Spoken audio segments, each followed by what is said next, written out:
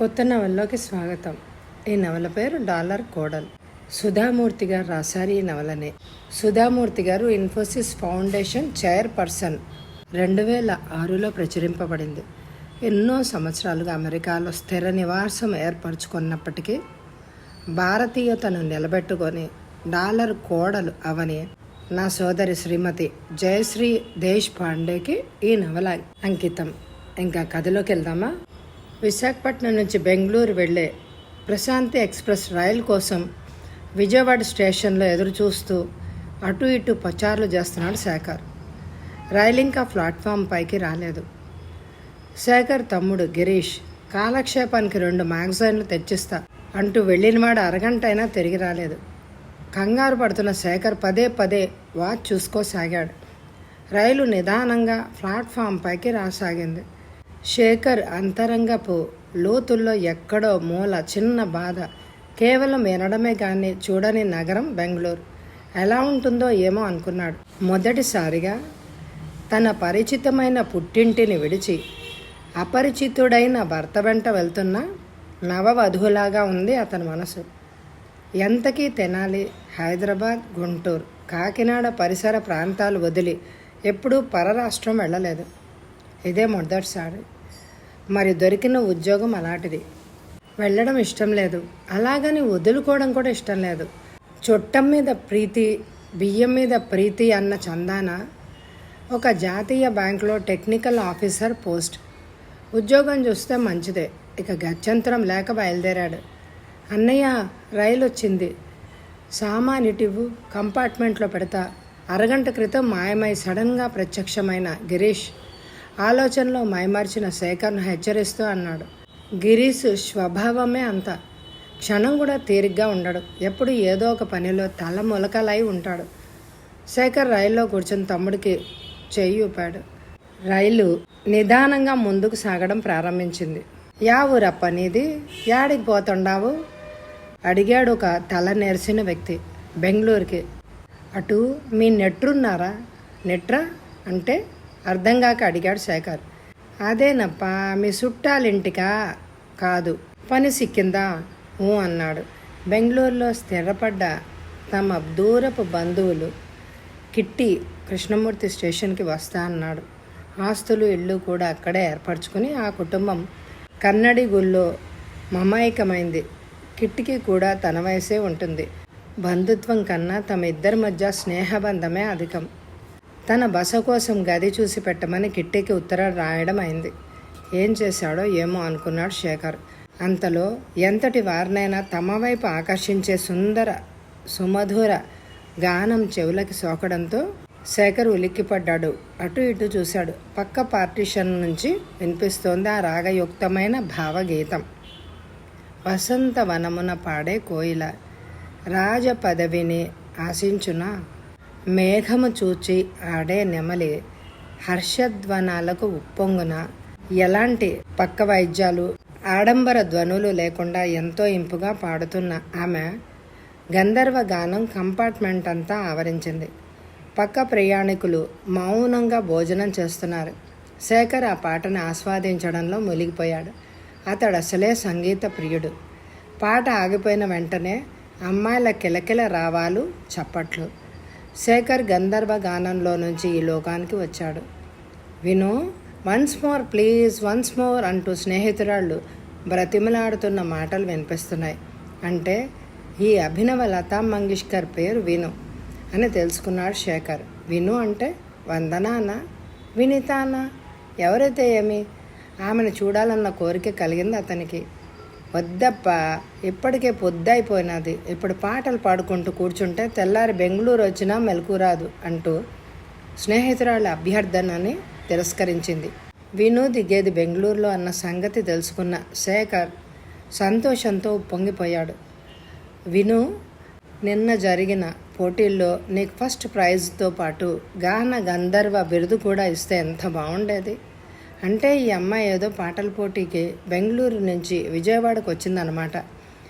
అందులో ఈ వినుకి first prize రావడం ఏమాత్రం ఆశ్చర్యం లేదు అని అనిపించింది అతనికి. నిన్న నువ్వు తుంగా తీర నివాసి అని పాడుతున్నప్పుడు ఆ జడ్జి గారు కూడా ఒకటే తలాడిచ్చేస్తున్నాడు తెలుసా అన్నారు వాళ్ళు. నిన్నటి సంగతి అయిపోయింది కదా, ఇక పడుకుందాం అంటూనే విను లేచిన శబ్దం. వీరందరూ కాలేజీ అమ్మాలై ఉంటారు అని అనుకున్నాడు శేఖర్. ఎక్స్క్యూజ్ మీ మిస్టర్, నా బెర్తు నాకు ఇస్తారా? శేఖర్ తలెత్తి చూశాడు. అది విను కంఠధ్వనిగా గుర్తుపట్టాడు. బంగారు ఛాయగల నాజూకైన శరీరం, విశాలమైన నల్లని కళ్ళు, పొడవాటి ముక్కు, దట్టమైన పొడవాటి జడ, కైపెక్కించే పెదవుల తీరు, మళ్ళీ మళ్ళీ చూడాలనిపించే పలువరుస. ఒక చేతిలో బెడ్షీట్, మరో చేతిలో టికెట్ పట్టుకొని నిలబడి ఉంది. నలుగురిలో ఉన్నాడన్న సంగతే మరిచి శేఖర్ తదేక దృష్టితో ఎదురుగా నిలబడ్డ సుందరాంగిని చూస్తూ ఉండిపోయాడు. పింక్ కలర్ చీర, అదే కలర్ బ్లౌజ్ వేసుకున్న ఈ నిరాభరణ సుందరి మీద దృష్టి తిప్పుకోవడం కష్టమైంది అతనికి. కొంచెం లేస్తారా, ఇది నా బెర్త్, రెండోసారి హెచ్చరిస్తే కానీ ఒళ్ళు తెలియలేదు శేఖర్కి. కొంచెం సిగ్గుపడి లేచి నిలబడ్డాడు. ఇది నా బెర్త్, S28. కాదు, నా బెర్త్ ఇది, చూడండి, S28. ఆమె మాటలో వాదన లేదు, వినయం ఉంది. సరే, ఇద్దరికీ ఒకే బెర్తును క్లర్క్ పొరపాటునిచ్చి ఉంటాడు, ముందు సంగతి ఆలోచిద్దాం అంటూ శేఖర్ టీసీని పిలవడానికి వెళ్ళాడు. విను S28 బెర్తుకు ఒక మూలగా కూర్చుంది. శేఖర్తో వచ్చిన టీసీ ఇలా జరగడం మామూలు విషయమే అన్నంత తేలిగ్గా, అవును వినుత FS28, శేఖర్ MS28, నిజమే, ప్రస్తుతానికి ఎలాగో సర్దుకోండి, నెక్స్ట్ స్టేషన్లో చూస్తా అంటూ టీసీ నిర్వికారంగా ముందుకెళ్ళిపోయాడు. ఎలా సర్దుకోవాలబ్బా అంటూ క్షణం ఆలోచించిన శేఖర్, సరే మీరు బెర్త్ తీసుకోండి, హోల్డర్ విప్పి కింద పరుచుకుని నేను పడుకుంటా అన్నాడు. నా నుంచి మీకు తొందర ఐ మీన్ ప్రాబ్లం. ఓహో, తొందర అంటే ప్రాబ్లమా అనుకున్నాడు పైకి. చచా పర్వాలేదు, మీరు పడుకోండి. వినుత మరేం మాట్లాడలేక అటు తిరిగి పడుకుంది. కింద హోల్డర్ పరుచుకొని శేఖర్ స్వర కోకిల వినున తలుచుకుంటూ పడుకున్నాడు. అనంతపురంలో ఒక ప్రయాణికుడు దిగిన తర్వాత ఖాళీ అయిన బెర్త్ మీద పడుకున్న శేఖర్కు బెంగళూరు వచ్చాక కానీ మెలకు రాలేదు. హడావిడిగా ఒక చేత్తో సూట్ కేసు, మరో చేత్తో హోల్డరు పట్టుకొని దిగిన శేఖర్ని చూసి ఎవరో కిహి కిహి అంటూ నవ్వారు. సోగ్గాడైన శేఖర్కి అదోలాగా అయింది. ట్రిమ్గా డ్రెస్ చేసుకుని అందంగా టీవీగా ఆఫీసర్ హోదా వలకబోస్తూ రైలు దిగి కిట్టీకి ఎదురవ్వాలి అని అనుకున్నాడు. కానీ రాత్రి విను ఆలోచనలతో ఎప్పటికోగానే నిద్ర పట్టలేదు. మెలకు వచ్చేసరికి బెంగళూరు రావడంతో లుంగితోనే దిగిపోయాడు. వినుత కోసం అతని కళ్ళు వెతికాయి, కానీ ఆమె బదులుగా కిట్టీ కనిపించాడు. కిట్టీ నవ్వుతూ, హలో శేఖర్, ఇదేంట్రా ఇలా ఉన్నావు, రైల్లో ప్రయాణించావా లేక నడుచుకుంటూ వచ్చావా అంటూ చనువుగా వెన్ను మీద చరిచిన చరుపుకి వెన్నెముక్క విరిగినంత బాధ కలిగింది శేఖర్కి. ఏం చేయమంటావురా, బాగా నిద్ర పట్టేసింది, ఈ వేషంతో వస్తే బాగుండదు, కానీ ఒక్క నిమిషం డ్రెస్ మార్చుకొస్తానే అంటూ వెయిటింగ్ రూమ్లోకి వెళ్ళి 5 నిమిషాల్లో ట్రిమ్గా తయారై వచ్చాడు. మ్యాజెస్టిక్ సిటీ బస్టాండ్కి వచ్చి పిణ్యా వెళ్లే బస్సు ఎక్కి ఇంటికి చేరేసరికి 11 దాటింది. రాజశేఖర్, రా, ఉల్లాసంగా ఉన్నావా, ప్రయాణం బాగా సాగిందా, అమ్మా నాన్న బాగున్నారా? ఆనందంతో ప్రశ్నల వర్షం కురిపించసాగారు శాంతమ్మ గారు. అన్నిటికీ సమాధానం చెప్పాడు శేఖర్. శేఖర్, ఈరోజు నేను ఆఫీస్కి సెలవు పెట్టాను, పద, నీకు బెంగళూరు అంతా చూపిస్తా, ఇంతకు ముందెప్పుడు రాలేదు కదా, ఇడ్లీ తింటూ అన్నాడు కిట్టి. కిట్టి మాట్లాడే తెలుగులో కన్నడ మిక్సింగ్ అధికంగా ఉంది. శాంతమ్మత చక్కగా స్వచ్ఛమైన తెలుగు మాట్లాడుతుంది అని అనుకున్నాడు.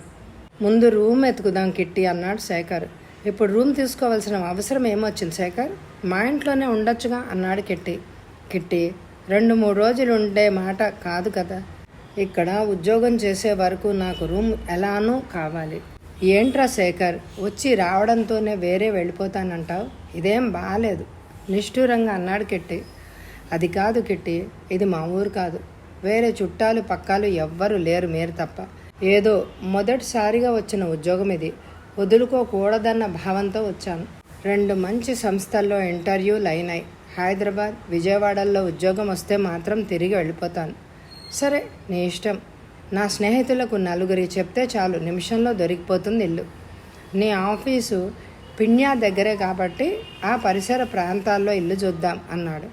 2 రోజుల్లో ఉద్యాన నగరిగా ప్రసిద్ధి చెందిన బెంగళూరును చూడటం అయింది. శేఖర్, నాకు బెంగళూరు బాగా అలవాటైంది. స్నేహితులు కూడా ఇక్కడే ఏర్పడ్డారు. దీన్ని వదిలి వేరే ఊరికి వెళ్తే ఊపిరి కట్టేసినట్టు అవుతుంది అన్నాడు కిట్టి. నిజమే, ఎవరి ఊరు వాళ్ళకి స్వర్గం. వచ్చిన 3వ రోజు కిట్టి స్నేహితుడు షాన్బాగ్ చెప్పిన ఇంటిని చూడ్డానికి వెళ్ళారు. నేల మంగళాకి దగ్గరగా ఉంది ఆ ఇల్లు. విశాలమైన స్థలం, చుట్టూ మల్లెతీగల ఫెన్సింగ్, మరీ పాత అలాగని కొత్త కానీ ఒక ఇల్లు. దాని చుట్టూ మామిడి, జామ, పనస, సపోటా, బొప్పాయి, బత్తాయి లాంటి పళ్ళ చెట్లు, వివిధ రకాల పూల చెట్లు, లతలు, కూరగాయ మొక్కలు ఎంతో సొగసులు వలకబోస్తూ ఉన్నాయి. ఇలాంటి చెట్ల మొక్కలతో కూడిన ఇంటిని మునుపెన్నడూ చూడలేదు శేఖర్. ఆ ఇంటి డాబాపై మరో గది ఉంది. దాన్ని అద్దెకిస్తారేమో అనుకున్నాడు కిట్టి. ఆ ఇంటి తలుపులు తట్టాడు. తలుపులు తెరిచిన ఆ వ్యక్తిని చూసి అవాక్కయ్యాడు శేఖర్. ఆ వ్యక్తి మరెవరో కాదు, గాన కోకిల వినుత. ఆమె కూడా అంతే ఆశ్చర్యపోయింది. ఈ సంగతి తెలియని కిట్టి, భీమన్న గారున్నారా అని అడిగాడు.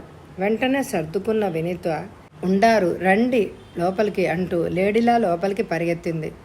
చిరిగిన సోఫా, పాత కుర్చీలు ఆ ఇంటి ఆర్థిక పరిస్థితికి అద్దం పడుతోంది. ఏది ఏమైనా ఈ ఇంటిని అద్దెకు తీసుకోవాలి అని అనుకున్నాడు శేఖర్.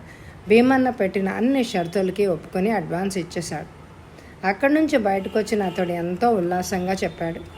కిట్టి మాత్రం నాకేమిటో అద్దె ఎక్కువ అనిపించిందిరా, అనవసరంగా తొందరపడి ఒప్పుకోకురా, మరొక 2 రోజుల్లో తక్కువ అద్దెగల మంచి ఇల్లు చూసి పెడతా. షాన్బాగ్తో చెప్పి అడ్వాన్సు వెనక్కు తెప్పిస్తా అన్నాడు. కానీ మృదువుగానే అతని మాట తోసిపుచ్చాడు శేఖర్. పాపం కిట్టికేం తెలుసు శేఖర్ అంతరంగం. శేఖర్ వినుత పరిచయం విషయం మాత్రం బయటపెట్టలేదు. రోజులాగానే ఉదయాన్నే లేచి వినుత ఒక చేతిలో చీపురు, మరొక చేతిలో నీళ్ల బకెట్టు తీసుకుని కల్లాపు చల్లి ముగ్గులు వేయడానికి వచ్చి సూర్యోదయ దృశ్యాన్ని చూసి పులకించిపోయింది. అరుణ కాంతులు వెదజల్లబడిన వినీల ఆకాశం, విహంగాల కెలకెల రావాలు, విచ్చుకున్న సుమబాలల మందహాస పరిమళాలు, ఇవి రోజు చూస్తున్న దృశ్యాలే అయినా ఆమెకు ఎప్పటికప్పుడు నిత్య నూతన ఉత్సాహానికి ప్రోత్సాహకాలు, స్ఫూర్తి కూడా. కానీ ఈరోజు ఆమె ఎందుకో మరింత హర్షోల్లాసానికి లోనైంది. తోటను చీపురుతో శుభ్రం చేస్తూ పారిజాత చెట్టు వద్ద చేరుకుంది. నక్షత్రాల్లాగా కింద పడిన ఆ పారిజాత పువ్వుల్ని ఏరి ఒక గట్టుపై గుట్టగా పోసింది. మరికొన్నిటిని వాసన చూసింది. వినుత పూలతో ఆడడం, ఆనందపడడం తదితర చేష్టలను శేఖర్ మేడపైన తన గది కిటికీ నుంచి గ్రహిస్తూనే ఉన్నాడు. ఈ విషయం గురించి ఏమాత్రం తెలియని వినుత తన భావనా ప్రపంచంలో నుంచి బయటకు వచ్చి చురుకుగా తన పనిలో తాను నిమగ్నం అయిపోయింది. భీమన్న గారు మహా మాటకారి మనిషే కాదు, సూటిగా పోయే వ్యక్తిత్వం కలవారు కూడా. తాత తండ్రులు దగ్గర నుంచి ఇక్కడే స్థిరపడడం వల్ల మాట్లాడేది తెలుగు అయినా కన్నడత్వం, కన్నడ మాటల యాస బాగా ఉంది అనిపించింది శేఖర్కి. శేఖర్ గారు, ఏం కావాలన్నా సిగ్గుపడకుండా అడిగేయండి, ఇది కూడా మీ ఇల్లు అనుకోకుండా అన్నారు నిండు మనసుతో. ఈ ఇంట్లో ఎవరెవరున్నారు, వారి మధ్య సంబంధ బాంధవ్యాలు ఎటువంటివి అన్నది శేఖర్కి అర్థం కాని యక్ష ప్రశ్న. ఒకటి మాత్రం గ్రహించాడు, వినూత ఆ ఇంట్లో నిరంతరం పనిచేసే ఒక యంత్రం లాంటిది అని. శేఖర్ ఉదయం 10 గంటలకు బ్యాంకుకు వెళ్తే వచ్చేది సాయంత్రం 6 గంటలకే. అతను ఉదయం లేచిన దగ్గర నుంచి ఆఫీస్కు వెళ్లే వరకు వినుత పేరు అతని చెవిన అనేక సార్లు వినపడుతూనే ఉంటుంది. విను, గిన్నెలు తోమావా? విను, బట్టలు ఉతకడం అయిందా? విను, పిండి మిషన్కి వెళ్ళావా? పూల మాల కట్టావా? కుటుంబ సభ్యులందరూ ఏదో ఒక పని కోసం కాదు, ప్రతి పనికి ఆమె పేరు జపిస్తూనే ఉంటారు. ఇంతకీ ఆ వినుత ఎవరు? ఇంటి పనమ్మాయా, అనాథ పిల్ల అని శేఖర్ ఆలోచిస్తూనే పని పిల్ల అయి ఉండదు, కాలేజీకి వెళ్తోంది కదా అనుకున్నాడు. అంతేకాదు, భీమన్నని పెద్దప్ప అని పిలుస్తోంది కాబట్టి అనాథ కూడా అయి ఉండదు అని నిర్ణయించుకున్నాడు. ఆ రోజు శనివారం ఆఫీస్ నుంచి పెందలాడే వచ్చిన శేఖర్ హాయిగా నిద్రపోయాడు. అంతలో గాల్లో తేలుతూ వచ్చిన ఆ గంధర్వ గానం అతన్ని తట్టి లేపింది. చటుక్కున కిటికీ దగ్గరికి వచ్చి కిందకు చూశాడు. మొక్కలకు నీళ్లు పోస్తూ తనకు తెలియకుండానే పాడుతోంది వినుత. ఎప్పుడు చూడు పాట ఇదేం పిచ్చి ఏమో. ముప్పొద్దులా పాటలు పాడుకుంటూ కూర్చుంటే పని వాడు చేస్తాడు. దొడ్లో గిన్నెలు గుట్టలుగా పడున్నాయి. నేనెంత గడ్డి పెట్టినా అంతే ఈ పిల్ల అంటూ లోపల నుంచి వచ్చిన ఒక శూర్పణక గార్ధవ కంఠం సన్నుగుడుతో వినుత పాట ఆపేసి లోపలికి పరిగెత్తింది. శేఖర్ ఖిన్నుడైపోయాడు. ఇలాంటి సుమధుర కంఠం ఎంతమందికి ఉంటుంది? నిజంగా ఇదొక వరం. ఎంత ఖర్చైనా పర్వాలేదు, సంగీతం నేర్చుకో అని చెల్లెలు సురభికి ఎన్నిసార్లు చెప్పాడు అతను. దానికి ఆ శ్రద్ధే లేదు. ఇక సుమధుర కంఠమూ లేదు అనుకుంటూ దూరంగా ఉన్న చెల్లెలపై విసుక్కున్నాడు. క్షణం తీరికలేని ఒత్తిడి భరిత వాతావరణంలో కూడా వినుత పాడుతుంది. ఆమెకు ఎలాంటి ప్రోద్బలం లేవు. పాపం, పాడేటప్పుడు ఆపకూడదన్న కనీసం జ్ఞానం కూడా ఈ కుటుంబ సభ్యులకి లేదు అని అనుకున్నాడు. వారి ప్రవర్తన వినుత కన్నా శేఖర్కే ఎక్కువ బాధ కలిగించింది. వినుత మామిడి చెట్టు కింద కూర్చుని ఏదో కూనిరాగం తీస్తూ గిన్నెలు తోమడంలో నిమగ్నమైంది. రోజులు గడుస్తున్న కొద్దీ ఆ ఇంటి వారి స్వభావాలు, వారి సంబంధ బాంధవ్యాలు శేఖర్కి తెలియసాగాయి. వినుత తల్లి తండ్రి లేని అనాథ. ఆమెకు వితంతు సవతి తల్లి ఉంది. పేరు రామక్క. రామక్కకి ఒక్క కొడుకున్నాడు. వాడు పరమ మొద్దు. అందుకే రామక్కకి తెలివిగల వినుతను చూస్తే మంట. వినుత అందం, తెలివి ఆమెకు పుండు మీద ఉప్పు కారం రాసినట్టుంటుంది. ఆ ఇంట్లో మరో వృద్ధురాలు సీతమ్మ. వినుతపై పెత్తనం చలాయించడంలో ఆమె కూడా దిట్టే. వినుత పెదనాన్న భీమన్న గారు, ఆయన భార్య తులసి. వారికి 4 సంతానం కాక వచ్చే పోయే చుట్టాల తాకిడి ఎక్కువే. ఈ ఇల్లు వినుత తల్లిది. తండ్రి 2 సంవత్సరాల క్రితం కన్నుమూశారు. భీమన్న గారికి 2 ఎకరాల పొలం ఉంది. ప్రస్తుతానికి ఆయన ఇంటి పెద్ద. ఆర్థికంగా చూస్తే చాలా సామాన్యమైన కుటుంబం అది. చెప్పుకోదగ్గది ఏమిటి అంటే వినుతపై అధికారం చలాయించడం జన్మ హక్కుగా భావిస్తారు ఆ ఇంటి సభ్యులు. ఆమె ఇంట్లోనే ఉంటూ ఆమెపై పెత్తనం చలాయిస్తారు. రామక్క సంగతి చెప్పక్కర్లేదు. ఆ ఇంట్లో వినుతపై అంతో ఎంతో ప్రేమ ఆప్యాయతలు చూపించేది భీమన్న గారు ఒక్కరే.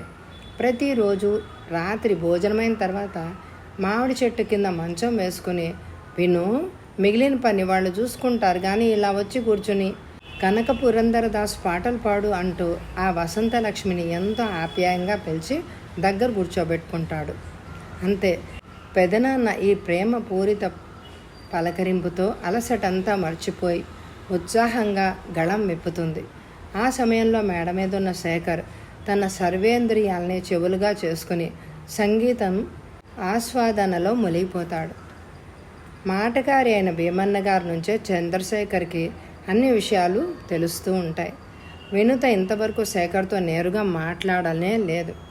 ఆమెకు తీరిక లేకపోవడంతో పాటు అపరిచితుడైన పరాయి యువకుడితో మాట్లాడవలసిన అవసరం మాత్రం ఏముంది?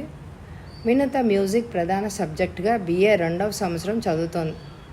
కాలేజీ వైపు నుండి కల్చరల్ సంస్థలు ఏర్పరిచే పోటీల్లో పాల్గొని అనేక ప్రైజులు సొంతం చేసుకుంది. జిల్లా స్థాయి, రాష్ట్ర స్థాయి, జాతీయ స్థాయి పోటీల్లో కూడా పాల్గొని తన సంగీత సత్తా నిరూపించుకుంది. ఇప్పట్లో పెళ్లి చేసే ఆలోచన ఆ కుటుంబ సభ్యులకు లేదు.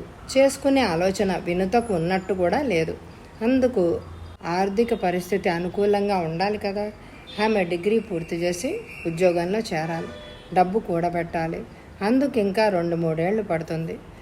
చింత చెట్ల నుంచి చింతపండు కోయించి గింజలు తీసి మేడ మీద ఉన్న ఖాళీ స్థలంలో ఎండబెట్టాలి. వినుత గింజ తీసి చింతపండును పెద్ద బుట్టలో వేసుకుని పైకి మోసుకొచ్చింది. మేడ మీద ఒక మూల శేఖర్ రూమ్ ఉంది. ఈత చేపను పరుస్తూ, బిసూలికి చింతపండును వణిగిస్తే మీకేం తొందరయ్యేది లేదు కదా, ఎండకు ఇక్కడ చింతపండు ఎండబెట్టడం వల్ల మీకేం ఇబ్బంది ఉండదు కదా అని శేఖర్ని వినుత అడిగింది. వినుత కన్నడ మిక్సింగ్ తెలుగు శేఖర్కి ఇప్పటికి అర్థమైంది. ఆ మిక్సింగ్ తెలుగు బాగానే అర్థమవుతోంది కానీ ఎప్పటికప్పుడు వాళ్ళ మాటలు అతనికి నవ్వు తెప్పిస్తూ ఉంటాయి. వినుత శేఖర్తో మాట్లాడిన మొదటి మాట ఇది. నాకేం ఇబ్బంది లేదు, ఎండబెట్టండి. చింతపండు మీది, ఇల్లు కూడా మీదే, నాకెందుకు ఇబ్బంది? విను, నేను నీవాడినే. ఈ మాట మాత్రం మనసులో అనుకున్నాడు శేఖర్. ఆమెతో మాట్లాడాలన్నదే బలమైన కోరిక, కానీ ఎలా అన్నదే అతని ఆలోచన. ఈ అమాయకపు పిల్ల చింతపండు ఆరబేయడం అయిపోయినట్టుంది. చీర కొంగు దులుపుకుంటూ వెళ్ళడానికి సిద్ధమవుతోంది. మళ్ళీ ఈ ఛాన్స్ వస్తుందో రాదో అనుకుని ఎలాగైనా మాట్లాడించాలి అని అనుకున్నాడు శేఖర్. మీరు చాలా బాగా పాడతారు అన్నాడు. చాలా థ్యాంక్స్. మీరు రేడియోలో కూడా పాడొచ్చు కదా. నేను చాలా రోజులుగా రేడియోలో పాడుతూ ఉంటాను, మీకు తెలియదా? నిజంగా నాకు తెలియదు, తెలుసుకోకుండా బయటపడ్డానే అని అనుకుంటూ. ఈసారి పాడినప్పుడు చెప్తాలే, కొంచెం దారి విడుస్తారా? తనకు తెలియకుండానే ఆమె దారికి అడ్డంగా నిలబడ్డ శేఖర్ చటుక్కున పక్కకి తప్పుకున్నాడు. ఆమె మెట్లు దిగి కిందకు వెళ్ళిపోయింది. రోజులు గడుస్తున్న కొద్దీ శేఖర్ భీమన్న గారి కుటుంబానికి చేరువవసాగాడు. అప్పుడప్పుడు ఆ ఇంటికి భోజనానికి కూడా వెళ్తుండేవాడు. వినుత ఇతనితో మాట్లాడకపోయినా చూసినప్పుడు స్నేహపూర్వకంగా నవ్వుతూ ఉంటుంది. శేఖర్ బ్యాంక్ కొలీగ్స్ మధ్య అప్పుడప్పుడు క్రికెట్ మ్యాచ్లు జరుగుతూ ఉంటాయి. ఆ రోజు మ్యాచ్లో పాల్గొనడానికి తనే గవాస్కర్ అన్నంత పోజు పెడుతూ బరిలో దిగాడు శేఖర్.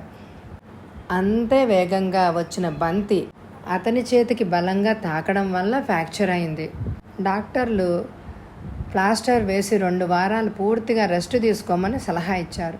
అందుకు శేఖర్ కిట్టి ఇంటికి వెళ్దామనుకున్నాడు, కానీ భీమన్న గారు ఒప్పుకోలేదు. ఆ రెస్ట్ ఏదో తన ఇంట్లోనే తీసుకోమన్నాడు. మీ ఒక్కరి కోసమే మేము ప్రత్యేకించి చేసేది ఏమీ లేదు నిండా.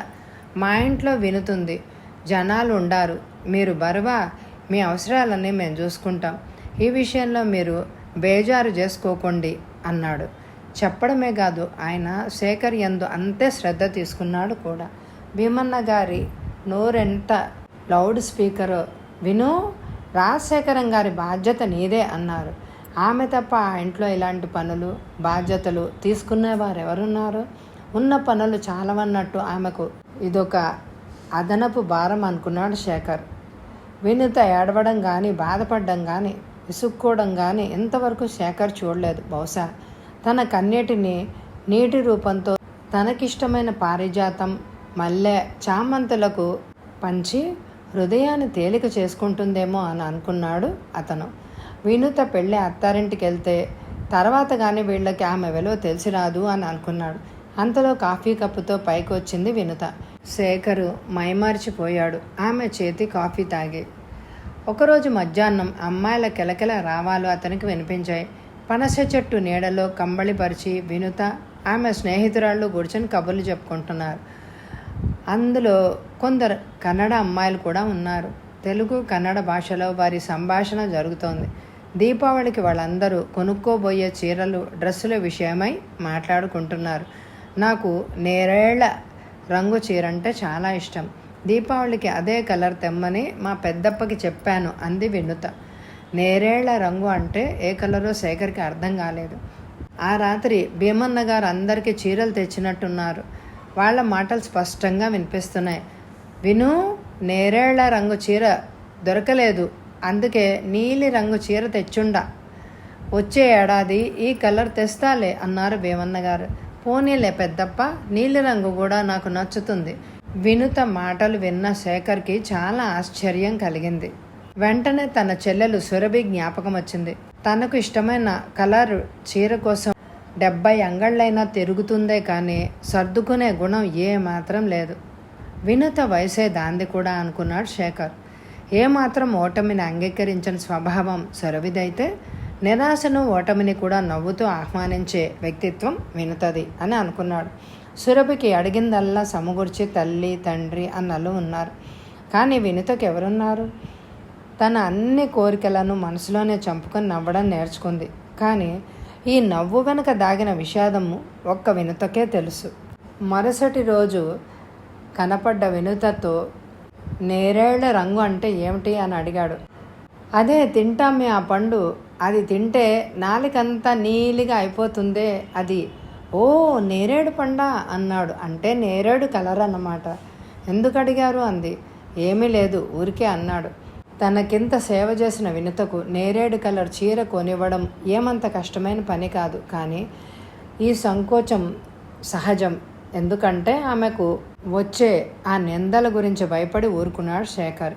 కిట్టి అప్పుడప్పుడు వచ్చి వెళ్తూ ఉండేవాడు. శేఖర్ వెళ్ళిపోతా అనేవాడు. ఇప్పుడు ఆ ఊసే ఎత్తడంలా ఏంటి విశేషం అని అడిగాడు ఒకసారి తమాషాగా. అబ్బే అలాంటిదేం లేదు, ఇక్కడికి వచ్చాక ఈ ఊరు బాగుంది అని అనిపించింది అంతేనా? వినుత మధురమైన గానానికి బందీవైపోయావేమో అని అనుకున్నా. వినుత పాడుతున్న సంగతి బెంగళూరుకి మొత్తానికి తెలుసు. నీకు ఆ అమ్మాయిపై చాలా ఇంట్రెస్ట్ ఉన్నట్టుంది. అలాంటిదేమీ లేదప్పా, కోలార్ అమ్మాయిని అమ్మ బుక్ చేసేసింది, అందుకే నేను అడిగాను అన్నాడు కన్ను గీటుతూ కిట్టి. శేఖర్ హైదరాబాదు NRSSA ఇస్రోలో ఒక భాగంలో జాబు దొరికిందన్న సమాచారం టెలిగ్రామ్ మూలంగా తెలిసింది.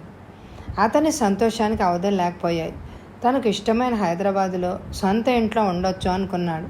అంతేకాదు అమెరికాకి వెళ్ళే అవకాశం అధికం. ఇది శేఖర్ ఆనందానికి ముఖ్యమైన కారణం. శేఖర్ కలల లోకం నిజానికి హైదరాబాద్ కాదు, అమెరికా. సంపన్న భరిత అమెరికా. అక్కడికి వెళ్ళి చదువుకునే ఆర్థిక స్తోమత లేదు కాబట్టి ఆ దేశాన్ని చేరగలిగే ఉద్యోగాన్ని దక్కించుకోవాలన్నదే శేఖర్ కోరిక. ఇంటర్వ్యూ ఇస్రోలో. మీరు ఈ ఉద్యోగానికి సెలెక్ట్ అయితే అమెరికాకి పంపిస్తాం, పాస్పోర్ట్ రెడీగా పెట్టుకోండి అన్నాడు అధికారి. బెంగళూరులో బ్యాంక్ టెక్నికల్ ఆఫీసర్ ఉద్యోగంలో అమెరికా వెళ్ళడం సాధ్యం కాదు.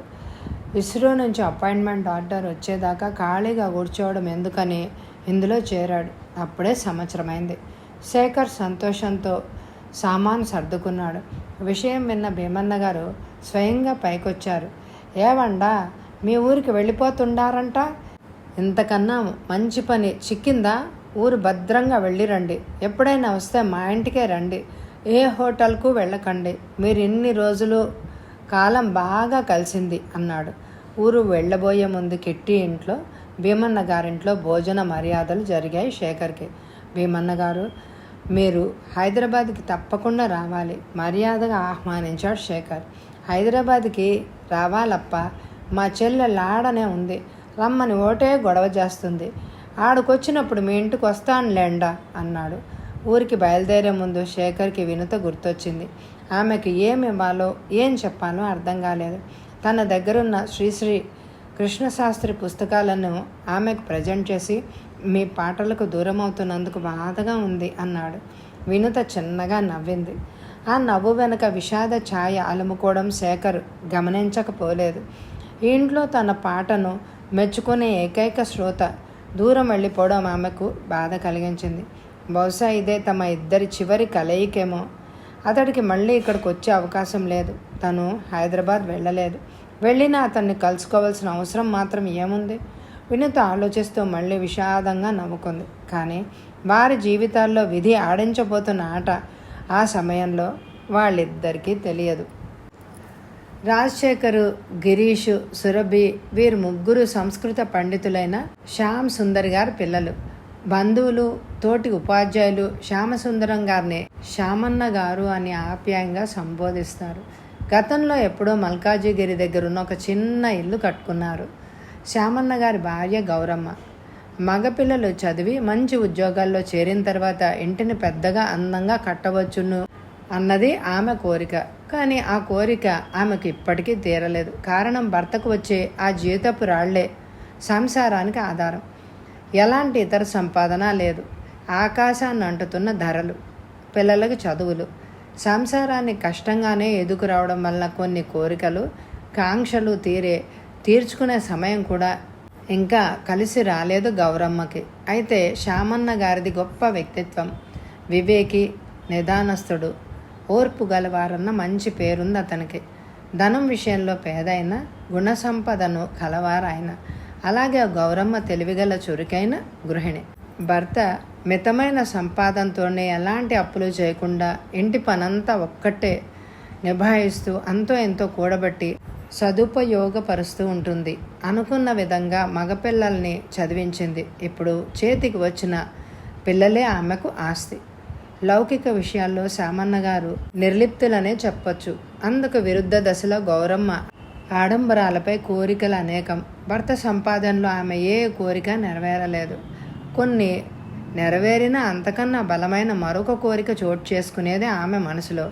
పేరంటాళ్లకు పెళ్ళిళ్లకు వెళ్ళేటప్పుడు కార్లలో వచ్చే తనతోటి మహిళల పట్టు చీరలు, వజ్రాల నగల ఆభరణాలకు ఆమె మనసు లొంగిపోయి బాధగా నెట్టూర్చేది. ఈ జన్మలో ఇలాంటి అదృష్టం తనకు కలుగుతుందా అని బాధపడుతూ ఉండేది. పిల్లలిద్దరూ ఉద్యోగాల్లో చేరారు. ఈ పేదతనం నుంచి ఇంకా ముక్తి రాలేదు అని అనుకుంటుంది. వాళ్ళు పెద్ద ఉద్యోగాల్లో స్థిరపడి చేతి నిండా సంపాదిస్తేనే తనకి శాప విముక్తి అన్న సంగతి ఆమె ఎప్పుడో గ్రహించింది. సంపన్నుల గని అయిన అమెరికా ఆమె దృష్టిలో వైకుంఠం కన్నా గొప్పది. తక్కువ సమయంలో భాగ్యవంతులు అవ్వాలంటే ఆ డాలర్ ప్రపంచంలో అడుగు పెట్టాలని గ్రహించారు. తన పిల్లలను అందుకు తగ్గట్టు చదివించాలి అన్నదే ఆమె జీవిత లక్ష్యంగా పోరాడింది. శేఖర్ ఆమె అభిమాన పుత్రుడు. ప్రభుత్వ సీటుతోనే ఇంజనీర్ పట్టా పొందిన మంచి తెలివి గలవాడు. తల్లి యొక్క పసిమి ఛాయ అతని రూపురేఖలకు మరింత అందాన్ని తెచ్చింది. పొడవు ఎక్కువగా లేపైనా పొట్టి అనిపించాడు. గిరీష్ శేఖర్ కన్నా పొడగరి. శేఖర్ కూడా తల్లిలాగే డబ్బు కాంక్ష. అందుకనే ఈ తల్లి కొడుకుల మధ్య అన్యోన్యత ఎక్కువ. ఎందుకు పూర్తిగా విరుద్ధ దశలో ఉన్నాడు గిరీష్. తక్కువ మాట్లాడే ఇతను ఎప్పుడు ఏదో పనిలో నిమగ్నమై ఉంటాడు. తండ్రిలాగానే ఉన్న దాంట్లో తృప్తిని, శాంతిని, ఆనందాన్ని వెతుక్కునే మనోభావం. అన్న అంత తెలివితేటలు లేకపోయినా మొద్దు మాత్రం కాదు. కామర్స్ డిగ్రీ చేసి బ్యాంకులో క్లర్క్గా ఉద్యోగంలో స్థిరపడ్డాడు. ఉద్యోగం విషయంలో ఎలాంటి అసంతృప్తి లేదు. బ్యాంక్ పని అయిపోయిన తర్వాత 70 పనులు నెత్తినేసుకుంటాడు. అనాథ శవ సంస్కారానికే కానీ తెలిసిన స్నేహితుల ఇళ్లలో ఎవరైనా చనిపోతే మనుషులు తక్కువైనప్పుడు ఎత్తుబడులకు ఇతను భుజమే ముందుంటుంది. ధర్మశాలల, దేవ సంస్థానాల ప్రత్యేక కార్యక్రమాలకు, సమారాధనలకు ఇతనిదే ముందడుగు. ఇలాంటివాడు డబ్బెని సంపాదించగలడు. పనికి మాలిన ఇలాంటి పనులు మాని సంపాదన సంగతి చూడమని గౌరమ్మ అనేకసార్లు చెల్లెక్కి చెప్పినట్టు చెప్పేది. అమ్మా, నాన్నగారే కదా పరోపకారార్థం ఇదం శరీరం అన్న సూక్తి నేర్పింది అని నవ్వుతూనే ఆమె నోటికి తాళం వేసేవాడు గిరీశం. అలాంటి సమయంలో ఆమెకు భర్త మీద కోపం వచ్చేది. మీరే వాడిని చెడగొట్టింది, వాడు ఇంకెలా ముందుకొస్తాడు అన్నప్పుడు పోనీలేవే, శేఖర్ ముందుకొస్తున్నాడు కదా, వీడికి నా పోలిక బుద్ధులు వచ్చాయి కానీ వాడికి కూడా నీలాంటి మంచి భార్య దొరుకుతుంది అంటూ ఆమెను బుజ్జగిస్తాడు. శేఖర్కి ఇస్రో ఉద్యోగం చాలా నచ్చింది. తెలివిగల వాడవడం వల్ల తన పని అయినా శేఖర్కి పిల్లనిస్తామంటూ ఆడపిల్లల తల్లిదండ్రులు ఇంటి ముందు క్యూ కట్టసాగారు. శేఖర్కి కానీ గౌరమ్మకు కానీ ఇది ఇష్టం లేదు. ఇంకా 2-3 ఏళ్ల పాటైనా బాగా సంపాదించి ఇంటి పనో, ఇంటి ముందు అందమైన మరొక ఇల్లు కట్టాలనేది గౌరమ్మ కోరికైతే దీంతోపాటు అమెరికా వెళ్ళాలన్న బలమైన కాంక్ష శేఖర్ది. అందుకే వచ్చిన సంబంధాలని ఇద్దరూ నిరాకరించసాగారు. శ్యామన్న గారికి ఇంకా 2 ఏళ్ళు సర్వీస్ మాత్రమే ఉంది. ఈలోపే అన్నలు సంపాదించిన డబ్బుతో సురభి పెళ్లి చేయాలి. గిరీషన్కి వచ్చే జీతం డబ్బుపై పెద్దగా ఆశలు పెట్టుకోలేదు. అది అతడి సంసారానికి సరిపోతుంది. సురభి పెళ్లి, ఇల్లు కట్టడం శేఖర్పై ఆధారపడి ఉంది. ఆమె ఉత్తమ భవిష్యత్తు ఆశల నావలకి శేఖర్ చుక్కాని. శేఖర్ని ట్రైనింగ్ నిమిత్తం అమెరికాలో గల ఫ్లోరిడా రాష్ట్రానికి పంపడం ఖాయమైంది. గౌరమ్మకి ఇక పట్ట పగ్గాలే లేవు. ఆమెకి యవ్వనం తిరిగి వచ్చినంత సంబరమైంది. శేఖర్ ఆ కుబేర లోకానికి వెళ్ళి తిరిగి సంవత్సరం కల్లా వస్తాడు. అన్నయ్య, నాకు అమెరికా నుంచి మంచివి 6 చీరలు, గొప్ప వాచి తేవాలని సురభి విరమాయించితే గౌరమ్మ అక్కడ కేసరి, యాలకులు బాగుంటాయట, వచ్చేటప్పుడు మర్చిపోకుండా తేవాలి అన్నది. ఏమీ అడగందల్లా శ్యామన్న గారు, గిరీశం మాత్రమే. సంవత్సరాలుగా ఉన్న కోరిక ఫలించింది. శేఖర్ అమెరికాలో అడుగుపెట్టాడు. ఈ దేశము తను విన్నదానికన్నా గొప్పగాను భిన్నంగానూ ఉంది. నిమిషానికి ఏదో కొత్తదనాన్ని తెలుసుకుంటూ తెలిపే విద్యావంత, సిరివంత దేశం. తీసుకునే వారికి తీసుకోగలిగినంత ఇవ్వగలిగే దేశం. నీటికి క్షామం లేదు, కరెంటుకు కోత లేదు, ఇళ్ల కరువు లేదు. మానవుడి ప్రాథమిక సౌకర్యాలు అమర్చిన సేద తీర్చడంలో ప్రపంచంలోనే ప్రథమ పంక్తిలో ఉంది ఈ దేశం. మనది 5000 సంవత్సరం నాటి పురాతన భూమి. రాసులు పోసి వీధుల్లో రత్నాలు అమ్మిన భూమి. చంద్రగుప్తుడు లాంటి రాజులు, చాణుక్యుడు లాంటి మంత్రులు, బౌద్ధ జైనుల్లాంటి ధర్మబోధకులు, ఈ విధంగా మన కవులు నాటి వైభవాలను పొగడడంతోనే తృప్తి పడుతున్నారు. ఇప్పుడు మన దేశం దారిద్ర్యం, రోగగ్రస్త, వృద్ధ దేశమైంది. ఇలాంటి భారతదేశానికి యవ్వన సౌందర్యం గుబాళింపులతో మెరిసిపోతున్న అమెరికాకి ఆకాశం పాతాళం అంత వ్యత్యాసం ఉంది. ఇక్కడ వైభవానికి శేఖర్ ఇట్టే లొంగిపోయాడు. నిజంగా ఈ దేశంలో పుట్టిన వాళ్ళు ఎంత అదృష్టవంతులు అనుకున్నాడు శేఖర్. ఉద్యోగంలో ఎంతో సంతృప్తి పొందాడు. ఇండియాలో చేసే పని కన్నా ఇక్కడ చేసేది మరింత ఉన్నతమైంది. అందుకు లభిస్తున్న ప్రతిఫలం కూడా ఎన్నో రెట్ల అధికంగా ఉంది. ఇతని మేధాశక్తికి తగిన ఉద్యోగమైనందుకు సాఫల్యపు నిచ్చెనలు చకచక ఎగబ్రాకుతున్నాడు. ఎక్కడ లేని జీవనోత్సాహం ఇప్పుడు అతనికి సొంతం. శేఖర్కి ట్రైనింగ్ పీరియడ్ ముగింపు దశకు వచ్చింది. మరికొద్ది వారాల్లో అతను ఇండియాకు వచ్చి తను నేర్చుకున్న విషయాన్ని ఇస్రోలో ఇతర ఉద్యోగస్తులకు ట్రైనింగ్ ఇవ్వాలి. కానీ శేఖర్కి తిరిగి ఇండియాకి రావడం ఏమాత్రం ఇష్టం లేదు. అతను కూడా ఈ డాలర్ శక్తికి వశమైపోయాడు. ఇంతకుముందు కూడా ఇతనిలాగా ఇస్రో నుంచి ట్రైనింగ్కి వచ్చిన 4-5 తిరిగి వెళ్ళనే లేదు. ఇక్కడ గల వేరే కంపెనీల్లో ఉద్యోగస్తులైనారు. దీన్నే స్కిప్పింగ్ అంటారు.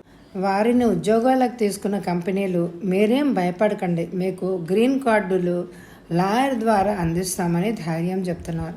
గ్రీన్ కార్డ్ అంటే అక్కడ ఉండటానికి, ఉద్యోగాలు చేసుకోవడానికి అవసరమైన పర్మిట్ పత్రం. అందుకే అమెరికాలో ఎక్కడైనా ఉద్యోగం చేసుకోవచ్చు. ఈ గ్రీన్ కార్డ్ దొరకడానికి 1-2 సంవత్సరాలు పట్టచ్చు. గ్రీన్ కార్డ్ లేకుండా మాతృదేశానికి వెళ్తే మళ్ళీ ఇక్కడ అడుగు పెట్టడానికి అవ్వదు. ఒకటి మాత్రం నిజం, ఈరోజు కాకపోతే రేపైనా ఈ గ్రీన్ కార్డ్ లభించి తీరుతుంది. అందుకోసం శబరిలాగా నిరీక్షిస్తూ కూర్చోవాలి.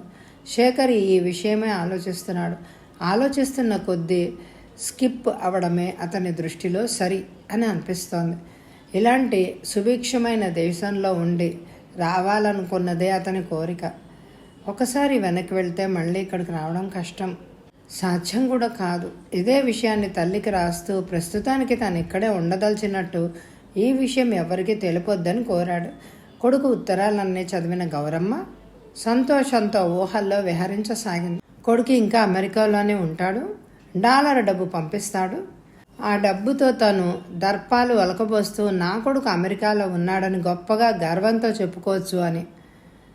పేపర్లో పడ్డ ఒక ప్రకటన శేఖర్ కంటపడింది. అదే జనసాంద్రత తక్కువగా ఉన్న అమెరికా దేశపు మినీపోటా అనే ప్రాంతంలో ఒక కంపెనీ ప్రకటన. అది ఈ కంపెనీ ఉద్యోగానికి చేరితే గ్రీన్ కార్డ్ ఇప్పించే బాధ్యత ఇదే తీసుకుంటుంది. ఎవ్వరూ వెళ్ళడానికి ఇష్టపడరని నిర్జనమైన ప్రదేశమని, ఇక్కడ ఉష్ణాంశం 53 ఉంటుంది. మిగిలిన ప్రదేశాల కంపెనీల కన్నా ఎక్కువ జీతం ఇస్తున్నా ఇక్కడికి రావడానికి ఎక్కువ మంది విముఖత చూపిస్తున్నారు.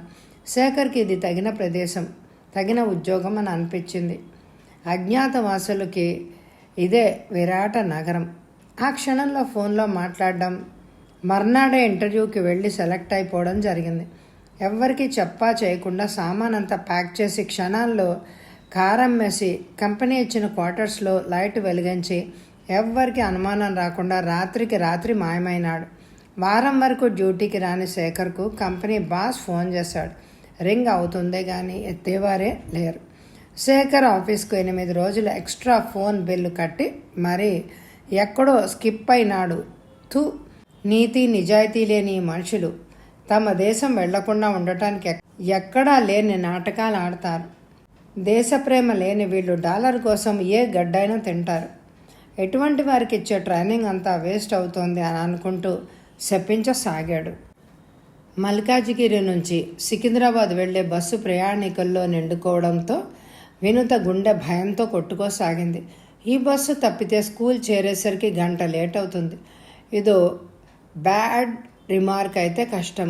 అసలే టెంపరీ పోస్టు, ఇలా లేటుగా వెళ్తే పర్మనెంట్ ఎలా అవుతుంది అని అనుకున్నదే తడుగా రణరంగంలో ఉరికిన రుద్రమ్మలాగా అందరినీ తోసుకుంటూ కండక్టర్ ఆపుతున్నా కూడా బస్సులో దూరేసి విజయ్ గర్వంతో నవ్వుకుంది. ఎక్కడికమ్మా అడిగాడు కండక్టర్. సికింద్రాబాద్కి అంటూ పర్సు తెరిచి చూస్తే 100 రూపాయల నోటు మాత్రమే కనిపించింది. చిల్లర లేదు. నిన్న ఒక ట్యూషన్ పిల్లాడిచ్చిన ఫీజు అది. తల్లి, నా దగ్గర 5 రూపాయల చిల్లర కూడా లేదు. మీ ఆయనే టికెట్ తీస్తారులేండి అన్నాడు కండక్టర్. ఆశ్చర్యంతో తబ్బిబ్బైంది వినుత. ఎవరు మా ఆయన?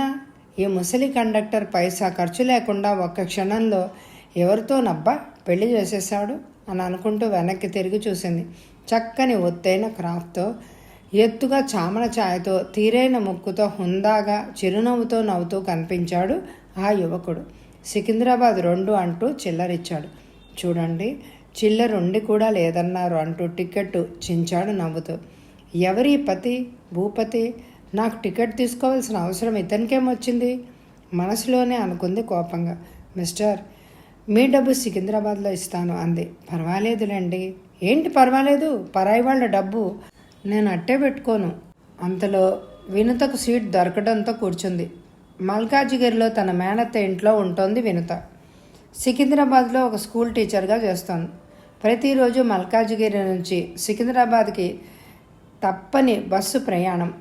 బెంగళూరుకు 15 కిలోమీటర్ల దూరంలో ఉన్న ఆ సుందరమైన ఆ ఊరిలో గడిపిన ఆనందకరమైన రోజు మాయాబజార్ లాగానే మాయమైపోయింది. ఆమె పెదనాన్న భీమన్న గారు సడన్గా హార్ట్అటాక్ వచ్చి చనిపోవడంతో కుటుంబ ఆధార స్తంభం పడిపోయినట్టయింది. ఆయన భార్య తులసమ్మ దావణగిరిలో ఉద్యోగం చేస్తున్న తన పెద్ద కొడుకు దగ్గరకు మిగిలిన పిల్లల్ని తీసుకొని వెళ్ళిపోయింది. సవితి తల్లి రామక్క తన కొడుకుతో పుట్టింటికి చేరుకుంది. ఇక మిగిలింది వినుత. ఆమె బామ్మ సీతమ్మ తన పిల్లల ఇంట్లో కొద్ది నెలల చొప్పున ఉండేటట్టు నిర్ణయించుకుంది.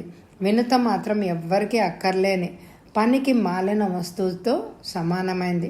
పెళ్లి చేయడానికి తగిన డబ్బు లేదు.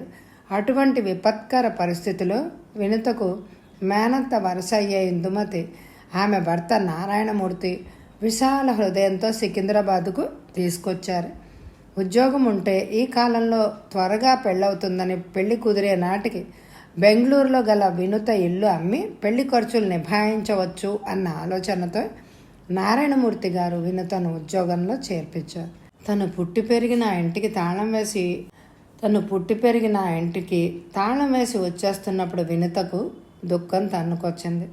అనాథ అయిన వినుత చెట్లు మొక్కలే తన స్నేహితులు, చుట్టాలుగా భావించింది. వాటితో అవినాభావ సంబంధం ఏర్పరచుకుంది. కానీ ఆమె మనసును అర్థం చేసుకోగల వారెవరు? ప్రతి చెట్టును, మొక్కని, పువ్వుల్ని కన్నీటితో మరీ తాకి వేడుకోలు తీసుకుంది. బెంగళూరులో బిఈడి చేసిన ఉద్యోగం దొరకడము అనేది అంత తేలికైన పని కాదు. ఇంట్లో ట్యూషన్లు చెప్తూ ఇంటి పనులన్నీ పూర్తి చేసి ఉరుకులు పరుగులతో బస్టాప్కి వచ్చి సికింద్రాబాద్ చేరుకోవడమే దినచర్య అయిపోయింది. డబ్బు విలువ ఆమెకి బాగా తెలుసు. అయినా ఎల్లవేళలా మందస్మిత వదనే, అదే ఆమె ప్రత్యేకత. బస్సు సికింద్రాబాద్ చేరుకుంది. వినుత కిందకి దిగింది. ఆమె వెనకే దిగిన ఆ వ్యక్తిని ఉద్దేశించి, మిస్టర్, కొంచెం ఆగండి, మీ చేంజ్ తెచ్చిస్తాను అంది. నా పేరు గిరీష్.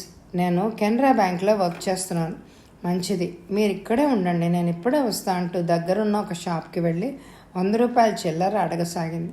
ఆ సమయంలో 100 రూపాయలకి చిల్లర దొరకదన్న సంగతి గిరీష్కి బాగా తెలుసు. ఆయన ఈ స్వాభిమాన కోమలాంగి ఏం చేస్తుందో అన్న కుతూహలంతో చూడసాగాడు. గిరీశం అనుకున్నట్టే వినుత నిరాశగా తిరిగొచ్చింది. అంతలో ఆమెకు ఒక ఆలోచన తళుక్కని మెరిసింది. మీరు బ్యాంకులో పనిచేస్తున్నారు కదా, నేను సాయంత్రం మీ బ్యాంకుకు వచ్చి చేంజ్ తీసుకుంటా అంటూ 100 రూపాయల నోటును గిరీశం చేతికిచ్చింది. మీ పేరు? వినుత.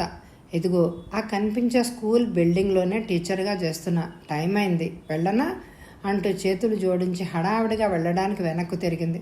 అలా తిరుగుతున్నప్పుడు ఆమె పొడవాటి జడ అతనికి బలంగా తాకిందన్న విషయం ఆమెకి తెలియదు. గిరీశం నవ్వుకున్నాడు. స్కూల్లో వినుతకు అనుమానం వచ్చింది. ఈ గిరీశం మోసగాడు కాదు కదా అని. బ్యాంకు ఉద్యోగి అనగానే అతని చేతిలో 100 రూపాయల నోటు పెట్టిన తన తెలివి తక్కువతనానికి తిట్టుకుంది. నెలంతా కష్టపడితే వచ్చిన ట్యూషన్ ఫీజు అది. అయిపోయిన విషయం బాధపడి లాభం లేదు అని అనుకుంది. అయినా ఏదో ఆశ ఆమెని సాయంత్రం బ్యాంకు దగ్గరికి లాక్కొచ్చింది. ఆమె కోసం కాచుకున్న గిరీశం కంటపడడంతో మీ స్కూల్కే వచ్చి మీ డబ్బిద్దాము అని అనుకున్నాను అన్నాడు గిరీశం. స్కూల్లో మీకెవరైనా పరిచయం ఉన్న వాళ్ళు ఉన్నారా? అక్కడ సంస్కృతం సబ్జెక్టు చెప్పే శ్యామన్న మాస్టర్ తెలుసు అన్నాడు నవ్వుతూ. అలాగా, ఎప్పటి నుంచి ఆయన మీకు తెలుసు? కుతూహలంగా అడిగింది. చాలా సంవత్సరాల నుంచి తెలుసు. నేను రాకపోయినా ఆయన చేతికిచ్చి మీ డబ్బు పంపేవాడిని, తీసుకోండి మీ చిల్లర డబ్బు అంటూ గిరీశం ఒక కవర్ అందించాడు. థ్యాంక్స్ చెప్పి వినుత వెళ్ళిపోయింది. ఇంటికి వెళ్ళి కవర్ విప్పి చూస్తే 100 రూపాయల చిల్లర అలాగే ఉంది. అతడు టికెట్ డబ్బులు తీసుకోలేదు. వినుత చూడడంతో ఆమె తన తండ్రి స్కూల్లోనే వర్క్ చేస్తోందని తెలుసుకున్న గిరీశం తన వివాహంపై దృష్టి మరలించాడు. గిరీశంకి పెళ్లి చెయ్యాలన్న ఆలోచన ప్రస్తుతానికి గౌరమ్మ, శ్యామన్న గార్లకు లేకపోయినా శేఖర్ రాసిన ఉత్తరం చూశాక వాళ్ళు కూడా గిరీశం పెళ్లి చేసేస్తేనే మంచిది అని అనుకున్నారు. శేఖర్ ఇప్పట్లో వచ్చే సూచనే లేదు.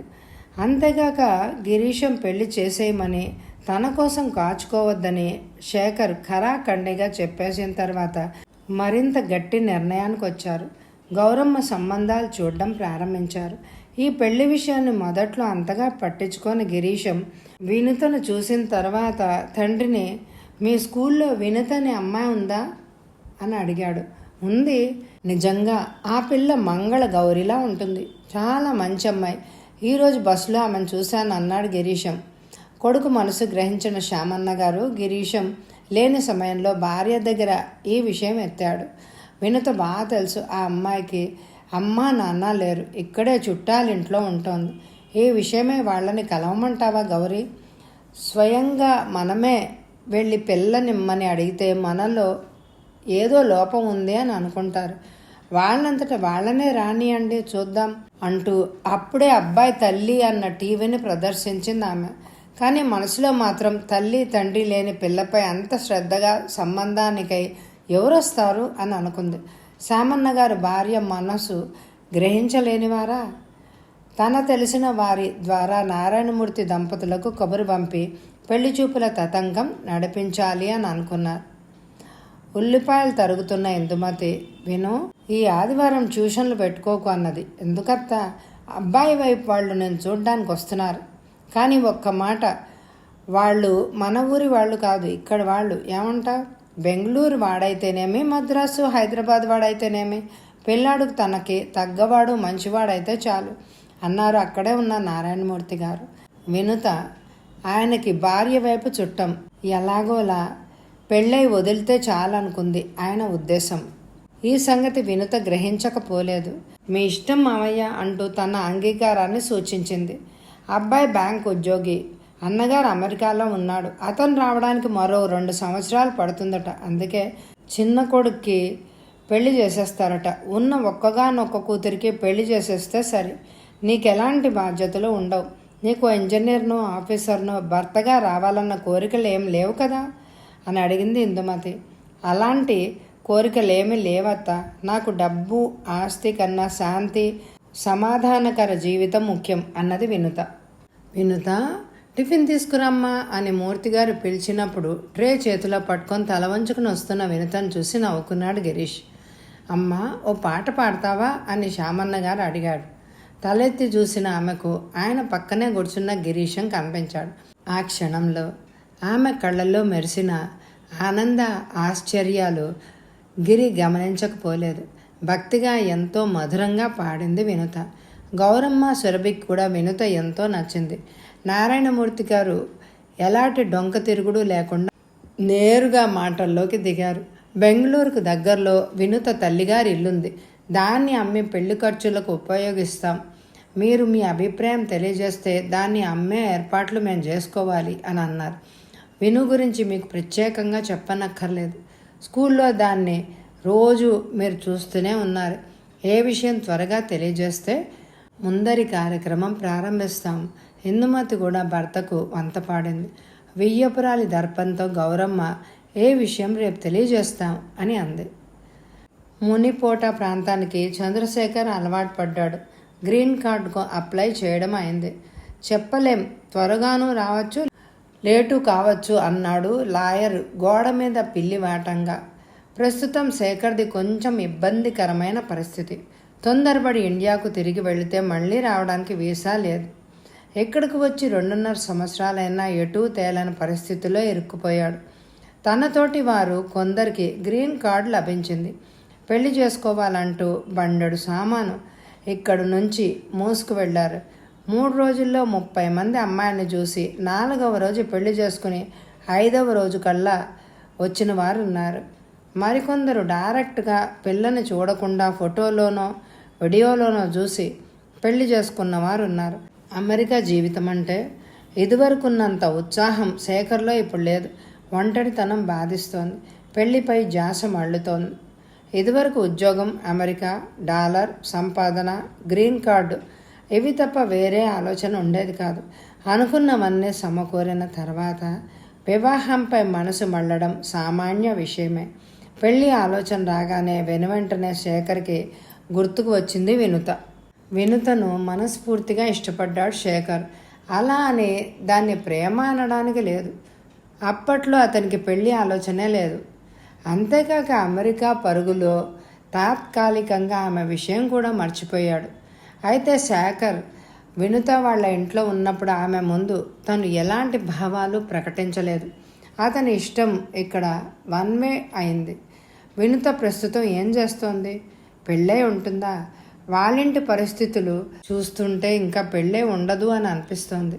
ఏదైనా ఉద్యోగంలో చేరుంటుందా?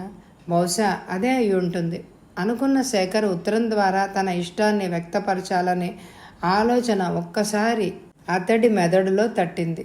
ఇలా చేస్తే వినుత ఏమనుకుంటుందో అన్న డౌట్ కూడా వచ్చింది. అయినా ఇందులో తప్పే ఉంది అని తనకి తాను ధైర్యం చెప్పుకుని చివరికి ఒక ఉత్తరం రాశాడు వినుతకు.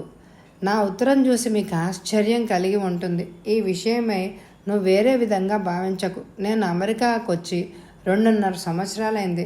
మీకు నాపై ఇష్టం ఉంటే, ఎలాంటి అభ్యంతరము లేకపోతే నా గురించి వెయిట్ చేయగలరా? ఇంకా గ్రీన్ కార్డ్ రాలేదు. రావడానికి కొంచెం సమయం పట్టొచ్చు. మీరు సరే అనుకుంటే ఈ కింది అడ్రస్కు ఉత్తరం రాయండి. నా ప్రేమను మీరు కాదన్నా నాకు ఎటువంటి కోపము రాదు. కారణం ఎన్నిక మీ వ్యక్తిగతం. ఇంట్లో పెద్దలకు నా నమస్కారాలు తెలియజేయండి. ఇట్లు శేఖర్. రోజులు వారాలు గడిచినా వినుత నుంచి ఎలాంటి రిప్లై రాలేదు. అది ఇంకెవరి చేతిలోనైనా పడిందేమో. తాను అమెరికాలో కూర్చొని చూసే దృష్టి వేరే, పల్లెలాంటి ఆ ప్రదేశంలో దృష్టి వేరే.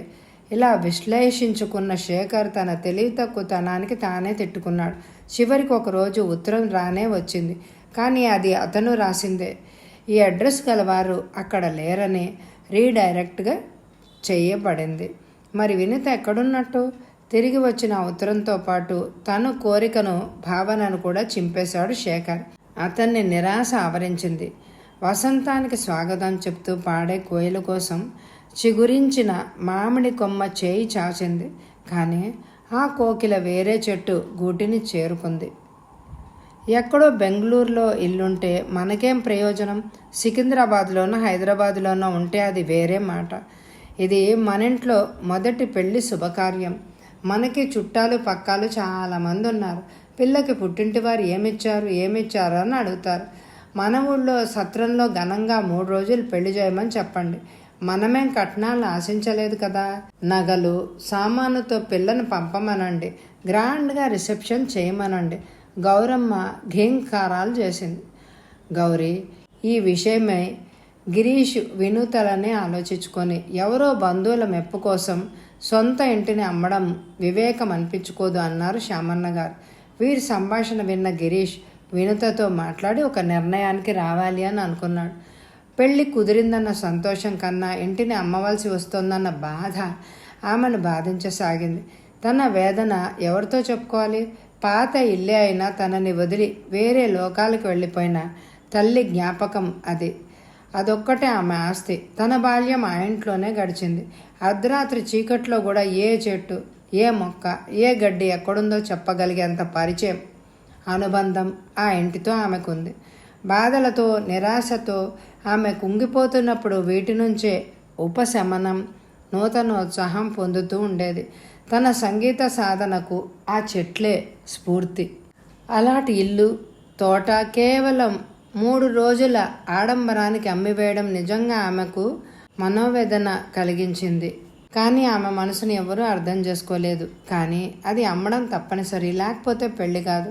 ఆ వచ్చిన డబ్బుతో పట్టుచీరలు నగలతో తన ఒంటిని కప్పుకొని అత్తారింటికి వెళ్ళాలి. ఆమె కళ్ళ ముందు 2 చాయిస్లున్నాయి, ఇల్లా పెళ్ళా. ఏ అత్తారు మాత్రం పెళ్ళి సరళంగా చేయడం ఇష్టపడతారు? ఆలోచిస్తున్న వినుత కళ్ళలో నీళ్లు నిండాయి. బస్టాప్లో దిగుతున్న వినుతకు గిరీశం ఎదురుగుండా కనిపించాడు. ముఖం పక్కకు తిప్పుకొని కన్నీళ్లు తుడుచుకోవడం గిరీశు చురుకైన కళ్ళు గమనించకపోలేదు. వినుత, మీతో కొంచెం పనుంది, స్కూల్కి సెలవు పెట్టి రాగలరా అని అడిగాడు. ఊ అంటూ తల ఆడించింది వినుత. గిరీష్తో నడుస్తున్న ఆమె అదోలా ఫీల్ అయింది. ఇంతవరకు ఎప్పుడు అబ్బాయిలతో బయటకు రావడం కానీ చనువుగా మాట్లాడడం కానీ చేయలేదు. తన మనసులో మాట కాబోయే భర్తకు చెప్తే ఏమైనా ప్రయోజనం ఉంటుందేమో అనే ఆశ. పబ్లిక్ గార్డెన్స్కి పగటిపూట చెట్లు చాటును దాక్కుని కూర్చునే యువ ప్రేమికులు సోమరులు అధికం. అక్కడే ఓ చెట్టు కింద రాతి బెంచిపై కూర్చుంటూ అడిగింది వినుత. ఎందుకు పిలిచారని. చూడండి, బెంగళూరులో గల మీ ఇంటిని అమ్మి పెళ్లి ఖర్చులు చేయడం నాకు ఇష్టం లేదని చెప్పడానికి పిలిచాను. మరి మీ అభిప్రాయం ఏమిటో అని అడిగాడు గిరీశం. కొన్ని వేల ఉత్సాహపు తరంగాలు ఒక్కసారి మనసులో ఉప్పొంగినంత ఆనందం కలిగింది ఆమెకు. ఆ సమయంలో ఆమె ఎండిపోతున్న ఆశా లతకు అమృతం చిలికిన చైతన్యం ఇచ్చింది ఆ అనుభవం. నోట మాట రావడం ఆమెకు కష్టమైపోయింది. చూడండి, ఈ కాలంలో ఇల్లు కట్టడం అనేది ఎంతో కష్టంతో కూడుకున్న పని. మీకు కూడా బాగా తెలుసు. ప్రస్తుతం మేము ఉంటున్నది చిన్న ఇల్లు. మేడ మీద 2 గదులు కట్టించాలని 20 సంవత్సరాలుగా ప్రయత్నిస్తున్నా ఇంతవరకు కుదరనే లేదు. మా అన్నయ్య శేఖర్ అమెరికాలో ఉన్నాడు. పాపం ఎలాగో అలా మిగిల్చిన డాలర్స్ పంపిస్తున్నాడు. అందుకే మేడ మీద గదులు కట్టించగలుగుతున్నాం. అందుకు 2 లక్షలు ఖర్చు అవుతుంది. పెళ్ళికొచ్చిన బంధువులు మన ఆడంబరాలు వ్యయాలు చూసి మెచ్చుకోవచ్చేమో, కానీ పోయిన ఇల్లు ఎలా వస్తుంది? మనసులోనే ఆనందంతో చిందులు వేస్తున్న వినుత కాసేపు మోగదైపోయింది. నా మనసులో మాట కూడా అదే, కానీ పైకి చెప్తే మీరేమనుకుంటారు అని. వినుత, అమ్మవారి గుళ్ళో పెళ్లి చేసుకుందాం. నేను నీకు ఒక చీర తాళిబొట్టు మాత్రమే ఇస్తాను. చుట్టాలు నేరుగా గుడికొచ్చి భోంచేసి అట్నుంచి అట్టే వెళ్ళిపోతారు. నా జీతం, ఇంటి అద్దె అంతా చేరి నెలకు 3,000 వస్తుంది. మా అమ్మ తాలూకు 2 గాజులు ఉన్నాయి. ఇంతే నా ఆస్తి అంది వినుత. అంతకన్నా విలువైన ఆస్తి నీ దగ్గరుంది. ఏమిటది? నీ మనసు. ఆ విషయంలో నిజంగా నేను అదృష్టవంతురాల్ని సిగ్గుపడుతూ అంది వినుత. గిరీష్కి పెళ్లి నిశ్చయమైంది. పెళ్లికి నీవు తప్పక రావాలి అని ఆశిస్తున్నాను. నువ్వు ఏ రోజున వస్తావో తెలియజేస్తే అందుకు తగ్గట్టుగా ముహూర్తాలు పెడతాం. ఇంటికి నువ్వు పెద్దవాడివి, న్యాయంగా నీకు ముందు పెళ్లి కావాలి. కానీ నీ ఇష్ట ప్రకారం గిరీష్ పెళ్ళి ఖాయం చేశామే, కానీ ముహూర్తం కాదు. అమ్మాయి మీ నాన్నగారు స్కూల్లోనే పనిచేస్తోంది. నువ్వు పంపిన డబ్బుతో మీ నాన్నగారు మేడ మీద 2 గదులు కట్టిస్తున్నారు. ఒరే శేఖర్, నిజంగా నీ సహాయం లేకపోతే మేము ఏ స్థితిలో ఉండేవాళ్ళమో అన్న ఊహే భయం కలిగిస్తోంది. తల్లి దగ్గర నుంచి వచ్చిన ఉత్తరం చూసి శేఖర్ చాలా సంతోషపడ్డాడు. మరదల్ని పేరు రాయలేదు అని అనుకున్నారు. గిరికి కానీ నాన్నగారికి కానీ ఉత్తరాలు రాసే అలవాటే లేదు. ఆయన స్కూల్లో పనిచేసే టీచరే కాబట్టి ఇది నాన్నగారి సెలక్షన్ అయి ఉంటుంది అనుకున్నాడు శేఖర్. విధి ఎదురైనప్పుడు కళ్ళు మూసుకొని వదిలినట్టు గ్రీన్ కార్డ్ వస్తున్న సమయంలో తమ్ముడు పెళ్ళంటూ వెళ్తే ఇక అంతే అనుకున్నాడు. ఇక్కడ జీవితానికి అలవాటు పడి 3 సంవత్సరాలైంది. ఇప్పుడు ఇండియాకు వెళ్ళి చిక్కుకుంటే కిష్కింద కాండలాంటి ఇంట్లో ఉండాలి. వేరే ఉద్యోగం వేటలో పడాలి. అంత రిస్క్ బదులు $100 పంపితే 4,300 రూపాయలు అవుతాయి. ఏమైనా కొనుక్కుని సంతోషపడతారు. వినుత ఇప్పుడు ఎక్కడుందో, ఆమెను చేసుకున్నవాడు నిజంగా అదృష్టవంతుడు. రోజు ఆమె పాటలు వినవచ్చు. అలాంటి అమ్మాయిని పూతద్దంతో వెతికినా దొరకదు. దేనికైనా రుణానుబంధం ఉండాలి. అందున పెళ్లి విషయంలో అనుకున్నాడు శేఖర్. అత్తారింట్లో ఇట్టే కలిసిపోయింది వినుత. ఆమెను కూతురులా చూసుకునే మామగారి ప్రేమానురాగాలు తండ్రిని గుర్తు చేస్తున్నాయి. అమితంగా ప్రేమించే భర్త, ఇంతకన్నా ఏం కావాలి ఈ జీవితానికి అనుకుంది వినుత. అత్తగారు కూడా ఏ రోజు ఆమెను బాధ పెట్టే మాటలు మాట్లాడలేదు. కానీ మామగారు అంత ఆత్మీయత చూపించడం లేదు. మితభాషి. ఆమె అంతరంగాన్ని అర్థం చేసుకోవడం కష్టం. ఆవిడ మనసు వేరే, నోట మాట వేరే. నోటితో తీయగా మాట్లాడిన మనసులో ఏదో కొరత. ఈ విషయం వచ్చిన అతి కొద్ది రోజులకే గ్రహించింది వినుత. కానీ ఎంతోమంది అత్తగారుల కన్నా ఎంతో నయం అన్న తృప్తి ఆమెది. పోతే సురభిది పూర్తిగా ఎదగని తత్వం. చీరలు, సినిమాలు, నగలే ఆమె లోకం. కాలేజీ వదిలి ఇంటికొచ్చిన తర్వాత కానీ, సెలవు రోజుల్లో కానీ ఇంటి పనులకు మాత్రం సహాయపడదు.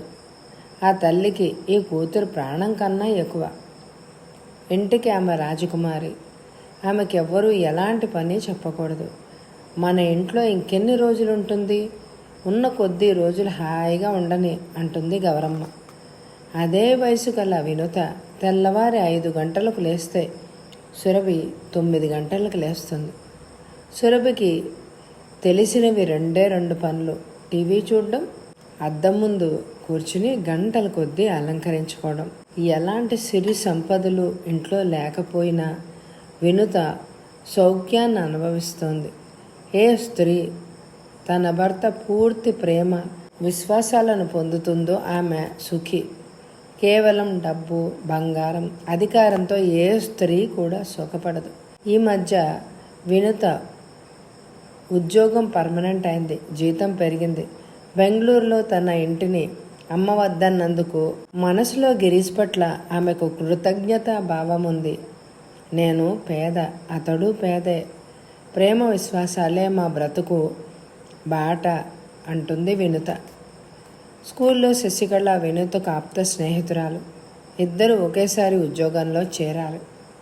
శశికి ఇంకా పర్మనెంట్ అవ్వలేదు. ఇద్దరూ పరస్పర కష్టసుఖాలు పంచుకునే స్థాయిలో ఉన్నారు. ఆ రోజు శశి స్కూల్కి వచ్చినప్పుడు ఆమె వయసు ఎంతో ఉల్లాసంగా ఉంది. ఏమిటి విశేషం అడిగింది వినుత. విను, ఇక్కడొద్దు, లంచ్ టైంలో పవిత్ర హోటల్కి వెళ్దాం. ఎందుకు, ఏమైనా పార్టీ ఉందా? శశి నవ్వింది. మధ్యాహ్నం ఇద్దరు పవిత్ర హోటల్కి వెళ్ళారు. శశి, కంగ్రాట్స్ అంది వినుత. విను, నీకెలా తెలిసింది? నీ ముఖం చూస్తేనే చెప్పవచ్చు. ఇంతకీ అబ్బాయి ఎవరు? సుందరమైన శశి ముఖం సిగ్గుతో మరింత కెంపైంది. మా నాన్నగారి స్నేహితుడు కొడుకు, పేరు శంకర్. పెళ్ళెప్పుడు? మరొక 3 నెలల్లో. ఈరోజే అతడి తండ్రి చూసి వెళ్ళారు. ప్రస్తుతానికి ముహూర్తాలు లేవంట. ఈ రోజుల్లో ముహూర్తాలను బట్టి సత్రాలు కాదు, సత్రాలను బట్టి ముహూర్తాలు అంది వినుత తమాషాలు పట్టిస్తూ. విను, నేను ఉద్యోగం వదిలిపెట్టాల్సి వస్తుంది. శంకర్ ఏం చేస్తుంటారు? ఎక్కడుంటారు? శశి ముఖం కందింది. శంకర్ ఉండేది విజయవాడలో. ఆయన ఎంఎస్సి 4వ ర్యాంకులో పాస్ అయ్యారు. ఇంకా సరైన ఉద్యోగం దొరకలేదు. తాత్కాలికంగా ఏదో ట్యుటోరియల్స్లో చేస్తున్నారు. పెళ్లి కింద తొందర ఎందుకు? చాలా రోజులుగా స్నేహమున్న కుటుంబం. ఉద్యోగం కోసమని పెళ్ళి ఆపడం ఎందుకన్నది మా అమ్మగారి అభిప్రాయం. అదీకాక నేను కూడా ఎలాగో సంపాదించి సహాయంగా ఉంటాను. లేకుంటే ఇద్దరం కలిసి ట్యుటోరియల్ నడుపుతాం. ఇది మంచి పనే. ఉద్యోగం ఈరోజు కాకపోతే రేపు దొరుకుతుంది. మరి ఎంగేజ్మెంట్ ఎప్పుడు? ఎంగేజ్మెంట్ పద్ధతి వాళ్ళ ఇంట్లో లేదుట. డైరెక్ట్గా పెళ్ళే. అయినా ఏమిటో విను, నాకు భయంగా ఉంది. భయం ఎందుకే శశి? నా అనుభవాన్నే తీసుకో. కష్టపడి భార్యాభర్తలు ఇద్దరూ సంపాదించండి, అంతా సర్దుకుంటుంది. విను, 2 నెలల నోటీస్ ఇవ్వాలి కదా. ఈరోజే రాజీనామా లెటర్ ఇచ్చేస్తాను అంటూ లేచింది. శశి ఇప్పుడు స్కూల్కి రావడం లేదు. వినుత ఒంటరితనం ఫీల్ అవుతోంది. శశి సుఖంగా ఉంటే చాలు అని అనుకుంది. ఆమె పెళ్ళికి ఎలాంటి ప్రజెంటేషన్ ఇవ్వాలి అని విను ఆలోచిస్తుండగానే ఒకరోజు వినుత శశి పెళ్ళి ఆగిపోయిందట అంటూ పిడుగులాంటి వార్త తెచ్చింది తన సీనియర్ మేడం సుశీల. అవునా, నాకు తెలీదే, ఆశ్చర్యంగా అంది వినుత. మీరు శశి మంచి ఫ్రెండ్స్ కదా, మీకు తెలియకపోవడం ఏంటి? పాపం శశి చాలా బాధపడుతోంది. వినుతకి ఆమె చెప్తున్నదేది ఇక వినిపించడమే లేదు. ఏమైంది? శంకర్కి యాక్సిడెంట్ అయిందా? లేక ఏదైనా వ్యవహారం ఉందా? రకరకాల ప్రశ్నలు ఆమె మనసులో తలెత్తాయి. స్కూలు వదిలిన వెంటనే వినుత శశి ఇంటికి చేరుకుంది. వినుతను చూస్తూనే వాటేసుకుని వెక్కి వెక్కి ఏడవసాగింది. ఇంటిని సూక్ష్మంగా పరిశీలించింది. పెళ్లి పనులు జరుగుతున్న ఆనవాళ్లు కనిపించాయి. సున్నాలతో రంగులతో ఇల్లు కళకళలాడుతోంది. ఒక గది మూలగా బియ్యం మూటలు ఉన్నాయి. శశి అమ్మగారు వినుతతో, వినుత, నువ్వైనా చెప్పమ్మా కాస్త, మరీ అతి చేస్తోంది. దేనికైనా రుణం అదృష్టం ఉండాలి. 2 రోజుల నుంచి పచ్చి మంచినీళ్ళైనా తాగలేదు అంటూ కన్నీళ్లు నింపుకొని బాధపడ్డారు. ఇలాంటి సమయంలో మెట్ట వేదాంతాలకి విలువే ఉండదు. ఒట్టిపోయిన ఆవు నుంచి పాలు తీసే ప్రయత్నంగా ఉంటుంది. శశి వినుతను మేడ మీదకి తీసుకెళ్ళింది. శశి, శంకర్కి ఆరోగ్యం బాగుంది కదా? ఈ ప్రశ్నతో దుఃఖం బాధ స్థానే కోపం చోటు చేసుకుంది. శశి కళ్ళు నిప్పులు గారాయి. వాడికేమైంది రోగం? గుండు రాయిలా ఉన్నాడు. వాడి మూలంగానే మేము అవమానాల పాలయ్యాం. నాకు జీవితం మీద విరక్తి కలిగింది. విశ్వాసఘాతకుడు. ఏమైందో సూటిగా చెప్పవే. పెళ్ళి నిలిచిపోవడానికి కారణమేంటి? వాడు తనంతట తాను అమ్ముడుపోయాడు. అమెరికాలో సెటిల్ అయిన ఒక ఫ్యామిలీ తమ 20 ఏళ్ల కూతురుతో ఇక్కడికి వచ్చారంట.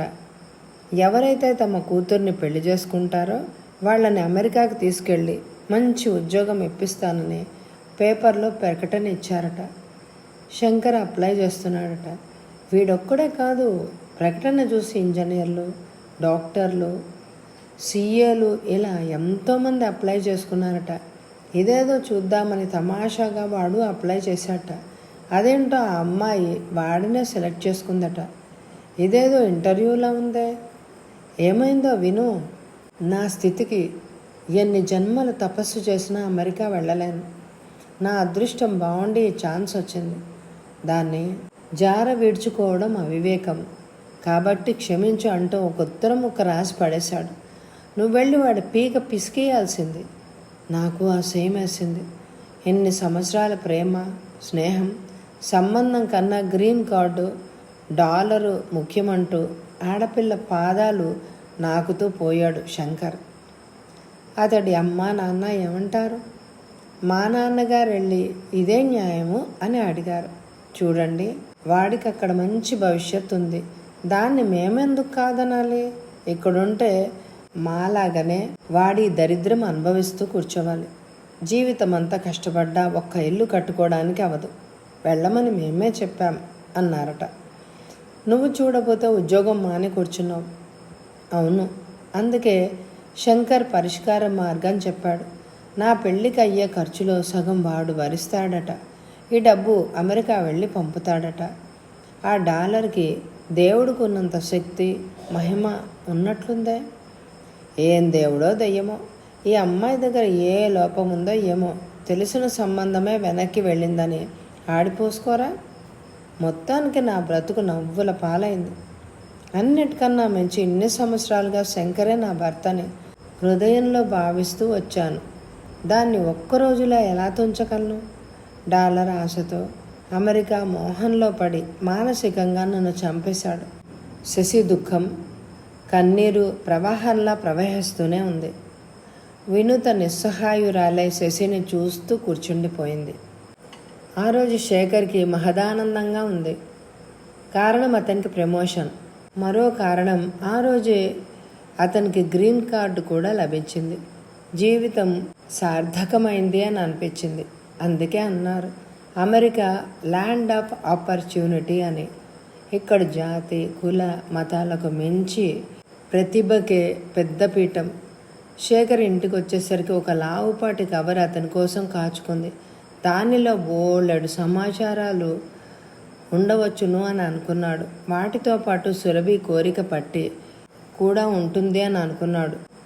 కాళ్ళు చేతులు కడుక్కొచ్చి డ్రెస్సు మార్చి కాఫీ తాగుతూ నిదానంగా కవర్ వెప్పి చదవసాగాడు.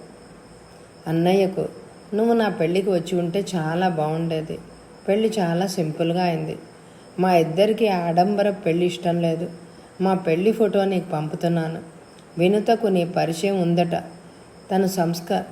తను నమస్కారాలు తెలపమంది గిరీష్. శేఖర్ ఫోటో చూసి హతాశుడయ్యాడు. తన స్వప్న సుందరి వినుత ఇప్పుడు తన తమ్ముడి భార్య. శుభలేఖలో వినుత అని ఉంటే ఇంకెవరో అనుకున్నాడే కానీ ఈ వినుతే అని ఎంత మాత్రమైనా అనుకోలేదు. ఊహ కందని వాస్తవం. ఎక్కడ బెంగళూరు, ఎక్కడ సికింద్రాబాదు, ఎక్కడి నుంచి ఎక్కడ సంబంధం? నిజంగా శేఖర్కి ఇది షాకే అయింది. తన ప్రేమ వన్వే అయినా మనసు మూలలో రహస్యంగా దాగి ఉంది. ఈ వినుత మరెవరినో పెళ్లి చేసుకోలేదు, తన తమ్ముడినే చేసుకుని తన ఇంటి కోడలైంది. ఆలోచిస్తున్న శేఖర్కి నిరాశ ఆవరించింది. ఉదయం నుంచి ఉన్న సంతోషం, ఉత్సాహం ఇప్పుడు ఆవిరైపోయింది. ఈ గ్రీన్ కార్డుపై వ్యామోహం పెట్టుకోకుండా ఉన్నట్టయితే వినుత తన సొంతమయ్యేది కదా అని అనుకున్నాడు. శేఖర్ యథాస్థితికి రావడానికి 2 రోజులు పట్టింది.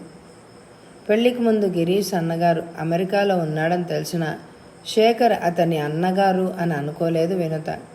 ముందు అద్దెకు వచ్చిన వ్యక్తిగా, సభ్యత గల యువకుడుగా పరిచయం. తన పాటను మెచ్చిన అతడు నోరు విప్పి చెప్పడానికి సిగ్గుపడ్డా తన కన్నుల ద్వారా మెచ్చుకోలు వ్యక్తం చేసేవాడు. పెళ్ళయ్యాక అతని ఫోటో చూసిన వినుతకి ఆశ్చర్యం కలిగింది. తను పాడేటప్పుడు అతను వింటున్నాడని గ్రహించకపోలేదు. ఇప్పుడు అతడే తన బావగారు అయినారు.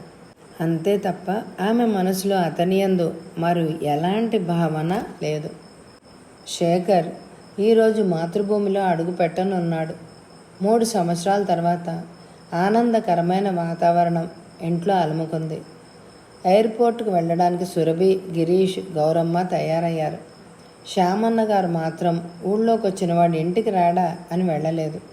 వినుత అత్తగారితో, అత్తయ్య మీరు వెళ్ళి రండి, బావగారికి ఏ వంటలు ఇష్టమో చెప్తే నేను మీరు వచ్చేసరికి అన్నీ రెడీ చేసి ఉంచుతాను అని అంది.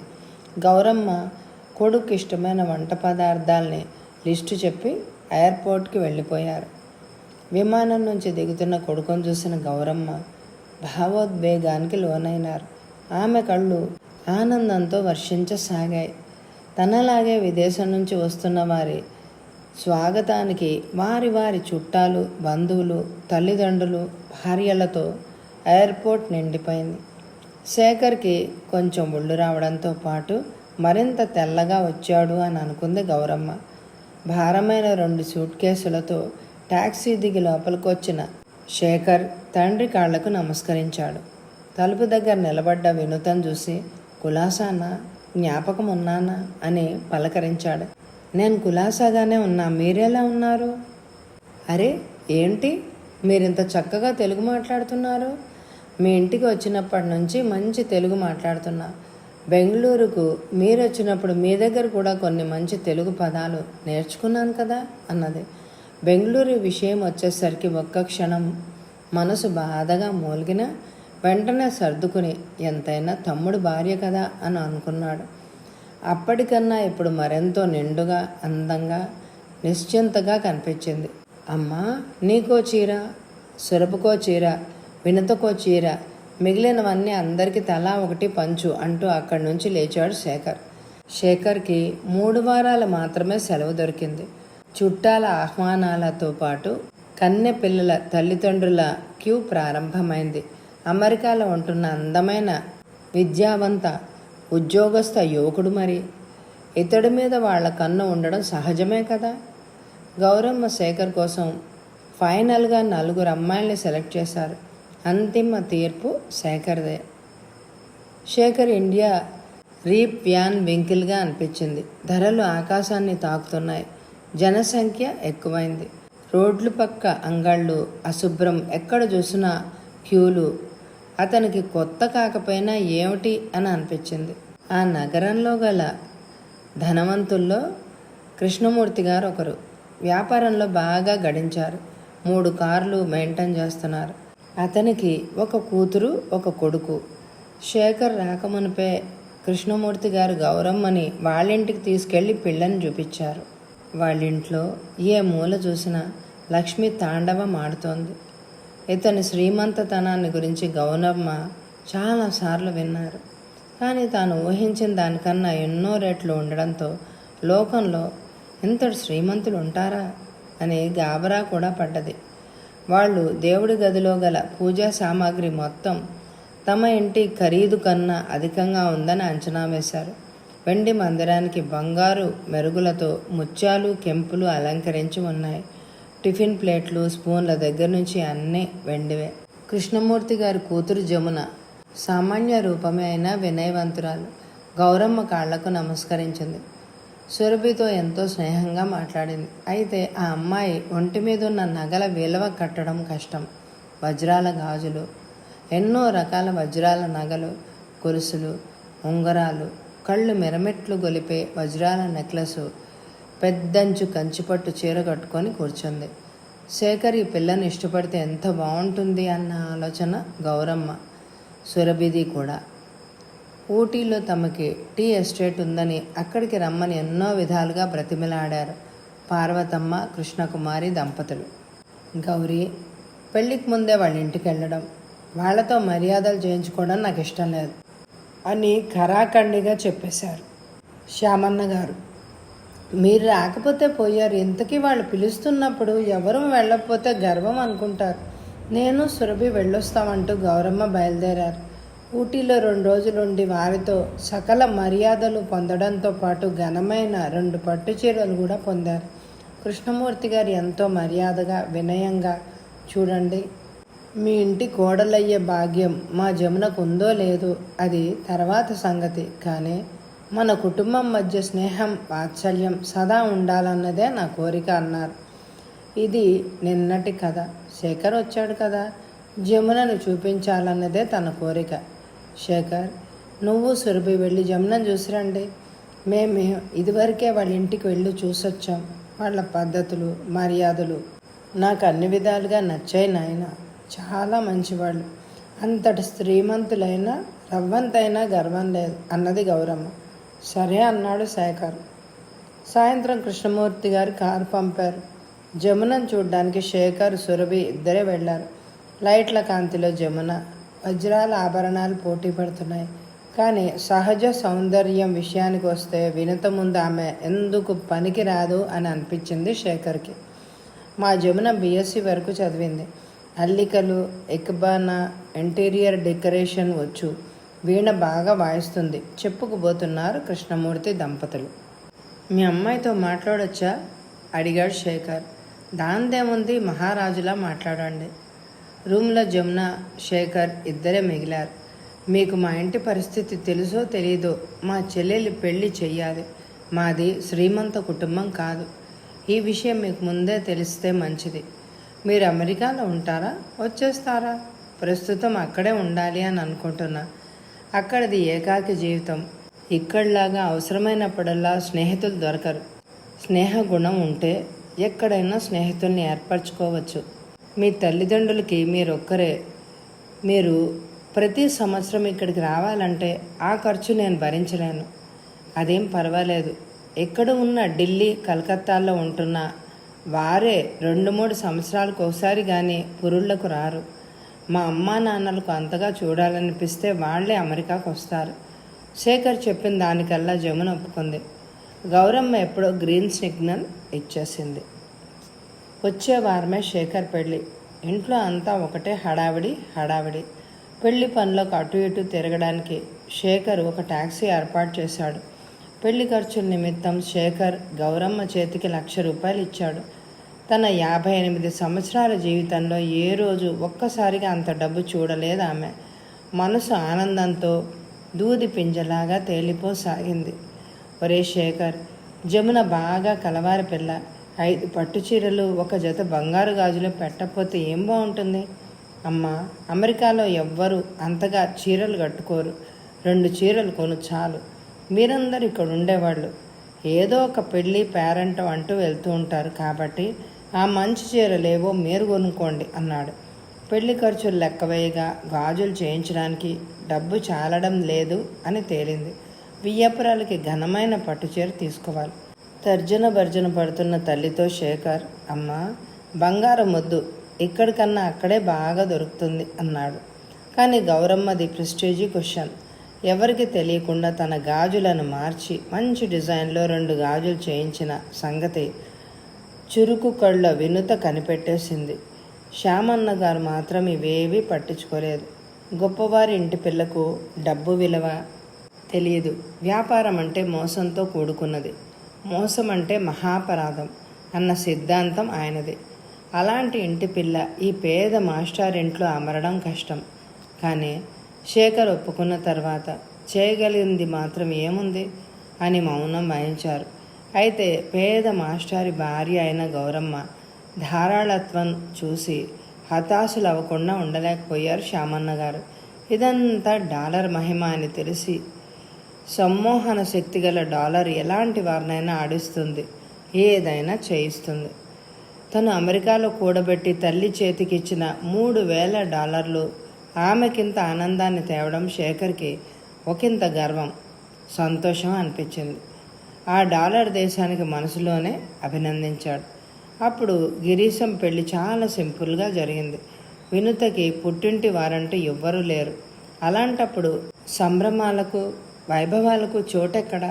అదీగాక నా పెళ్లి అత్యంత నిరాడంబరంగా జరగాలని గిరీశం కరాఖండిగా చెప్పేశాడు. దానితో గౌరమ్మ కోరికలు ఆంక్షలపై నీరు చల్లినట్లయింది. ఇప్పుడు శేఖర్ అలా చేయలేదు. పెళ్లికి సంబంధించినంత వరకు తల్లికే పెత్తనం ఇచ్చేశాడు. ఈ అవకాశాన్ని గౌరమ్మ జార విడుచుకోదలుచుకోలేదు. అందరూ అసూయ చెందే విధంగా, అశాంతి పాలయ్యే విధంగా పెద్ద పెట్టున పెళ్లి చేయాలన్నదే ఆమె కోరిక. తాము ఆర్థికంగా తక్కువగా ఉన్నప్పుడు తేలిగ్గా అంచనా వేసి మాట్లాడిన వాళ్లకు డాలర్ మహిమ గురించి చెప్పే అవకాశం వచ్చింది. కొడుకు అమెరికాలో ఉన్నాడు. కోడలు ఈ నగరంలో పేరుబడ్డ శ్రీమంతురాలి బిడ్డ. పెద్ద ఏసీ కళ్యాణ మండపంలో, కన్నులు మిరుమిట్లు గొలిపే విద్యుత్ దీపాల వెలుగులో, కళాత్మకమైన పెళ్లి మండపంలో, సుప్రసిద్ధ గాయకుల ఆర్కెస్ట్రాతో ఆ పెళ్లి వైభవాన్ని వర్ణించడానికి ఒక నోరు చాలదు. కానీ ఈ పెళ్లికి అన్ని హంగులు, అన్ని పనులు సమకూర్చడంలో జోడెద్దులాగా కష్టపడుతున్న గిరీశం, వినుత. బయట పనుల్లో గిరీశం, ఇంట్లో చాకరీలో వినుత క్షణం తీరిక లేకుండా వారం రోజులుగా సతమతమైపోతున్నారు. అయితే నడమంత్రపు సిరి పరులు కమ్మిన గౌరమ్మకు కానీ సురభికి కానీ ఒక్క జమున తప్ప ఇంకెవ్వరూ ఇంకేది కనిపించడమే లేదు. పెళ్లి బట్టలు కొనేటప్పుడు శేఖర్, అమ్మా గిరి భార్యకు ఒక మంచి పట్టుచీర తీ అని అన్నాడు. ఎందుకురా ఇప్పుడు అనవసరంగా? దాని పెళ్లి పట్టుచీర ఉందిగా, అదిగాక అమెరికా నుంచి నువ్వు తెచ్చి ఇచ్చావుగా, అవి జాలే. అది సరే, ఇప్పుడు మంచి ఖరీదు గల పెద్ద పట్టుచీర కొందాం. మనసు లోపల రుసరుసలాడుతున్న కొడుకు బలవంతం చేయడంతో ఇంకేమీ అనలేకపోయింది. $10,000 ఖరీదు చేసే భారీ జరీ అంచుగల నేరేడు రంగు పట్టుచీర శేఖర్ సెలెక్ట్ చేయడం ఆమెకు పుండు మీద కారం జల్లినట్టయింది. ఊరుకోలేక అననే అంది, ఎందుకురా అంత ఖరీదైన చీర దానికి? తల్లి మాటలు పట్టించుకోకుండా చీర ప్యాక్ చేస్తూ, అమ్మ బెంగళూరులో నా చెయ్యి విరిగినప్పుడు ఆమె ఎంత సేవ చేసిందో తెలుసా అన్నాడు.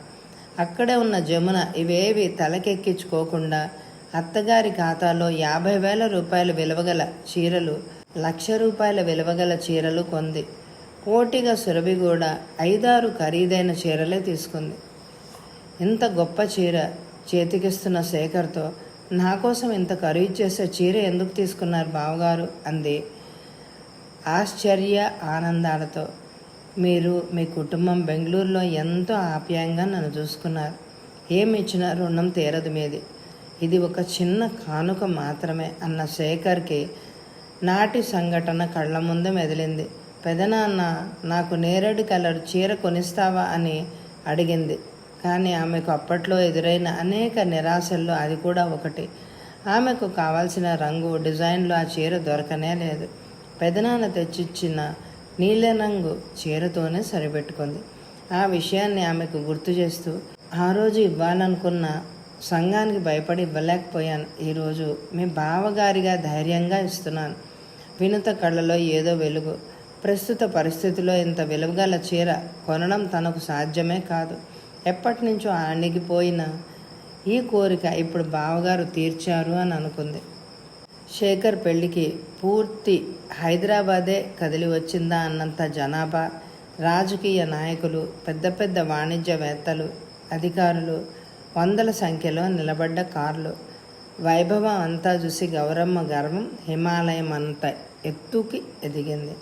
జమున తల్లి వచ్చి, వదిన గారు, మా జమున మీ రెండవ సురభిగా భావించండి. పెళ్లిలో మా నుంచి ఏదైనా తప్పు జరిగితే క్షమించండి అంటూ నాలిక చివరి మాటగా పలికారు. తెల్లనివన్నీ పాలుగా, మెరిసే రాళ్లన్నీ వజ్రాలుగా భావించే అమాయకమైన గౌరమ్మ వియ్యపురాలి మాటలకు లొంగిపోయింది. ఈ మాటలతో పాటు అప్పగింతల సమయంలో ఇచ్చిన ఘనమైన ఖరీదైన జలతారు చీర ఆమెను మరింత మురిపింపజేసింది. ధనానికి ఉన్న విలువ గుణానికి లేదు. అమెరికా ప్రయాణానికి కేవలం 10 రోజులు మాత్రమే ఉన్నాయి. జమున, శేఖర్ హనీమూన్ కని ఊటీ, కొడైకెనాల్, మద్రాసుకి వెళ్ళొచ్చారు. ఇంతలో శేఖర్ వెళ్లాల్సిన రోజు రానే వచ్చింది. గౌరమ్మ కళ్ళలో నీళ్లు. తల్లి యొక్క అన్ని కోరికలు తీర్చిన కొడుకు, గర్వించతగ్గ కొడుకు తిరిగి వెళ్ళిపోతున్నాడు. అమ్మా, నేను మళ్ళీ తిరిగొచ్చేది సురభి పెళ్ళికే. జమున అమెరికా రావడానికి ఇంకా టైం ఉంది. వీసా దొరకాలి. అంతవరకు ఇక్కడే ఉండమని చెప్తాను అన్నాడు శేఖర్.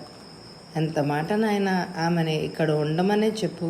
ఎంతైనా పెద్ద కోడలు, ఇక్కడుండే హక్కు ఆమెకే ముందు అన్నది గౌరమ్మ పొంగిపోతూ.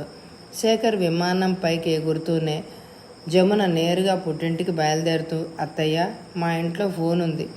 ఆయన అక్కడికి చేరిన వెంటనే ఫోన్ చేస్తారు. అందుకనే నేను అక్కడికి వెళ్తున్నాను. అంతేగాక పెళ్ళికని వచ్చిన చుట్టాలని పలకరించి వస్తాను అంది. దాందేముందమ్మా, నీకెలా అదొస్తే అలా చెయ్యి. అది నీ ఇల్లే, ఇది కూడా నీ ఇల్లే అనుకో అంది గౌరమ్మ. అలా వెళ్ళిన జమున అత్తారింట్లో అడుగుపెట్టింది. వీసా దొరికి అమెరికా ప్రయాణమైన రోజు వెళ్తున్నానని చెప్పడానికి. కోయంబత్తూరులో పిన్నింటికి, బాంబేలో పెద్దమ్మ ఇంటికి, ఢిల్లీలో మేనమామ ఇంటికి వీసా వచ్చేదాకా అలా తిరుగుతూ వచ్చింది. గౌరమ్మతో మాత్రం, అయ్యో, వీసా త్వరగా రాదని ఎవరో చెప్పారు. అందుకే వేరే ఊళ్ళలో ఉన్న చుట్టాల్ని, బంధువుల్ని పలకరించి వచ్చాను. వీసా ఇంత తొందరగా దొరుకుతుందని ముందే తెలిస్తే అసలు వెళ్ళేదాన్నే కాదు. మీతో, సురభితో అమెరికా వెళ్ళేదాకా గడపాలనుకున్నా. కానీ ఇలా అయిపోయింది. నిజంగా నాకు చాలా బాధగా ఉంది. పెద్ద కోడల నాటకాన్ని శ్యామన్న గారు కనిపెట్టిన డాలర్ మోహంలో పడ్డ గౌరమ్మ మాత్రం జమున మాటల్ని పూర్తిగా నమ్మేసింది. పోన్లేమ్మా, నీదెంత మంచి మనసు. సురభి పెళ్ళికి 2 నెలల ముందే వచ్చాయి. మహాలక్ష్మిలా పెళ్ళింట్లో తిరగాల్సింది నువ్వే. మరి పెళ్ళి తర్వాత కూడా మరో 2 నెలలుండి అప్పుడు వెళ్దు గాని నాకు కూడా తృప్తిగా ఉంటుంది. ఇప్పుడు అదేమీ మనసులో పెట్టుకొని బాధపడకే, సంతోషంగా వెళ్ళిరా అంది. వీళ్ళిద్దరినీ చేష్టలుడిగి చూస్తోంది వినుత. జమున వినుతతో ఒక్క మాట అయినా మాట్లాడలేదు. ఎవరో అన్నట్టు ప్రవర్తించింది. అవసరము, లాభము ఉన్న వ్యక్తులతోనే మాట్లాడడం అనేది వ్యాపార మనస్తత్వం ఉన్న వ్యక్తుల స్వభావమని వినుతకు తెలియకపోలేదు. ఆమె పేదింటిదైనా మానసికంగా గొప్పది. అంతేగాక సూక్ష్మగ్రాహి. జమున అమెరికా వెళ్ళిపోయింది. ఎయిర్పోర్ట్కి వెళ్ళి కోడలికి వీడ్కోలు చెప్పి వచ్చిన గౌరమ్మ, అబ్బా, జమునది ఎంత గొప్ప మనసు, ఎంత వినయం. నిజంగా అలాంటి పిల్ల కోడలుగా రావడం మనం చేసిన పుణ్యం అంది. శ్యామన్న గారు కిటికీ నుంచి బయటికి చూశారు. జీవితం ఆయనకి ఎంతో నేర్పింది. గౌరమ్మ లాంటి వారు సమాజంలో ఎందరో ఉన్నారు. తమకన్నా గొప్పవారిని చూస్తే లోపల అసూయ చెందుతారు. కానీ వారినే నెత్తిన పెట్టుకొని ఆదరిస్తారు. తమకన్నా తక్కువ వారిని నిర్లక్ష్యపరుస్తారు, నిరాదరిస్తారు. నిజమైన స్నేహం, మంచి స్వభావం ఎవ్వరిని, ఎలాంటి వారిని తక్కువగా చూడరు. డబ్బు వ్యామోహంలో పడ్డ గౌరమ్మకి మనోవిశ్లేషణ చేసుకునేంత వివేకం ఎక్కడుంది? శేఖర్ పెళ్లి తర్వాత ఇంటి వాతావరణం పూర్తిగా మారిపోయింది. ఎప్పుడూ జమున స్తోత్రమే, జమున వర్ణన, ఆమె వినయ విధేయతల గురించి కీర్తన, ఆమె పుట్టింటి ఔన్నత్యం గురించి భజనలు. చాలదన్నట్టు ప్రతి విషయంలో ఆమెతో వినుతను పోల్చి కించపరచడం. నిన్నటి వరకు ఈ ఇంటికి వినుత ముద్దెల కోడలు. ఆమె మాటకు విలువుండేది. ఆ వినుత వచ్చిన తర్వాత ఇంటి పనుల్లో నేను రిటైర్ అయ్యాని అందరితో చెప్తూ ఉండేది. ఇప్పుడు ఆ మాటే లేదు. ప్రపంచంలో ఏ కాలంలో కూడా ఐశ్వర్యందే పై చేయి. అందుకే అన్నారు, డబ్బుంటే నువ్వు దినకరుడిలాగా వెలిగిపోతావు, లేకుంటే సునకంతో సమానమని. జమున వీళ్ళ కంటికి ప్రజ్వలిల్లిపోతున్న దినకరుడిలాగా కనిపిస్తుంటే వినుత విలువ కృష్ణపక్ష చంద్రుడులాగా క్షీణించసాగింది. ఇంటికొచ్చిన వాళ్లతో శేఖర్, జమునల పెళ్లి కబుర్లు, ఫోటో ఆల్బంలు, వీడియోలు చూపించడం, అనంతరం జమున పుట్టింటి వారు వీరికిచ్చిన కానుకలు చూపించడంతోనే సరిపోతోంది. జమున తన పెళ్లితో ప్రజెంటేషన్లన్నీ తల్లి దగ్గరే దాచిపెట్టింది. అందుకు గౌరమ్మ, మా ఇల్లు చాలా చిన్నది, అంత వెండి సామాను ప్రజెంటేషన్ సామాను పట్టద్దు, అందుకే పాపం జమున వాళ్ళ పుట్టింట్లో ఉంచింది అని చెప్పుకోసాగింది. ఇంటికి వచ్చిన వారి ముందు గౌరమ్మ పంచాయతీ ప్రారంభించినప్పుడు శ్యామన్న గారు మౌనంగా లేచి వెళ్ళిపోతూ ఉంటారు. కానీ వినుత ఎక్కడికి వెళ్తుంది? ఈ అతిశయ గానానికి జమున నుంచి ఉత్తరాలు, ఫోటోలు వచ్చి పడుతుండేవి. వివిధ పోజుల్లో, పట్టు చీరల్లో తీయించుకున్న ఫోటోలు, విదేశీ ప్రదేశాల్లో పిక్నిక్ వెళ్ళిన ఫోటోలు, తీసుకున్న కార్ మోడల్స్, అమెరికాలో తన ఇంటిని వర్ణిస్తూ ఫోటోలు, అమెరికాలో తను చూచిన చిత్ర విచిత్రాలు వగైరా వగైరాలతో. కొత్త కోడల నుంచి వచ్చిన ఉత్తరం రోజు గౌరమ్మ కాళ్ళు నేల మీద నిల్చేవే కాదు. గిరీసు, శ్యామన్న గారు నిర్లిప్తంగా ఉండిపోయారు. సురభి మాత్రం మంత్రం ముగ్ధురాలైంది. వినుత మనసు చిన్నపోయేది. ఆ రోజు స్కూల్ హాఫ్ డే. టీచర్స్ గది పిల్లల గది కన్నా ఎక్కువ గోలగా ఉంది. సీనియర్ మేడం సుశీలకు వినుత అంటే చాలా ఇష్టం. కారణం, ఆమె ఏ పని చేసినా మనసు పెట్టి శ్రద్ధగా చేస్తుంది. అందరికీ స్నేహ హస్తాన్ని చాస్తుంది. ఇంతవరకు ఎవరితోనూ పోట్లాట కానీ, సూటి పోటీ మాటలు కానీ, వెనక మాటలు కానీ చేయలేదు.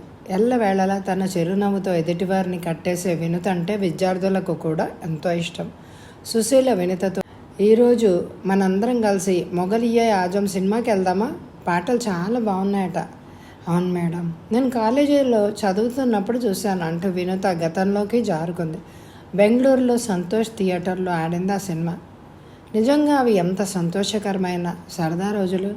కాలేజీ ఎగ్గొట్టి మరీ ఈ సినిమాను స్నేహితురాలతో చూసింది. ఏకసంతాగ్రహి అయిన వినుత ఇందులో పాటలు అప్పుడే పట్టేసింది. మర్నాడు కాలేజీలో తోటి విద్యార్థులు వినుతను అడిగి మరీ పాడించుకున్నారు. మొహబ్బత్కి ఛూటీ కహానీ సే రోయే అనే పాట ఇంకా ఎక్కువసార్లు పాడించుకున్నారు.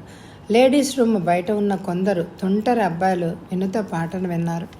అప్పటి నుంచి ఏ క్లాస్ అయినా బోర్ అనిపించినప్పుడు ఈరోజు పాఠం వద్దు, మధుబాలలా కనిపిస్తూ లతా మంగేష్కర్ గొంతు మాధుర్యం ఉన్న వినుతతో మొహబ్బత్కి ఝూటీ పాట పాడించండి అని బోర్డు మీద రాసేవారు.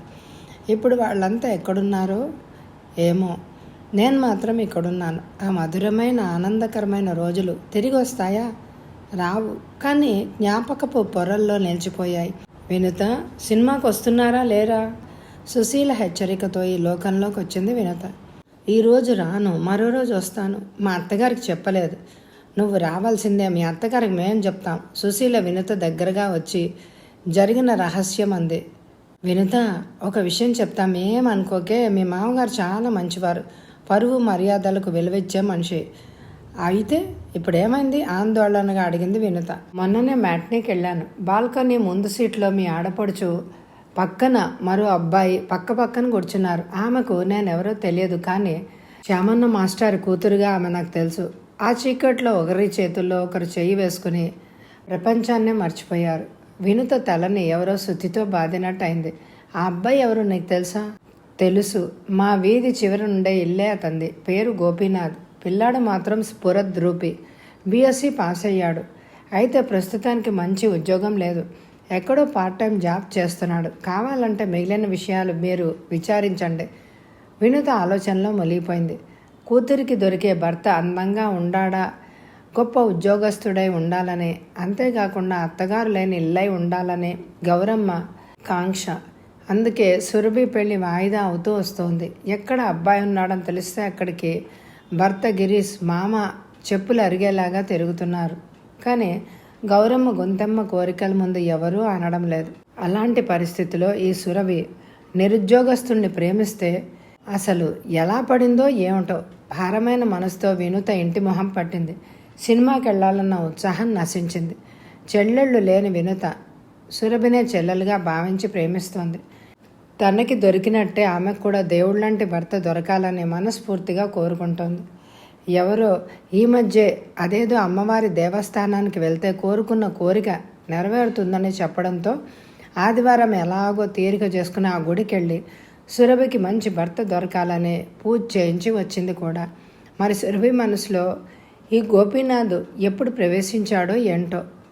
ఏమో సురభిని అడిగితే ఎలా ఉంటుంది అని ఒక్క క్షణం అనిపించినా దొంగతనం చేసినట్టు ఒప్పుకోడు అని అనుకుని ఆ ఆలోచన విరమించుకుంది. లేకపోతే సుశీల మేడం చీకట్లో వేరెవరినో చూసి పొరపడిందేమో అని కూడా అనిపించకపోలేదు. వినుత ఆలోచనలో అయోమయ స్థితిలో పడింది. గిరీషన్కి చెప్పడానికి కూడా సంకోచించింది, ఇందులో ఎంత నిజముందో ఏమో అని. అలా అని సుశీల మేడం అబద్ధం చెప్పడం వల్ల ఆమెకు జరిగేది ఏమీ లేదు అని అనిపించింది కూడా. తొందరపడడం దేనికి, మరికొద్ది రోజులు వేచి చూస్తే పోలా అని అనుకుంది. వినుత కొలీగ్ రాజలక్ష్మికి పెళ్లి ఖాయమైంది. ఆమె ఉద్యోగం వదిలి ఢిల్లీ వెళ్ళిపోవాలి. అందుకు రాజీనామా కూడా చేసింది. సిద్ధార్థ హోటల్లో పార్టీ ఏర్పాటైంది. ఈ పార్టీ ఏర్పాట్ల బాధ్యత వినుతది అవడం మూలాన హోటల్కి అరగంట ముందే చేరుకుంది. ఏర్పాట్లు చూస్తూ కిటికీ నుంచి ఎందుకో బయటకు చూసింది. అక్కడ దృశ్యం ఆమెను హతాశురాల్ని చేసింది. అక్కడ కనిపించింది ఎవరో కాదు, ఆడపడుచు సురభి. అందమైన ఒక అబ్బాయితో కిళ్ళి నమలుతూ ఆటోకై నిలబడి ఉంది. వదిన కంట తామిద్దరు పడ్డట్టు ఆమెకు తెలియదు. అంతలో ఆటో రావడం, యువ ప్రేమికులిద్దరూ అందులో ఎక్కి మాయమవడం జరిగింది. ఈ విషయాన్ని పెద్దలతో చెప్పక తప్పదు అని అనుకుంది వినుత. ఆ రోజు ఆదివారం. అందరూ ఇంట్లోనే ఉన్నారు. వినుత గిరీష్తో సురభి విషయం చెప్పింది. ఈ విషయం మా అమ్మకు కానీ నాన్నగారికి కానీ చెప్పు అన్నాడు. అత్తగారికి చెప్పాలంటే కొంచెం భయపడ్డ వినుత మామగారి దగ్గరికి వెళ్ళి, మామయ్య గారు ఒక్క మాట, సురభి నా చెల్లెల్లాంటిదే. కిటికీలో గల బూజు దులుపుతున్న శ్యామన్న గారు వినుత వైపు తిరిగి, ఎందుకమ్మా ఈ పీటిక, నీ స్వభావం నాకు తెలియదా, ఇది నీళ్ళే కదా అన్నారు. అలా అని కాదు, సురభి ఎవరో గోపీనాథ్ అనే అబ్బాయితో చనువుగా తిరుగుతోందట. ఎలాంటి చనువు అన్నది ఈ విషయం నీకెవరు చెప్పారు? సుశీల మేడం చెప్పింది. కానీ అప్పుడు నేను నమ్మలేదు. నిన్న నా కళ్ళతో నేను చూశాను. అప్పటికి గౌరమ్మ వచ్చి తన వెనకే నిలబడిందన్న సంగతి వినుతకి తెలియదు. ఎవరా గోపీనాథ్, ఏం చేస్తుంటాడు? అత్తగారి కరుకు ధ్వనికి బెదిరిపోయింది. వినుత తన పిల్లలపై ఎవరైనా చేయి వేస్తే తల్లిపిల్లికి వచ్చే రౌద్రం అది. నాకు అతని గురించి పెద్దగా తెలియదు, కానీ బీఎస్సీ చేసి పార్ట్ టైం ఉద్యోగంలో ఉన్నట్ట. నాకు తెలియకుండా నా కూతురు ఎలాంటి పని చేయదు. అసలు అది అలాంటిది కాదు.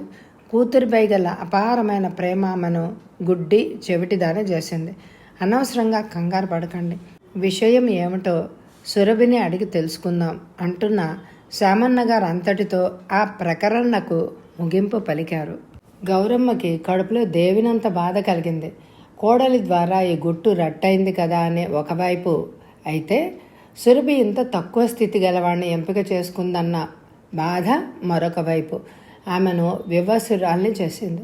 అమెరికా నుంచి శేఖర్ ఆగమనం తర్వాత జరిగిన పెళ్లి జమున వైభవం చూసిన గౌరమ్మకు సురభికి కూడా అమెరికాలో ఉద్యోగం చేసే వరుణ్ణి తేవాలని, వైభవోపేతంగా పెళ్లి చెయ్యాలని, మంచి జీవితం కూతురి సొంతం కావాలన్న దురాశ ఆమెలో రూపుదిద్దుకుంది. ఎందుకు ఎంత ఖర్చైనా పర్వాలేదు, ఎంత అప్పైనా చింతలేదు, అవసరమైతే ఇల్లు అమ్మడానికైనా తయారైంది. అయితే శ్యామన్న గారి ఆలోచనలు వేరు. కుర్రాడు ఉన్నతుడై కష్టించి పనిచేసినా సరే, భార్యను పోషించగల తెలివితేటలుంటే మంచి ఉద్యోగం దొరికే వరకు మరికొన్నాళ్ళు ఆగి పెళ్లి చేస్తే తప్పేముంది?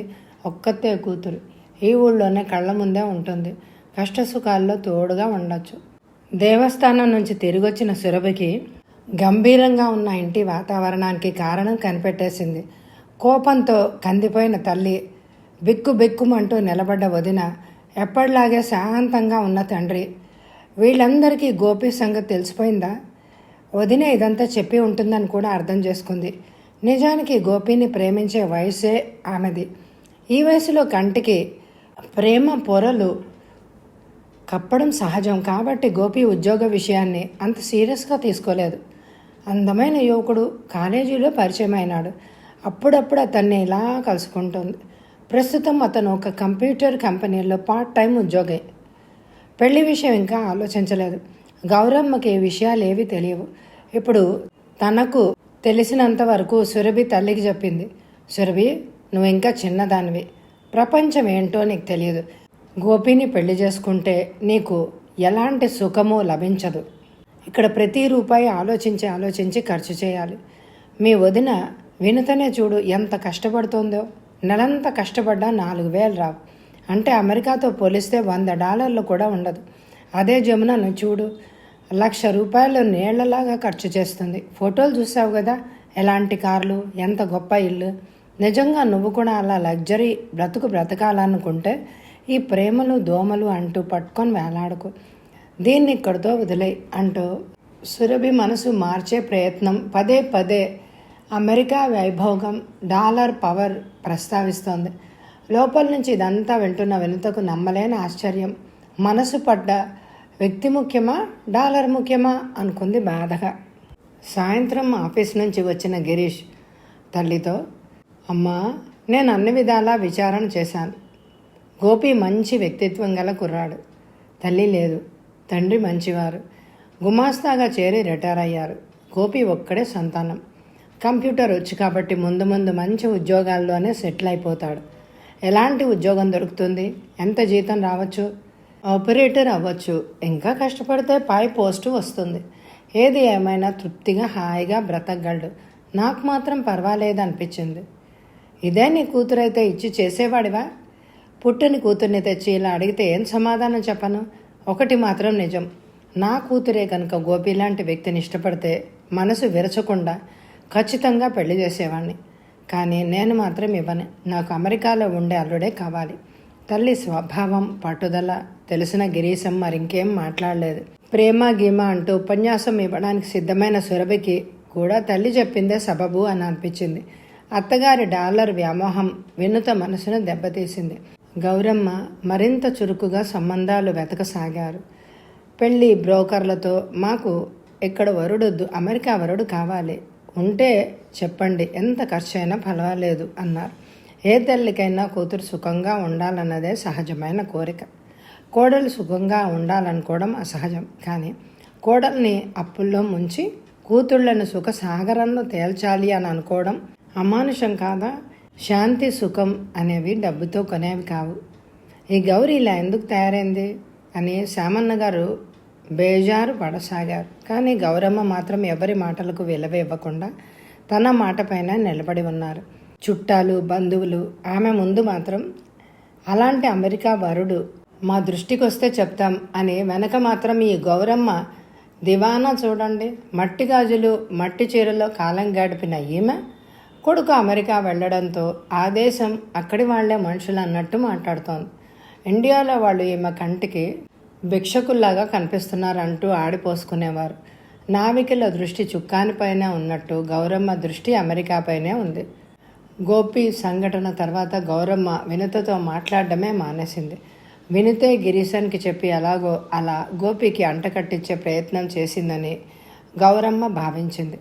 ఆ రోజు పెళ్లిళ్ల పేరయ్య లక్ష్మయ్య శాస్త్రి గారు శామన్న గారితో, శామన్న గారు మా స్నేహితుడు రాజారావు కుమారుడు ప్రసాద్ అమెరికాలో ఉన్నాడు, ఆయన్ను కదుపుదామా అంటూ అన్నాడు. స్టవ్ మీద పాలు పొంగుతున్నా దాన్ని గమనించకుండా, చీర కాళ్ళకి అడ్డం వస్తున్నా లెక్క చేయకుండా పరుగులాంటి నడకతో గౌరమ్మ వీళ్ళున్న చోటుకు వచ్చారు.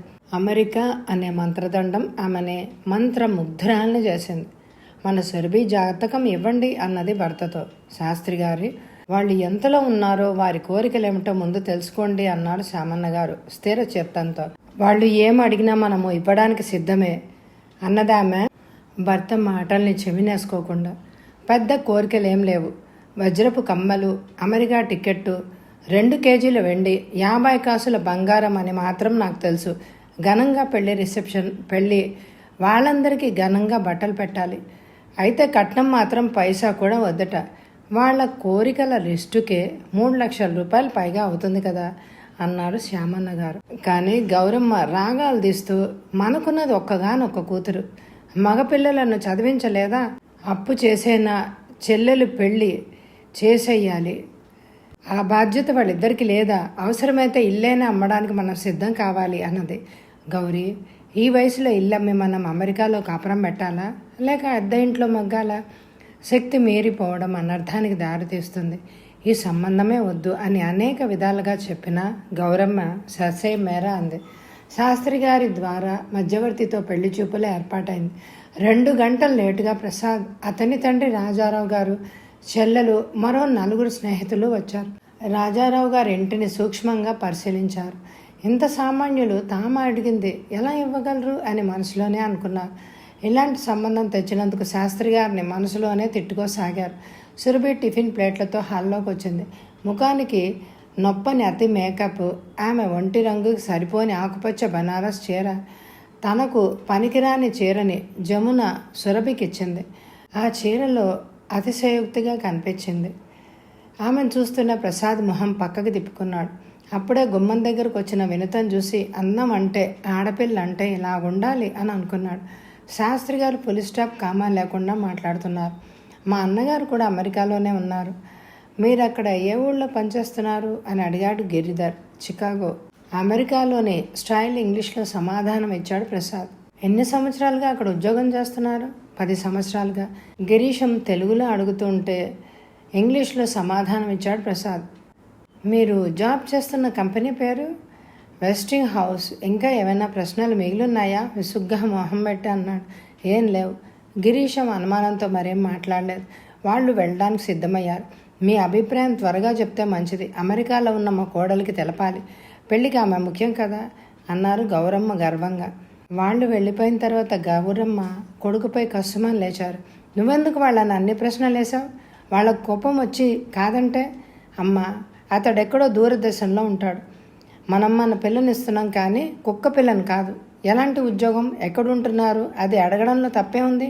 మనం మోసపోకూడదని నా ఉద్దేశం అన్నాడు గిరీశం. గిరి, నువ్వు చేసింది కరెక్టే అన్నారు శ్యామన్న గారు. నాకేమిటో ఒప్పుకుంటారనిపిస్తోంది. సురభి, నీకేమనిపిస్తోంది? ముద్దులు కూతుర్ని అడిగారు గౌరమ్మ. నాకేమో వయసు ఎక్కువ అనిపిస్తోంది. 9 సంవత్సరాలేగా, పర్వాలేదు, మిగిలినవన్నీ సరిగానే ఉన్నాయి కదా అని ఇవన్నీ జమునకు రాయాలి. వినుత మౌనంగా ఉండిపోయింది. ఆమె అభిప్రాయాన్ని ఎవ్వరూ అడగలేదు. సంసారంలో ఎవరి మాటకు విలువ ఉండాలో వారు పరాయి వారి కింద లెక్క అన్నది గ్రహించింది ఆమె. విను, ఓ రౌండ్ వాకింగ్ చేసొద్దనరా. అలాగే వచ్చేటప్పుడు కూరగాయలు కూడా తెద్దామన్నాడు గిరీష్. విను తెలియని వారింటికి సురభిని ఇవ్వడం మంచిది కాదు అని అనిపిస్తోందండి నాకు. ఈ ప్రసాద్ గురించి ఎక్కడ ఎంక్వైరీ చేయను? చూడండి, మీ అన్నగారు స్నేహితుడు మదన్ ఉన్నాడు కదా, అతని చెల్లెల్ని ఇతనికి చూపించాలని లక్ష్మయ్య శాస్త్రి గారు అన్నట్టు గుర్తు. పిల్ల బాగుంటుంది. మరెందుకు సంబంధం కుదరలేదో తెలియదు. అలా 2 అడుగులు వాళ్ళ ఇంటికి వెళ్ళి కనుక్కుందాం పదండి అంది వినత. ఇద్దరు మదన్ ఇంటికి వెళ్ళారు. అదృష్టమో అన్నట్టు అతడు ఊళ్ళోనే ఉన్నాడు. వయసు అయినా అతడి తండ్రి ఈజీ చైర్లో కూర్చునున్నారు. అతనితో గిరీశ ప్రసాద్ గురించి అడిగాడు. ఏమో నాయన, అతని గురించి నాకేం తెలియదు. శకునం కలిసి రాలేదు. గుడిలో పూజ చేస్తున్నప్పుడు ఎడంవైపు పువ్వు రాలింది, అందుకే వద్దన్నాను అన్నారు. అయితే వీళ్లతో బయటకు వచ్చిన మదన్, గిరీష్ నాన్నగారు పాతకాలం వారు 1000 అబద్ధాలైనా సరే ఒక పెళ్లి చేయాలన్న సామెత నమ్మేవారు. కానీ దాన్ని నేను అంగీకరించను. ఆ రోజుల్లో విడాకులు లేవు, ఇప్పుడున్నాయి. నాకు తెలిసిన నిజం చెప్తాను, నిర్ణయం మీదే. మధ్యలో నన్ను మాత్రమే ఎరికించకండి. ఏమిటా నిజం? కుతూహలంగా అడిగాడు గిరీశం. మేమిద్దరం చికాగోలో ఉండేవాళ్ళం. అయినా ఒకరింటికి మరొకరు వెళ్ళేవాళ్ళమే కావు. అనవసరంగా ఎందుకు అని. ఒకసారి మా ఊరి అబ్బాయి అక్కడికి వచ్చాడని తెలిసి అతన్ని చూడ్డానికి వెళ్ళాం. అప్పుడు ప్రసాద్ ఇంట్లో లేదు, ఏదో ఊరికి వెళ్ళాడు. ఆ ఇంట్లో ప్రసాద్తో పెళ్లి కాకుండానే 2 ఏళ్ల నుంచి ఒక అమెరికన్ అమ్మాయి ఉంటోందని విన్నాను. ఆ అమ్మాయిని చూశాను కూడా. ఆ తర్వాత నా దారిని నేను వచ్చేసాను. అమెరికా నుంచి నేను ఇక్కడికి రాకముందు మా చెల్లెల్ని చూపించారు. నేను వచ్చి వద్దనేశాను. నేను అమెరికా రావడం నాకు ఇష్టం లేదు అని మా చెల్లెలు నన్ను నిందించింది. అసలు విషయం చెప్పిన తర్వాత ఊరుకుంది. ఇది విన్న గిరీశానికి వినూతకి తల మీద నుంచి పెద్ద భారం దించినట్లుగా అయింది. రాత్రి భోజనాల సమయంలో గౌరమ్మ పెళ్లి ప్రస్తావన తెచ్చి కళ్యాణ మండపం, నగలు, చుట్టాల గురించి మాట్లాడసాగింది. నాన్నగారు, ఒకవేళ ప్రసాద్ పెళ్లికి ఒప్పుకున్నా మీరు మాత్రం ఒప్పుకోకండి అన్నాడు గిరీష్. ఎందుకు? అసహనంగా అడిగింది గౌరమ్మ. నేను అతడి గురించి అంతా తెలుసుకున్నాను. అతడికి తెల్ల అమ్మాయితో సంబంధం ఉంది. గిట్టని వాళ్ళెవరో అలా చెప్పుంటారు. లేదమ్మా, మనకి బాగా కావాల్సిన వాళ్లే చెప్పారు. తెలిసి గోతిలో పడ్డం ఎందుకు? ఎవరా చెప్పింది అని అడిగారు శ్యామన్న గారు. జరిగిందంతా వివరించాడు గిరీశం. నేను నా అభిప్రాయం చెప్పాను, తర్వాత మీ ఇష్టం అని గిరీశం వెళ్ళిపోయాడు చెప్పి. సురభి ఏడవడం ప్రారంభించింది. ఇంటి వాతావరణంలో గంభీరత నెలకొంది. ఏడుస్తున్న సురభిని జరిగిందేదో మన మంచికే జరిగింది. ఏడవకు సురభి, ఎంతకన్నా మంచి సంబంధం చూద్దాం. నేను చెప్పాను మీ అన్నయ్యకి ప్రసాద్ గురించి వివరించమని. అంతే. లోపల రగులుతున్న క్రోధాగ్నితో వినుత మీద విరుచుకుపడింది గౌరమ్మ. నువ్వు చేసిన నిర్వాకమే అన్నమాట. వాడుతో అమాయకుడు. ఇలాంటివేవి వాడికి తెలియదు. ఇలాంటి మాయ మంత్రాలు వేసేది నువ్వే. అత్తయ్య, ఏమంటున్నారు మీరు? తెల్లబోయింది వినుత. అవును, అమ్మ చెప్పేది నిజమే. నన్ను అమెరికాకు వెళ్ళనీయకుండా చేయాలన్నదే నీ కుట్ర. నన్ను చూస్తే నీ కడుపు మంట.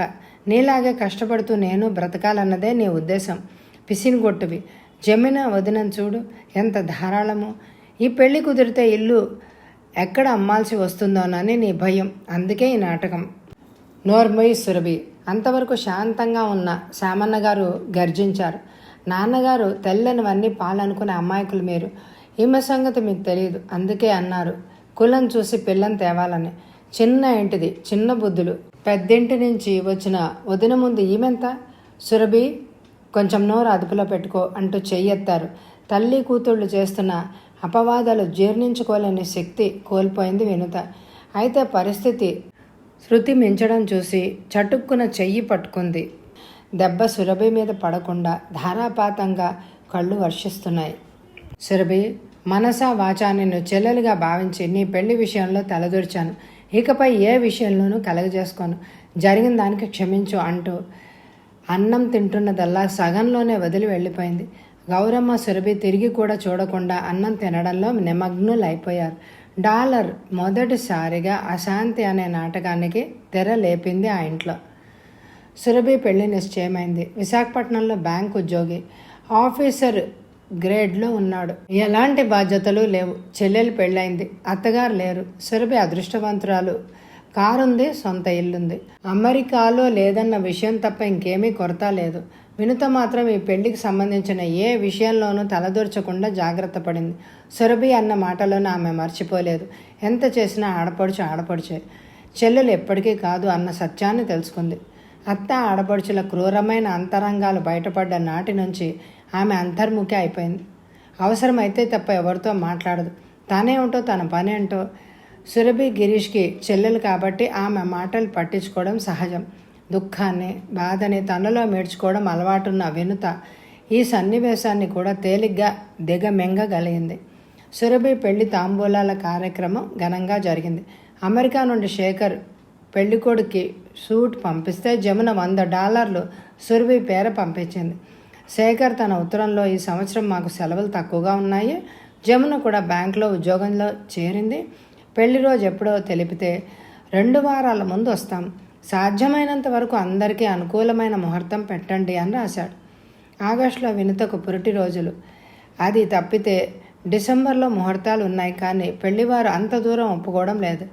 ఇక్కడ పురుడు పోసుకోవడానికి వినుత సుముఖంగా లేదు. కారణం ఆమె మనసు బాగా దెబ్బతింది.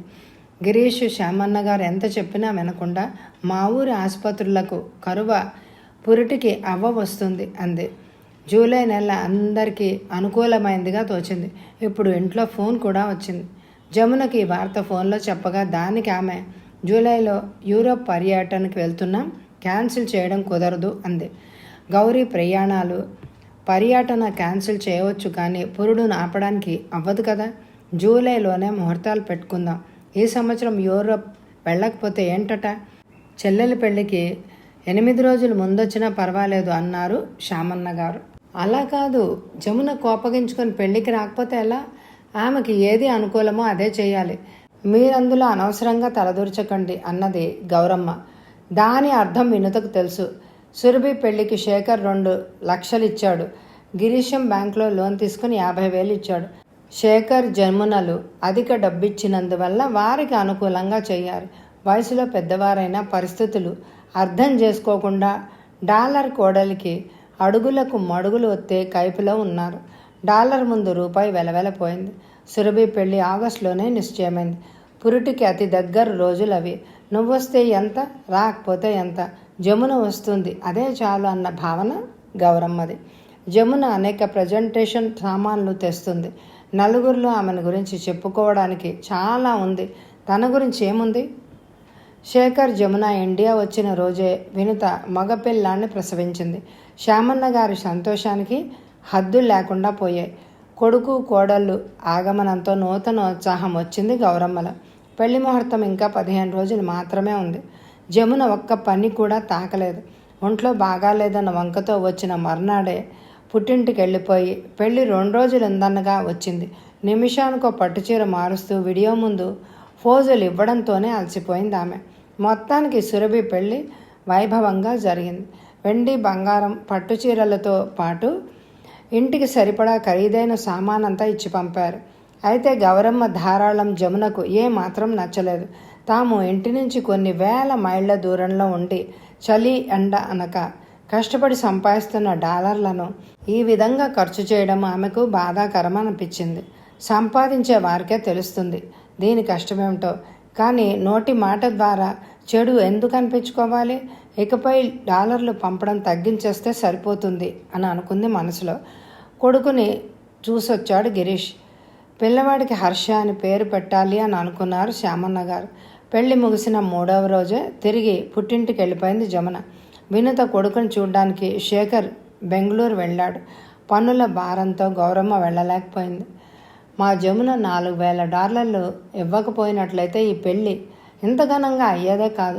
కన్యాదాన ఫలం జమునకే చెందాలి అన్నది గౌరమ్మ. గిరీష్ వినుత పేర్లు పొరపాటును కూడా గౌరమ్మ నోట్లోంచి రాలేదు. ఇంట్లో వచ్చిన మార్పును తన సూక్ష్మ బుద్ధితో గ్రహించగలిగాడు శేఖర్. అత్తారింటిని తన ఇంటిలా భావించే వినుత బెంగళూరుకి వెళ్ళిపోవడం, తండ్రి బాధపడడం, సురభి వినుతకి లెటర్ రాయడం కానీ, పసిపిల్లవాడికి ఏదైనా ప్రజెంటేషన్ పంపమని కానీ చేయలేకపోవడం కూడా శేఖర్ దృష్టిని దాటిపోలేదు. అందమైన సుఖమైన సంసారంలో అశాంతి కల్లోలానికి కారణమేమిటి అనుకున్నాడే కానీ ఇది అతని భార్య వల్లే వచ్చిందని తెలియదు. చాలా కాలం తర్వాత బెంగళూరులో ఒక పల్లె ఉన్న ఆ ప్రదేశంలో అడుగుపెట్టాడు. ఈ మధ్యకాలంలో ఎన్నెన్ని మార్పులు. అప్పుడు కేవలం తప్పనిసరి ఉద్యోగం కోసం ఇక్కడ అడుగు పెడితే నేడు అనుభవం, సంపన్నత, ఆత్మవిశ్వాసాలతో ధైర్యంగా వచ్చాడు. ఆ రోజు రైల్లో తన మధుర కంఠం ద్వారా తనని ఆకర్షించిన వినుత ఇప్పుడు తన మరదలు. అప్పుడు అమెరికాయే జీవిత లక్ష్యం. కానీ నేడు అతని దృష్టిలో అది సిరి సంపదల సాధనం మాత్రమే. అప్పుడు అతని భూగోళ జ్ఞానం హైదరాబాద్, విజయవాడ, తెనాలి, బెంగళూరు వరకు మాత్రమే పరిమితమైతే నేడు పూర్తి ప్రపంచ జ్ఞాని అయినాడు. అన్నిటినీ మించి మరో మహత్తరమైన సత్యాన్ని తెలుసుకున్నాడు. డాలర్ ఆర్జించేవాడైన నాటి నుంచి అతనికి అందరూ ఎక్కడలేని మర్యాద, ప్రాధాన్యత ఇస్తున్నారు. అయిన వాళ్ళు కాని వాళ్ళు కూడా. అయితే తెలుసుకున్న జీవిత సత్యం ఏమిటి అంటే నిజమైన శాంతి, ప్రేమలను చేయి జార్చుకున్నాడు. ఎన్ని డాలర్లు సంపాదించినా, ఎంత గొప్పవాడైనా నిజమైన ప్రేమని పొందడం కష్టం. ఈసారి హోటల్లో దిగిన శేఖర్ ఉదయాన్నే వినుతను చూడ్డానికి వెళ్ళాడు. ఆనాటి ఇంట్లో పెద్ద మార్పేమీ కనిపించలేదు. కానీ తోట మాత్రం వినుత ఆప్యాయ భరిత పోషణ కరువయ్యి, పోషణ లేక పాలిపోయినట్లుగా అనిపించింది. శేఖర్ ఆగమనం వినుతకు ఎంతో ఆశ్చర్యాన్ని కలిగించింది. తనని, తన బిడ్డని చూడ్డానికి శేఖర్ ఎంత దూరం వస్తాడని కల్లో కూడా అనుకోలేదు. సీతమ్మ వచ్చి శేఖర్వి కదప్పా, ఎలాగుండావు? మీ అమ్మ అప్ప హుషారుగుండారా? అందరూ కులాసాగానే ఉన్నారు. మీరు బాగున్నారా అని అడిగాడు. అంతలో వినుత వచ్చింది. బావగారు కులాసానా? పెళ్లి బాగా జరిగిందా? అమ్మ ఎలాగున్నారు అంటూ క్షేమ సమాచారాలు అడిగింది. అన్నిటికీ సమాధానం చెప్పి బాబు ఎలా ఉన్నాడు చూపించరా అన్నాడు. మాతృత్వం పొందిన గర్వంతో బొమ్మలాగా ముద్దగా ఉన్న బాబుని తెచ్చి చూపిస్తున్న ఎవరి పోలుకో తెలుసుకోలేకపోయాడు శేఖర్. అనంతరం వినుతతో మాట్లాడుతున్నప్పుడు అనేక విషయాలు దొర్లాయి. వినుత, వసంతవనమును పాడే కోయిల అనే పాట పాడేవారు జ్ఞాపకం ఉందా? ఆ రోజులు మర్చిపోగలనా బావగారు? ఆ పాట ఇంకా పాడుతూ ఉంటారా? బావగారు, వసంతవనాన్ని వదిలి వెళ్ళిన కోయిల తన స్థితిని గుర్తించి పాట పాడడం మానేసింది. ఎందుకు? దానికి రాజుభయం ఉండదుగా. ఎక్కడ రాజు, ఎక్కడ మామిడి చిగురు కొమ్మ. తోటంతా నాశనం చేసి సిమెంటు సౌధం కట్టిన వారికి డబ్బు వ్యామోహం తప్ప కోయిల పాట వినిపిస్తుందా? ఆ కోయిల గొంతు మూగపోయింది. ఏ డబ్బు, ఏ సౌధం మిమ్మల్ని పాట పాడనీయకుండా నిర్బంధించింది? డబ్బు కాదు, డాలర్ అని వినుత మౌనంగా ఉండిపోయింది. ఆమె మౌనం వెనక భావాన్ని శేఖర్ అర్థం చేసుకోలేకపోలేదు. మీ మౌనం నాకు నిరాశ కలిగించింది వినుత. మీకా బావగారు, మీకే అలా అనిపిస్తే మాలాంటి వారి గతేం కాను?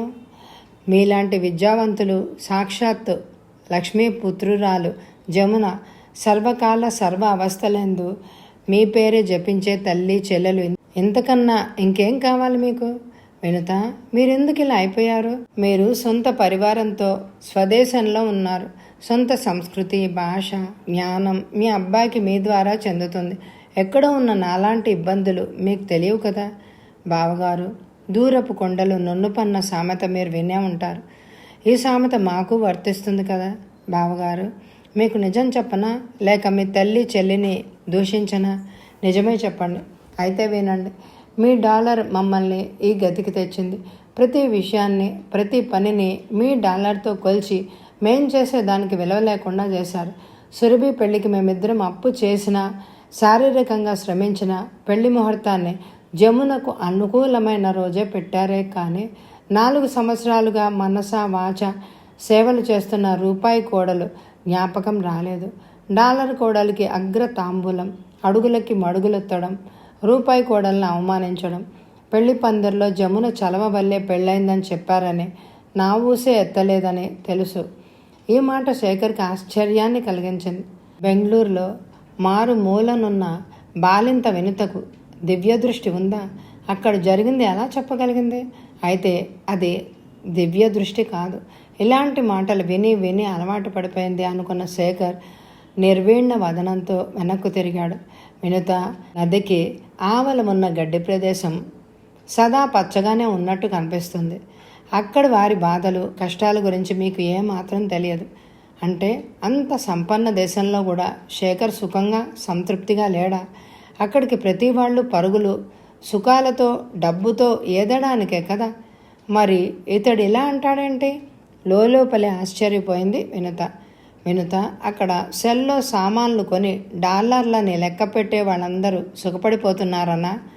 అక్కడ సాధారణంగా పనిచేసి $1000 సంపాదించేవారు ఇక్కడ రూపాయల్లో 45,000 అని గొప్పలు చెప్పుకుంటే మహా గొప్ప ఉద్యోగస్తుడైపోతాడా? గొప్ప జీతగాడని అర్థమా? అక్కడ పడుతున్న సాధక బాధకాలను పంటి కింద నొక్కిపెట్టి ఇక్కడికొచ్చి కుబేరులకు మేము వారసులం అని ఎగిరెగిరి పడేవారిని నమ్మకండి.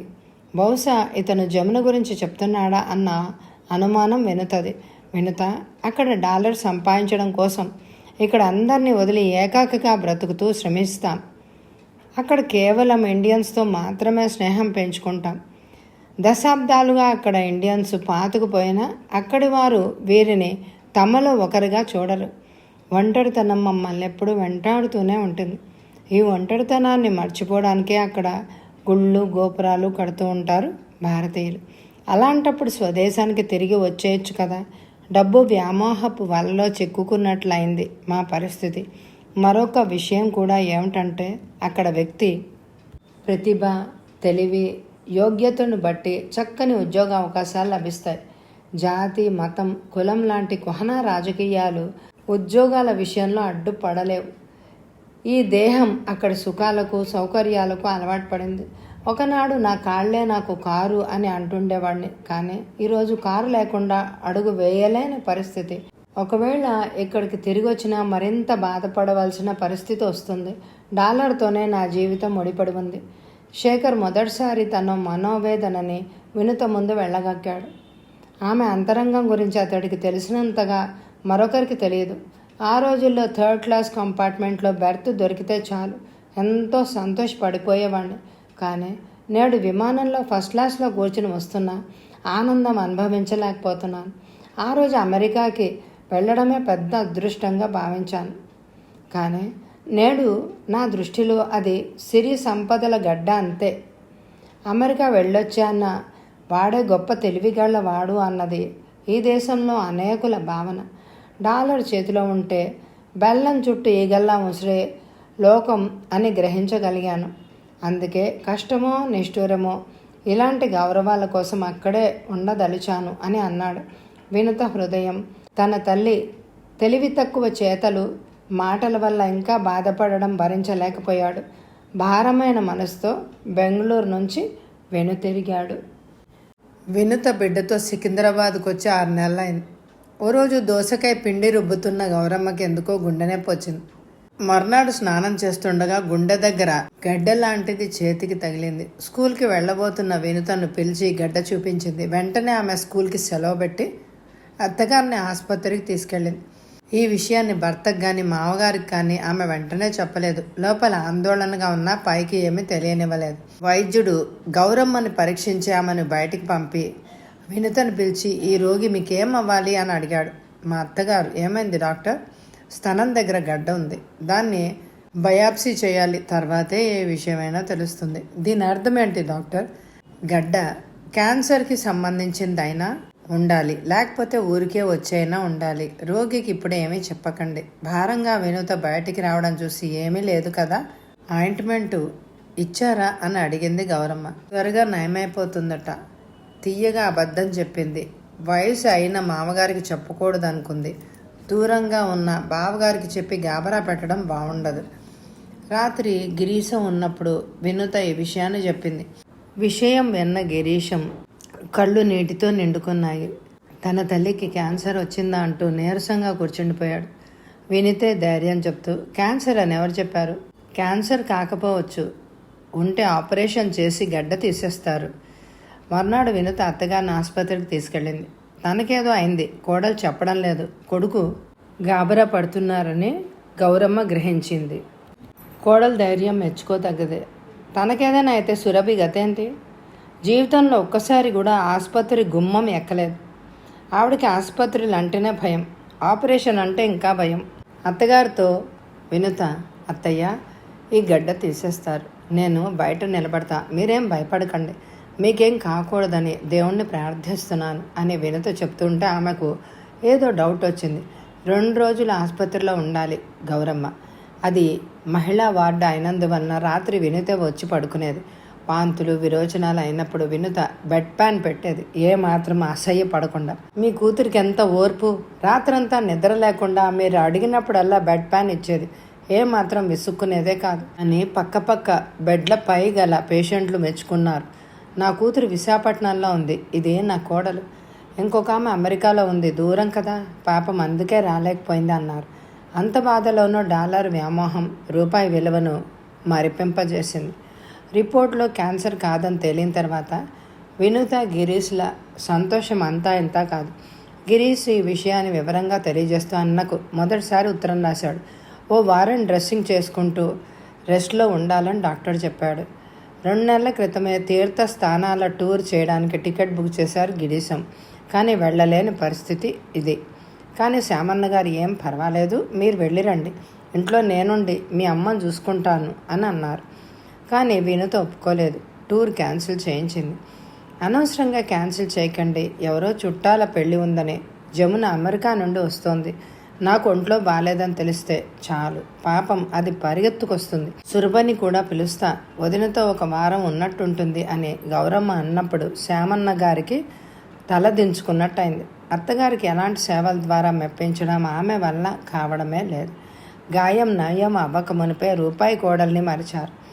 అయితే జమున రాలేదు, వినుత వెళ్ళలేదు. కానీ శేఖర్ ఉత్తరంతో కూడా $300 చెక్కు వచ్చింది. డబ్బు సహాయం చేయడం సులభం, డబ్బుని సంపాదించడం కూడా సులభమే. ఎవరైతే దైహిక సహాయం చేస్తారో వారిని మరవకూడదు. ఆప్యాయత అనురాగాల్ని డబ్బుతో కొలవడం సాధ్యం కాదు అని రాశాడు. ఉత్తరం చెత్తబుట్టలోకి, చెక్ బ్యాంకులోకి వెళ్ళింది. శేఖర్ కంపెనీ పనిపై హైదరాబాద్ వచ్చాడు. ఇతన్ని కలుసుకోవడానికి సురభి, సురేష్లు కూడా వచ్చారు. జమున కడుపుతో ఉంది. ఇంట్లో ఉన్న మనమడి కన్నా విదేశాల్లో ఇంకా పుట్టని మనబడిపై ప్రేమ ఎక్కువ. జమున ఎలా ఉంది నాయనా, పురుడెప్పుడు, ఊరగాయ కావాలా, దానికేం తినాలనుందో అంటూ శేఖర్ని పదే అడగడంలో గౌరమ్మకి ఎంత ఆనందమో. హర్ష ఇల్లంతా తెగ తిరుగుతున్నాడు, తల్లిలానే ముద్దుగా ఉన్నాడు. కానీ వినుత చిక్కిపోయింది అని అనుకున్నాడు. ఆమె ముఖం కళావిహీనమైంది. ఆమెకు ఏ పనిలోనూ ఆసక్తి లేదు, కేవలం యంత్రంలా చేసుకుపోతోంది. గౌరమ్మ పెద్దగా వినతతో మాట్లాడదు, ఎంత అవసరమైతే తప్ప. డాలర్ అనే బండ వీరిద్దరి మధ్య స్నేహ హితవుని విరగ్గొట్టింది. శేఖర్ హర్ష కోసం ఖరీదైన ఆట వస్తువులు తెచ్చాడు.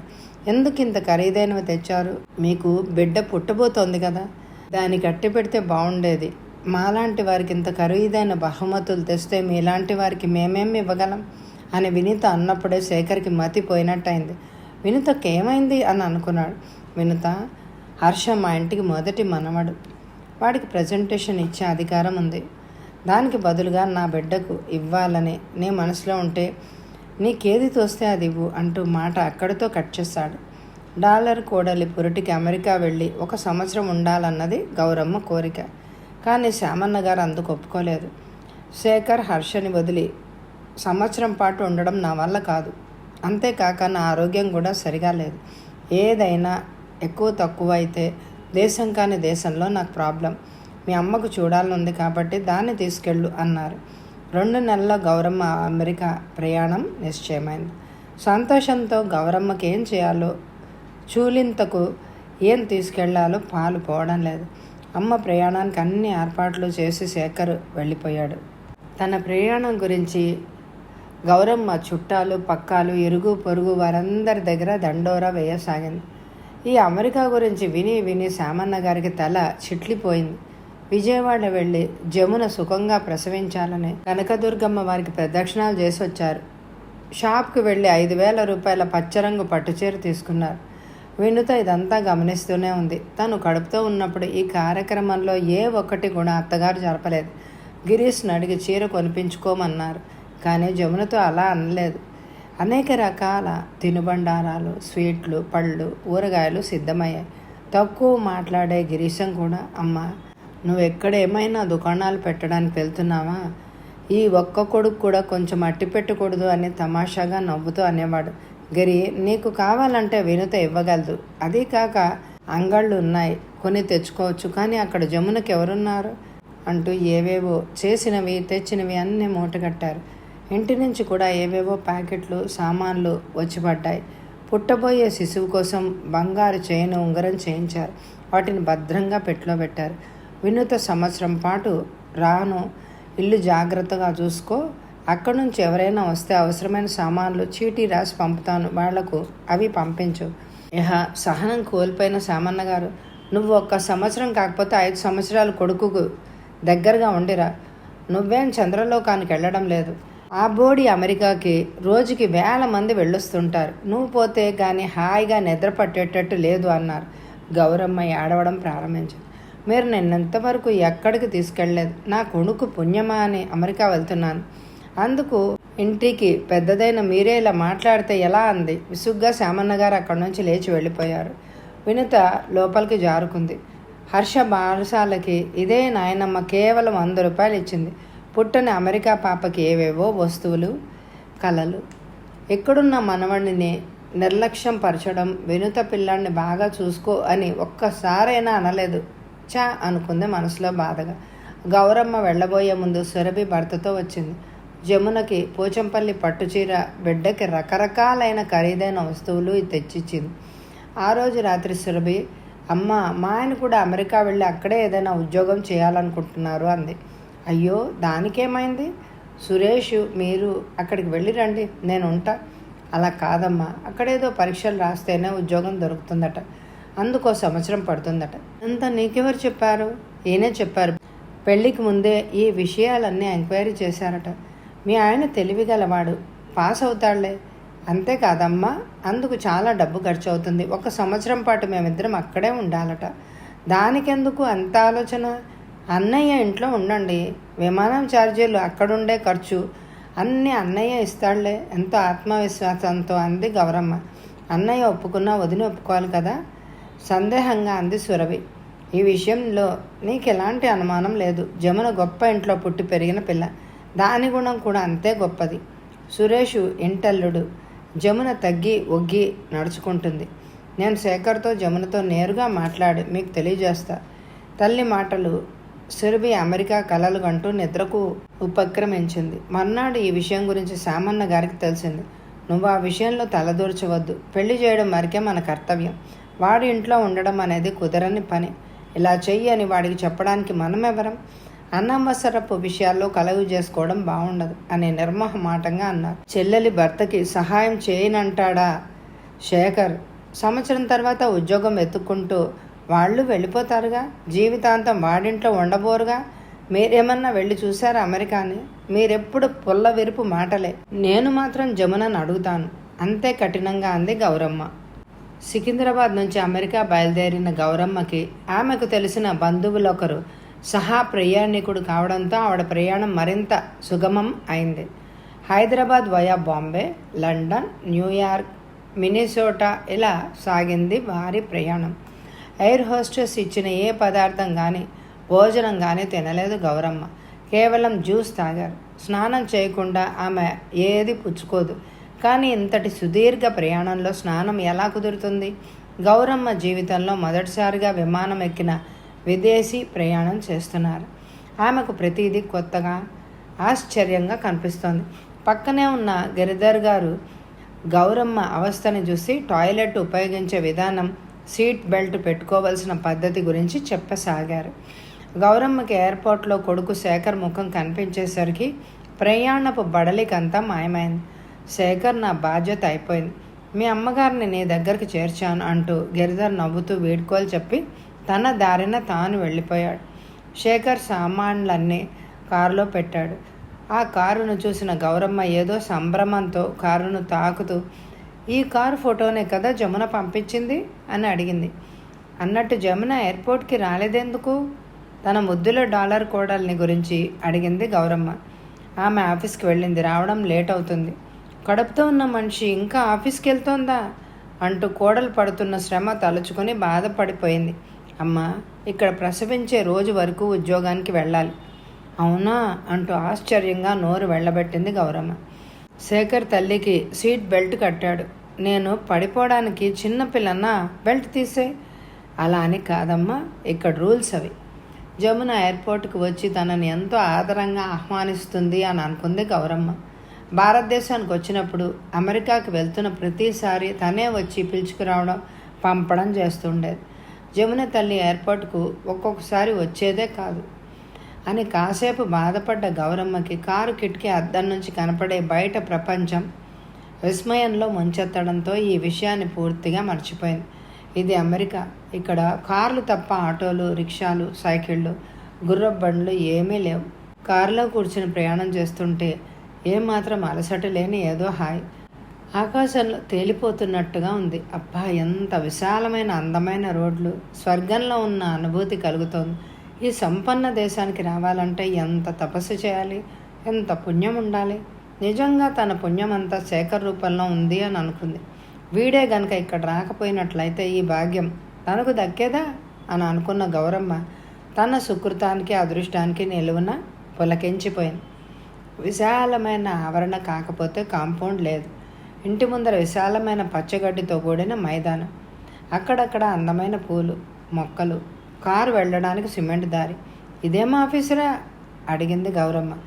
ఇది మన ఇల్లు, దిగు అన్నాడు. శేఖర్ సికింద్రాబాదులో 30x40 సెట్లో కట్టిన ఇల్లెక్కడ?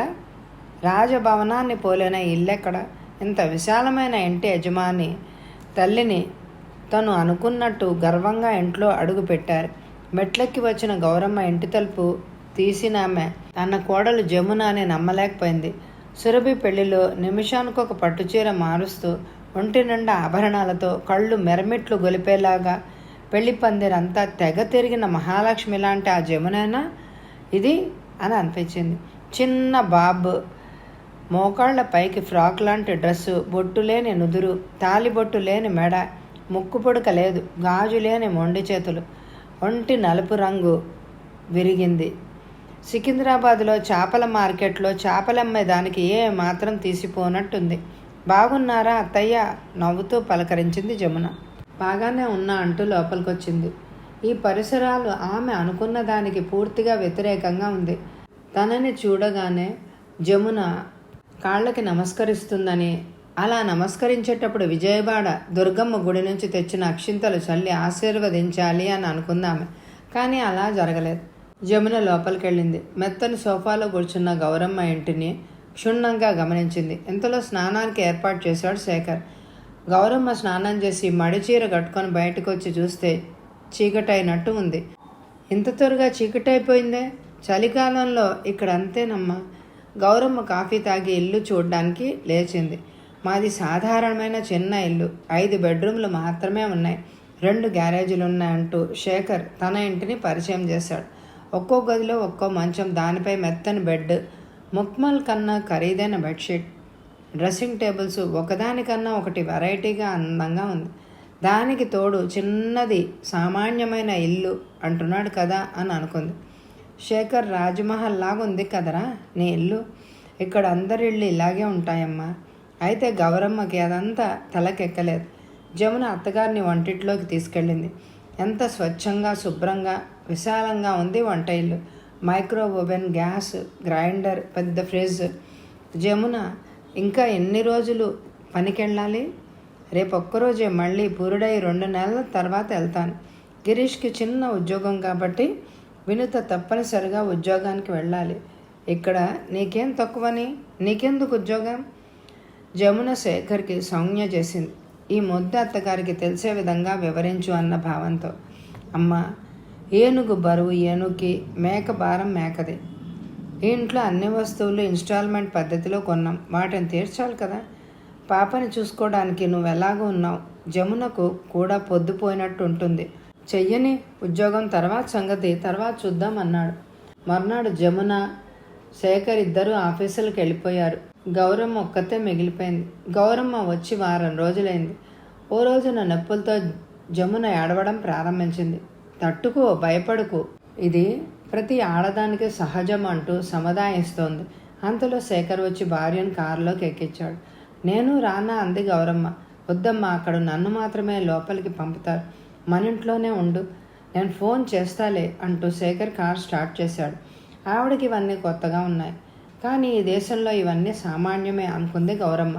తిరుమల వెంకటేశ్వరుడిని, బెజవాడ కనకదుర్గమ్మని తలుచుకుంటూ ఫోన్ దగ్గరే కూర్చుంది. అంతలో ఫోన్ రింగ్ అయింది. ఆడపిల్ల, డెలివరీ నార్మల్గా అయింది, ఏ ప్రాబ్లం లేదంటూ శేఖర్ చెప్పాడు. సాయంత్రం కొడుకుతో ఆసుపత్రికి వెళ్ళింది. పాప తల్లిలాగానే చామన ఛాయ. అక్కడ పక్కన తెల్ల పిల్లల్ని చూసిన తర్వాత పాప మరింత నలుపుగా కనిపించింది. 3వ రోజే జమున ఇంటికి వచ్చేసింది. పురుడి ఇంట్లో జరుపుకోవడం ఆమెకి ఇష్టం లేకపోయినా ఇది తన రాజ్యం కాదన్నట్టు ఊరుకుంది. పాపకి ప్రత్యేక రూమ్లో వివిధ ఆట సామాన్లు, ఉయ్యాల, రంగురంగుల కర్టెన్లు ప్రత్యేకంగా ఏర్పాటు చేయడమైంది. పాపని రూమ్లో వదిలిపెట్టి తన రూమ్కు జమున వెళ్తున్నప్పుడు ఇక తట్టుకోలేక గౌరమ్మ జమునతో, జమున, అది ఇంకా పసిగుడ్డు, ఒంటరిగా గదిలో వదిలేస్తే ఎలా? నాతో అట్టి పెట్టుకుంటాను, ఇవ్వు అన్నది.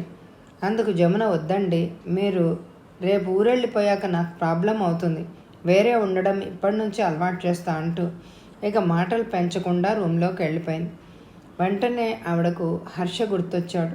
హర్ష చంటి పిల్లాళ్లాగా ఉన్నప్పటి నుంచే తాత పక్కలో పడుకుంటుండేవాడు. అందువల్ల తాతతో చనువు, బాంధవ్యం కూడా పెరిగింది. మరీ ఇలా పెంచితే బాంధవ్యం, బంధుత్వం వాళ్ళకి ఎలా పెంపొందుతుంది? 2 నెలలు సెలవులు అయిపోవచ్చాయి. తనకు తెలిసిన ఫ్రెండ్స్ని నామకరణానికి పిలవాలనుకుంది జమున. గౌరమ్మ ఎంతో ఉత్సాహంగా 30 మందికి వంటలు, పదార్థాలు తయారు చేయసాగింది. శుక్రవారం పుట్టిన ఆడపిల్ల కాబట్టి ఏవైనా లక్ష్మి పేరు వచ్చేటట్టు పెట్టాలనుకున్నది గౌరమ్మ కోరిక. కానీ వినేవాళ్ళెవరు?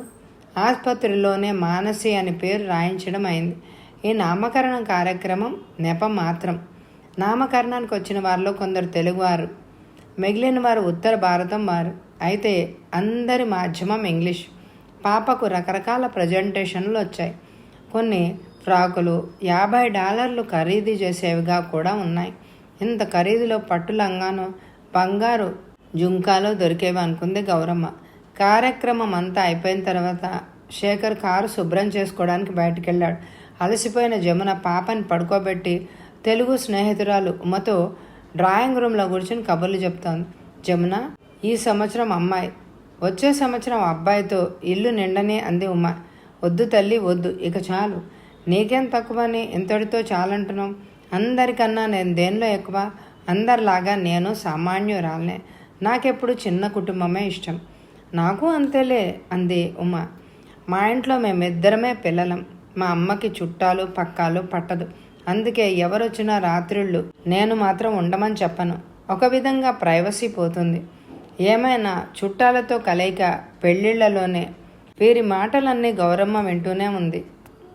ఆ రోజు ఉగాది పండగ. తన ఫ్యామిలీ ఫ్రెండ్ అయిన జయ ఇంట్లో ఉగాది జరుపుకోవడానికి అందరూ కలిసి ఉత్సాహంగా వెళ్ళారు.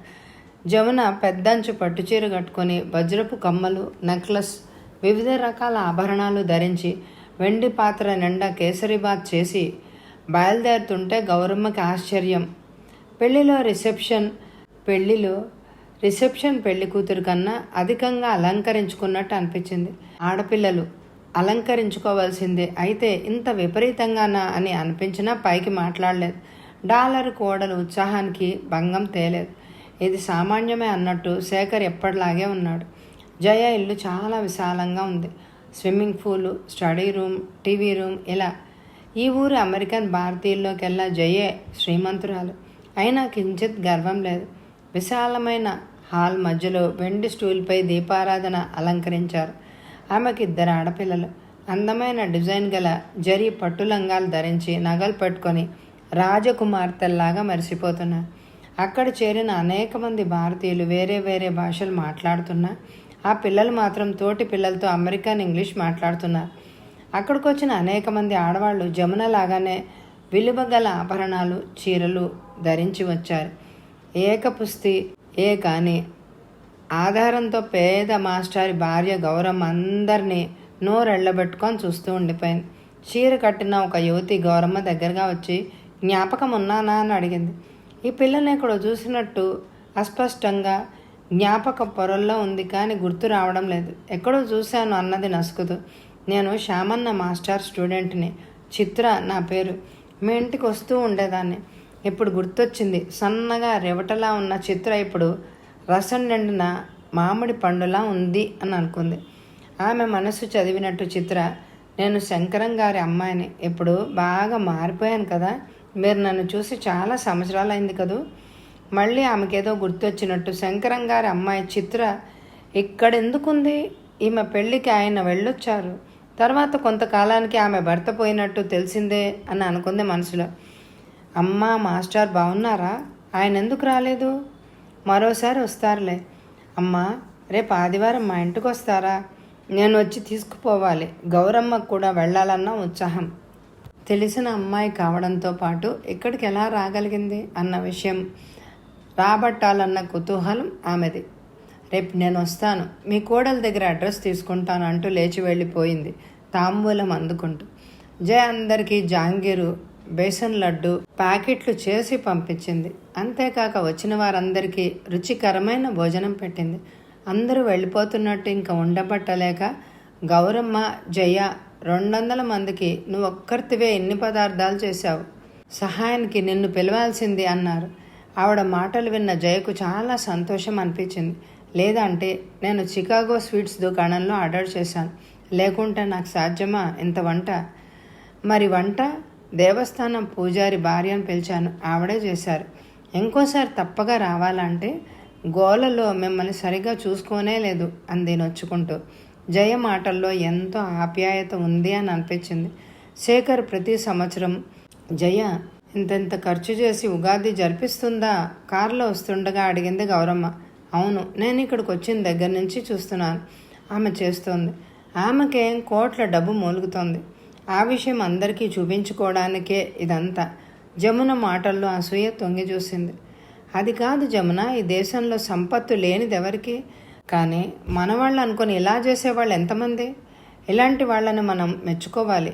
గౌరమ్మ అనునయంగా అన్నది జమునతో. ఇదే మాట వినుత అన్నట్టయితే ఆమెను అరిచేది.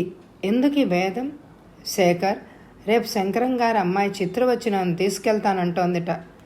అమ్మా, ఆమె నీకెలా తెలుసు? నీకు గుర్తులేదా?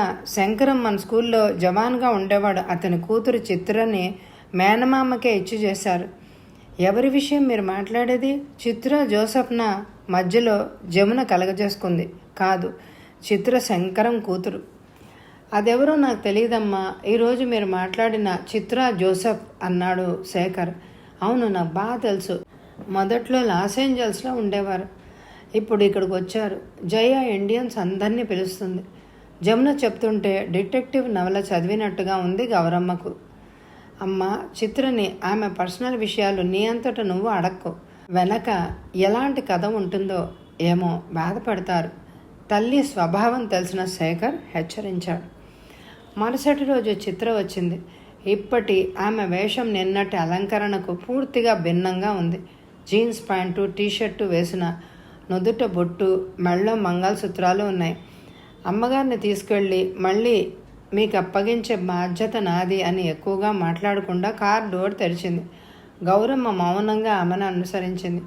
ఎన్నో ప్రశ్నలు నాలిక చివరిలో ఉన్న కొడుకు హెచ్చరిక గుర్తుంచుకొని మౌనంగా ఉండిపోయింది ఆవిడ. కానీ చిత్ర జొన్నలు వేయిస్తున్నట్టుగా టప మాట్లాడేస్తోంది.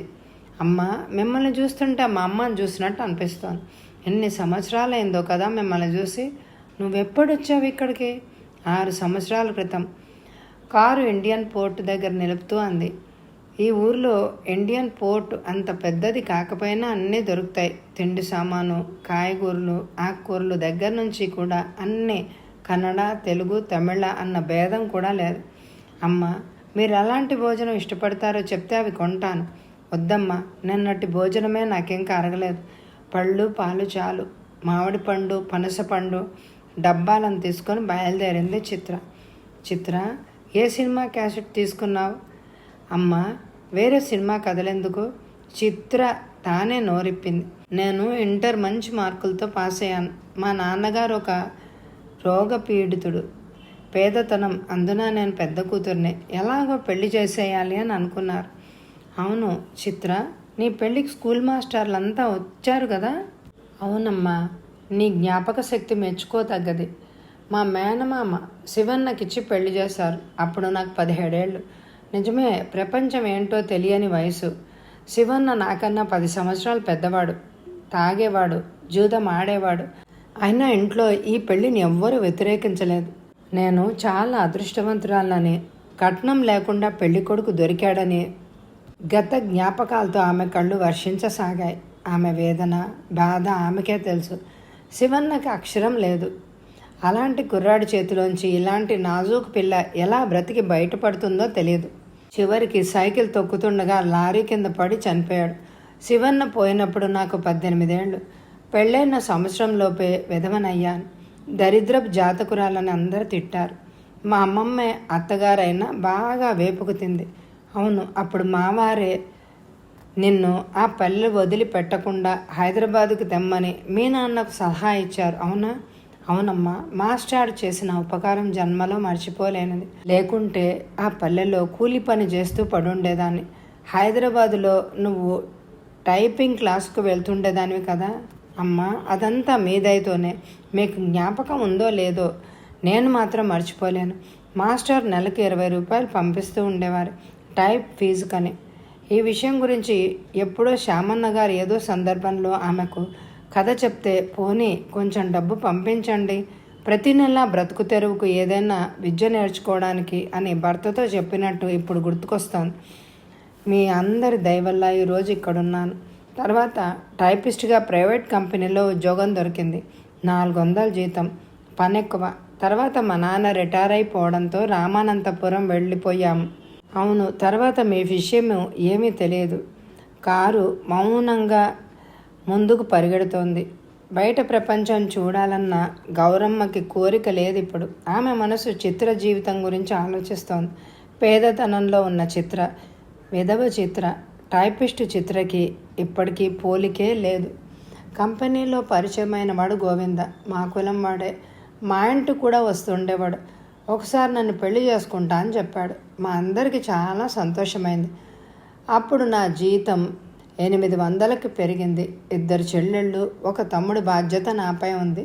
అయినా పెళ్లి చేసుకోవాలన్న కోరిక గోవింద్కి చెప్పాను. నా జీతంలో సగం అతనికి, సగం తండ్రికి అని. గోవింద్ పెళ్లి రోజు ఫిక్స్ చేయమని ఒకటే గోల. కానీ పెళ్లి చేసుకునే వారి మధ్య రహస్యాలు ఉండకూడదు కదా. నా కథ చెప్పి పెళ్లి రోజు ఫిక్స్ చేద్దామని అనుకున్నా. ఒకరోజు నా కథంతా చెప్పాను. అంటే వెధవదాన్ని పెళ్లి చేసుకోవాల్సిన అవసరం నాకేంటని మాట్లాడడం కూడా మానివేశాడు. నన్ను మోసం చేశావు, నాకు పిల్లనిచ్చేవారు క్యూలో ఉన్నారు అంటూ నోటికొచ్చిందల్లా తిట్టాడు. మరి నువ్వేం చేశావు? మనసుకు బాధ అయినా ఉద్యోగం వదలడానికి లేదు. నేను వితంతువునని తెలిసిన తర్వాత ఎలా వెనక్కు తగ్గాడో చూడండి. నా జీవితం ఇంతేనా అనిపించింది. చివరికి చచ్చిపోవాలని అనుకున్నాను. అప్పుడు వచ్చింది సౌమ్య దగ్గర నుంచి ఉత్తరం. సౌమ్య ఎవరు? నేను పనిచేస్తున్న కంపెనీ ఓనర్ కూతురు. అమెరికాలో ఆమె భర్త ఇద్దరు డాక్టర్లు లాస్ ఏంజల్స్లో ఉన్నారు. సౌమ్యకి కవల పిల్లలు పుట్టారు. ఇంటి పని, పిల్లల పని కష్టంగా ఉండేది ఆమెకు. ఇంగ్లీష్ తెలిసిన చురుకైన పిల్ల ఎవరైనా ఉంటే చూడమని నాన్నకు ఉత్తరం రాశారు. నువ్వు ఇక్కడికి వచ్చింది ఆ విధంగానా? అవునమ్మా. విధి ఏ రూపంలో ఎక్కడికి లాక్కెళ్తుందో తెలియదు. నాకు జీవితంపై విరక్తి కలిగింది. హైదరాబాద్ వదిలితే చాలన్నట్టుగా ఉండేది. ఇంటిపైనైనా పర్వాలేదు, నేను వెళ్తా అని సౌమ్య నాన్నగారితో చెప్పా. ఆయన ఎంతో మంచివారు. వెంటనే పాస్పోర్ట్ వీసా తీసి నన్ను పంపించారు. నీ జీతం ఇండియాలో మీ నాన్నగారికి ఇస్తాను ప్రతి నెల అని మాట కూడా ఇచ్చారు ఆయన. ఒక విధంగా మంచిదే అయింది కదా. ఒక విధంగా కాదమ్మా, అన్ని విధాలా మంచిదే అయిపోయింది. మొదట్లో చాలా గాబరగా ఉండేది. సౌమ్య ఆమె భర్త కేశవ నన్ను ఒక పని అమ్మాయిలా కాకుండా సొంత మనిషిలా చూసుకునేవారు. ఆ పిల్లలు నా కడుపున పుట్టిన పిల్లల్లా చూసుకున్నారు. ఏ దారి లేని నాకు వీళ్ళ ద్వారా భగవంతుడు జీవన దానం చేశాడు. ఏ జన్మ రుణమో ఏమో. కృతజ్ఞతతో ఆమె కళ్ళు మళ్ళీ నిండాయి. వ్యక్తికి మధ్య పవిత్ర సంబంధాన్ని, బంధాన్ని సూచించే కన్నీరే. నువ్వు ఇప్పుడు ఉద్యోగం చేస్తున్నావా? అవునమ్మా. నేను సౌమ్య ఇంట్లో ఉన్నప్పుడు చదువు కొనసాగించాను. సాయంకాలం వేళ అనేక సర్టిఫికేట్ కోర్సులు నడుపుతారు ఇక్కడ. కేశవ్ చదువులో ప్రోత్సహించారు, ట్రైనింగ్ నేర్పారు. అందుకే బయట నుంచి నేనే సామాన్ తెచ్చేదాన్ని. ఇప్పుడు ఎందులో ఉద్యోగం? బ్యాంకులో ఉద్యోగం చేస్తున్నాను. నాకు జోసెఫ్ ఈవినింగ్ క్లాస్లోనే పరిచయం అయ్యాడు. ఆయన ఎవరు? జోసెఫ్ అమెరికన్ అబ్బాయి, నా వయసే.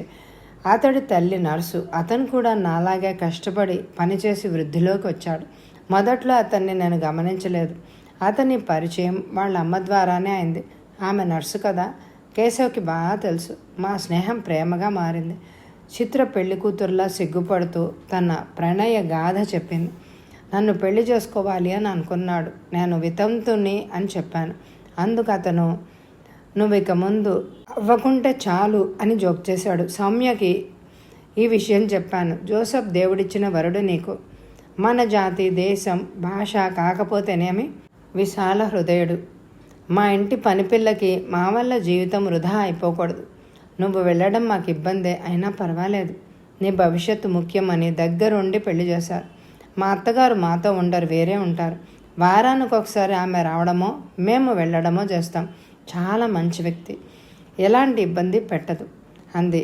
ఇంతకీ మీదే మతం? జోసెఫ్ అన్నాడు.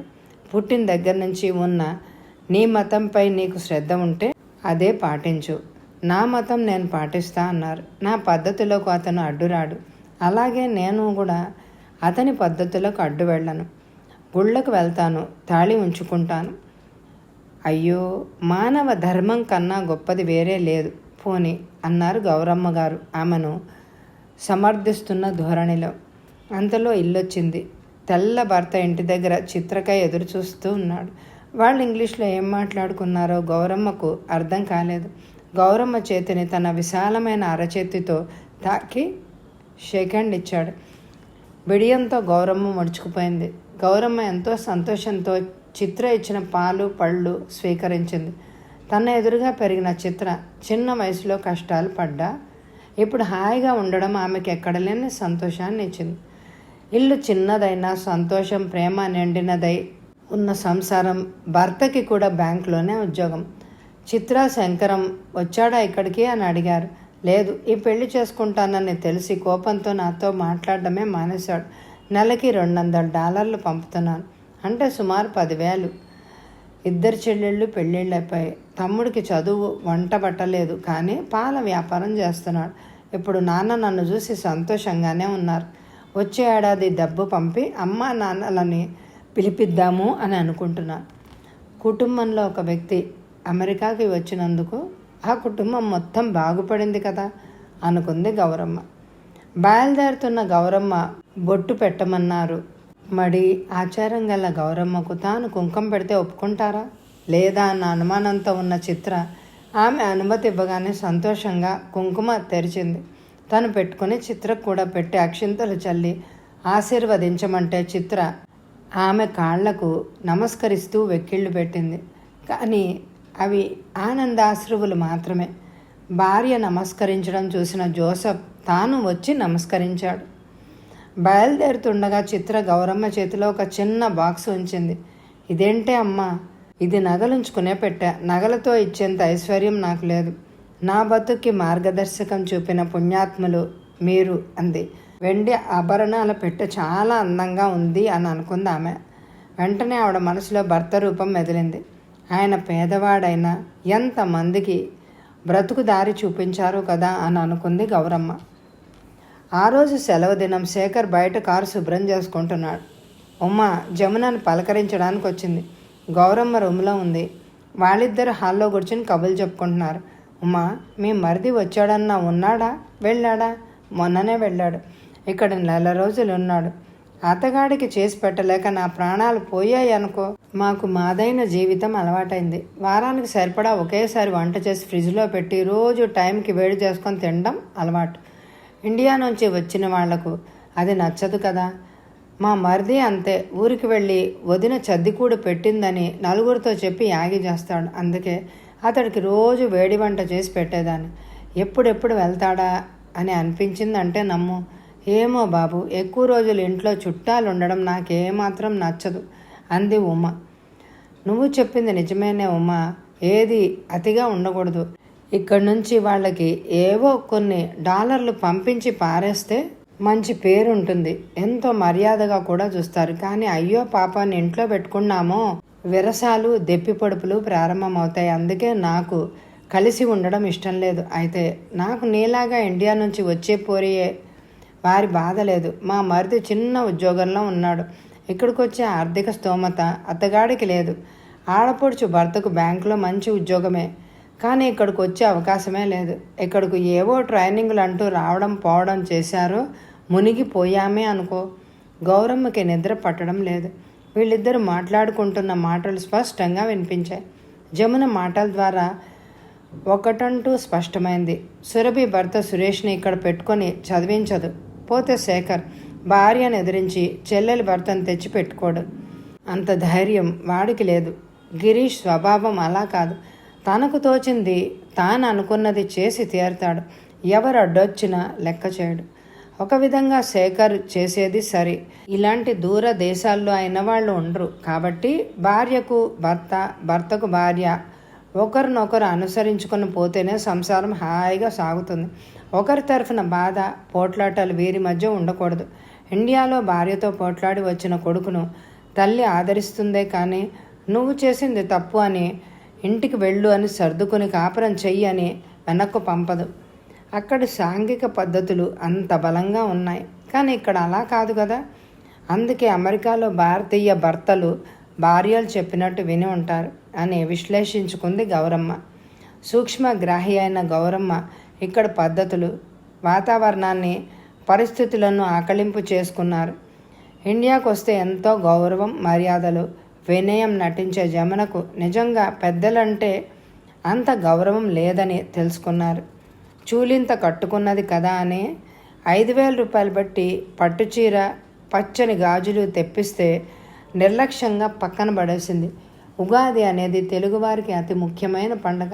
ఆ పండగ కూడా ఎవరింట్లోనో జరుపుకున్నారే కానీ ఇంట్లో గుమ్మాలకి పసుపు రాసి కుంకుమ పెట్టలేదు. ఇండియాకు వచ్చినప్పుడు ఎంతో ప్రేమ వలకపోస్తూ మాట్లాడే జమున ఇక్కడ మౌనంగా ఉంటుంది. ఎంతో అవసరమైతే తప్ప మాట్లాడదు. ఉద్యోగంలో శేఖర్ చకచక సాఫల్యాల మెట్లు ఎక్కుతున్నాడు. అయినా అప్పటి ఉత్సాహం లేదు. అతనిలో ఎంత మార్పు వచ్చింది. అతని స్నేహితుల పిల్లలు కొందరు పెళ్ళిడికి వచ్చిన వాళ్ళు ఉన్నారు. ఈ పిల్లల్లో కూడా కొందరు ఇక్కడ సంస్కృతి ప్రకారం నడుచుకుంటూ తల్లిదండ్రులకు బాధ కలిగిస్తున్న వాళ్ళు ఉన్నారు. ఒక్కొక్కసారి శేఖర్కి తిరిగి ఇండియా వెళ్ళిపోవాలని అనిపిస్తుంది. జమున ససే మేరా అంటుంది. ఆమెకు భారతదేశం పట్ల చిన్న చూపుంది. ఇక్కడ వ్యక్తి స్వాతంత్రానికి బాగా అలవాటు పడిపోయింది. అందరూ ఎలా బ్రతుకుతున్నారో నేను అలాగే బ్రతుకుతాను అంటూ నిశ్చయంగా జీవితాన్ని ఎంజాయ్ చేస్తోంది. శేఖర్ స్నేహితుడు వెంకటేష్కు 13 సంవత్సరాల కూతురుంది. స్కూల్ నుంచి రావడం ఆలస్యమైనా ఎవరినైనా ఎక్కడికైనా వెళ్తే భయపడిపోతున్నాడు. అతడు మధ్యతరగతి భారతీయ కుటుంబం నుంచి వచ్చిన వాడు. తాను అశాంతిగా ఉండడమే కాక భార్య శాంతిని కూడా అశాంతి పాలు చేస్తున్నాడు. విసిగిపోయిన శాంతి శేఖర్ దగ్గర తన బాధ వెళ్ళగక్కుంటుంది. అందుకు వెంకటేష్, శేఖర్, రేపు నీ కూతురు టీనేజర్ అయిన తర్వాత అమెరికన్ పిల్లలాగా డేటింగ్ అని వెళ్తే నువ్వేం చేస్తావో చెప్పు. తలుచుకుంటూనే కంపరంగా లేదు. మనమంతా మధ్యతరగతి కుటుంబ సాంప్రదాయాల్లో పెరిగిన వాళ్ళం. అలా నిలదీస్తున్నప్పుడు జమున అడ్డొస్తూ, అప్పటి సంగతి కదా, ఇప్పటి నుంచే తల బాదుకోవడం ఎందుకు, అంత తెగించే స్థితికి వచ్చినప్పుడు 4 తగిలిస్తే సరి అంది. కానీ శేఖర్ జమునతో ఏకీభవించలేదు. జమున బిడ్డ చిన్నదిగా ఉన్నప్పుడు రంగురంగుల గౌన్లు వేసుకొని అమెరికన్ల భాష నేర్చుకుంటూ వారినే అనుకరిస్తున్నప్పుడు మనందరం ఎంతో గర్వంగా ఫీల్ అవుతాం. వాళ్లతో పాటు స్కూల్కి వెళ్ళినప్పుడు మురిసిపోతాం. కానీ టీనేజ్ వచ్చిన తర్వాత అమెరికన్లా విచ్చలవిడితనం డేటింగ్లు అంటే మాత్రం అడ్డుకుంటాం. అప్పుడు భారతీయ సాంప్రదాయాలు పాటించమని ఒత్తిడి చేస్తాం. ఇలా 2 రకాల సాంప్రదాయాలు అనుకరించడం పిల్లలకు సాధ్యమవుతుందా? వాళ్ళు పెరుగుతున్న వాతావరణ ప్రభావమే వారి మనసుపై పనిచేస్తుంది. అలాగని మీ కూతుర్ని డేటింగ్ చేయమంటారా? అది కాదు జమున, నీకు పరిస్థితి గురించి అనలైజ్ చేశానంతే. కొంతకాలం అమెరికన్ దృష్టిలో, మరికొంతకాలం భారతీయుల దృష్టిలో పిల్లలను పెంచడం సాధ్యం కాదు. ఇలా ద్వంద్వ మనస్తత్వం ఉండడం వల్లే వెంకటేష్కు నేడి పరిస్థితి ఏర్పడింది. జమున ఉద్యోగంలో చేరవలసిన రోజది. ఫీడింగ్ బాటిల్లో పాలు, జ్యూస్ను బిడ్డకు పట్టే విధానాన్ని అత్తగారికి వివరించింది. చిన్న బిడ్డకు తల్లిపాలు అవసరమమ్మా, ఉండలేక అనేసింది గౌరమ్మ. అత్తయ్య, నా పాలే తీసి ఫ్రిడ్జ్లో పెట్టాను, దాన్ని వేడి చేసి పట్టండి. ఈ కొత్త పద్ధతి ఏమిటో గౌరమ్మకి అర్థం కాలేదు. అలా వద్దు, నువ్వే మధ్యాహ్నం ఒకసారి వచ్చి పట్టి వెళ్ళు. విను రోజు మధ్యాహ్నం ఆటోలో వచ్చి పాలు పట్టి వెళ్తూ ఉండేది. వినుత విషయం వేరు, ఇది ఇండియా కాదు అమెరికా. విసుగ్గా మొహం పెట్టి అంది జమున. ఏ తల్లి బిడ్డైనా, ఏ దేశమైనా తల్లిపాలు ఒక్కటే అన్నది అవిద్యావంతురాలైన గౌరమ్మకి బాగా తెలుసు. శేఖర్, జమున ఆఫీసులకు వెళ్ళిపోయారు. ఇల్లంతా నిశ్శబ్దం. నీరసంగా ఉంది గౌరమ్మకి. ఈ వాతావరణం, పరిసరాలు భయం పుట్టేదిగా ఉంది. మానసి నిద్రపోతోంది. ఇంట్లో చేయవలసిన పని ఏమీ లేదు. వీధిలో ఎలాంటి శబ్దాలు లేవు. కూరగాయల బళ్ళవాళ్ళ అరుపులు లేవు. పువ్వులు అమ్మేవారి కేకలు లేవు. కాలమే నిలిచిపోయిందా అని అనిపించింది. సికింద్రాబాద్లో కూడా ఎవరి పనులకు వాళ్ళు వెళ్ళిపోయిన తర్వాత ఇల్లు నిశ్శబ్దంగానే ఉండేది. కానీ ఆ నిశ్శబ్దానికి ఈ శబ్దానికి ఎంతో వ్యత్యాసం ఉంది. అది మనసుకి హాయిని కలిగించే ప్రశాంతతే. ఇది భయం పుట్టించేదిగా ఉంది. ఎవరైనా వస్తే బాగుండు అనిపించింది ఆమెకు. ప్రారంభంలో టీవీ, సూపర్ మార్కెట్, స్టోర్లు, అంగళ్ళు, రోడ్లు అద్భుతంగా కనిపించేవి. కానీ ఇప్పుడు అనాసక్తిగా అవే కదా అనిపిస్తుంది. ఇదే హైదరాబాదులో అయితే వినుత స్కూల్ నుంచి రాగానే తాను రామ మందిరానికి వెళ్ళిపోయేది. అక్కడ తనలాంటి అత్తగారులు ఒక చోట చేరి తమ కోడళ్ల గురించి విమర్శించుకోవడం, చర్చించుకోవడంలోనే అధిక సమయం గడిపేవారు. తమ కాలంలో అత్తగారికి, ఆడపడుచులకు ఎంత తగ్గి ఒగ్గి ఉండేవాళ్ళు, ఎంత ఉత్తమ కోడళ్లుగా, ఎల్లాళ్లుగా పేరు తెచ్చుకునేవారో వారు ఒక ఉదాహరించుకుంటూ నేటి కోడళ్లను, వాళ్ల తెగింపుతనాన్ని ఎండగట్టడం లాంటి మీటింగులతో ఇట్టే కాలం గడిచిపోయేది. ఇంటికి వచ్చేసరికి వినుత వేడివేడిగా కంచంలో భోజనం వడ్డించేది. భోజనం ముగించి నేరుగా మంచం మీద నడుము మాల్చేది.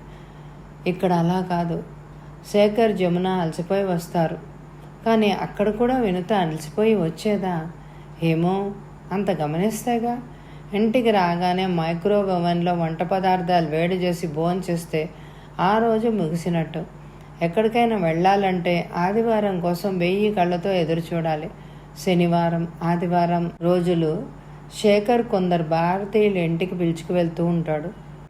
వారంతా ఉద్యోగంలో అలసిపోయిన జమున రెస్ట్ తీసుకుంటాను అంటే వచ్చేది కాదు. కొన్ని ఆదివారాల్లో శేఖర్ కారు శుభ్రం చేసుకోవడం, మొక్కలు, లాన్లు సరి చేసుకోవడం లాంటి పనుల్లో మునిగిపోయేవాడు. ఊరి వాళ్ళు ఎవరైనా వస్తే బాగుండు అని అనిపించినా ఈ దూరపు దేశాల్లో ఈ కొంపలకి ఎవరొస్తారులే అని అనిపించేంతలోనే సికింద్రాబాద్లో అయితే ఇంటికి ఎవరో ఒకరి రాకపోకలు సదా కాలక్షేపంగా ఉండేది. భర్త, విద్యార్థులు, కిరీసం, స్నేహితులు, చుట్టాలు, ఇలా సందడే సందడి. స్వతహాగా గౌరమ్మ మితభాష అయినా ఆమెకు బంధువులు కావాలి. ఏ వేళలోనైనా సరే ఎవరైనా ఇంటికి వస్తే ఏ మాత్రం చిరాకు పడకుండా అప్పటికప్పుడు వంట చేసి వడ్డిస్తూ ఉండేది. ఎవరైనా కొంచెం పొగిడితే చాలు సంతోషానికి హద్దులు ఉండేవే కాదు. ఈ కాలంలో కూడా మీలాగా ఆదరించేవారు ఎంతమంది? నిజంగా మీరు సాక్షాత్తు అన్నపూర్ణే అని అంటే చాలు తనకై ఆటే పెట్టుకునేది కూడా ఇచ్చేస్తూ ఉండేది. ఒక్కొక్కసారి వినుత అత్తగారి ఈ ధారాళతనాన్ని ఖర్చును తట్టుకోలేకపోయేది. అయినా గౌరమ్మ ఖాతరు చేసేదే కాదు. అమెరికాలో ఒకరింటికి వెళ్ళాలన్నా, ఎవరైనా ఇంటికి పిలవాలన్నా 40 మైళ్ళు. అది ఇక్కడ దగ్గర కింద లెక్క. ఇలాంటి పరిస్థితిలో ఒకరోజు శేఖర్, అమ్మ, నా ఫ్రెండ్ ఒకడు రాధాకృష్ణ, మన హైదరాబాద్ వాడే, భార్య కూతురుతో 4 రోజులు ఉండడానికి వస్తున్నాడు. నీకేం ప్రాబ్లం ఉండదు కదా అన్నాడు. నాకు మాత్రం సెలవు లేదు. అంతేగాక అందరికీ వంటలు చేసి పెట్టడం నా వల్ల కాదు. అయినా ఇప్పుడేం ముంచుకుపోయిందని రావడం? దిగడానికి హోటల్స్, లాడ్జీలు లేవా? ఉన్నవాళ్లేగా, ఇక్కడికి వెతుక్కుంటూ రావడం ఎందుకు అన్నది జమున. రాణిలే జమున, నేను వంట పనంతా చేస్తాగా అంది. మనసులో మాత్రం ఇంత పెద్ద ఇల్లు పెట్టుకొని వాళ్ళని హోటల్లో ఉండమనడానికి దానికి నోరెలా వచ్చింది అనుకుంది. పైకనే ధైర్యం లేదు కాబట్టి. అంటే పడుండడానికి వినుత కాదు, ఈమె డాలర్ కోడలు. రాధాకృష్ణ కుటుంబం కోసం గౌరమ్మ పనులు చేయసాగింది. తను వచ్చిన సాంబారు, పులిహోర, పాయసం, బోండాలు, 2 కూరలు అన్నీ సిద్ధం చేసింది. సాధారణంగా జమున అయిష్టానికి శేఖర్ తలవంచక తప్పేదే కాదు. ఇప్పుడు నువ్వు చెయ్యకపోతేనే మా అమ్మ చేస్తుందన్న శేఖర్ భావన ఆమెకి అవమానకరంగా తయారైంది.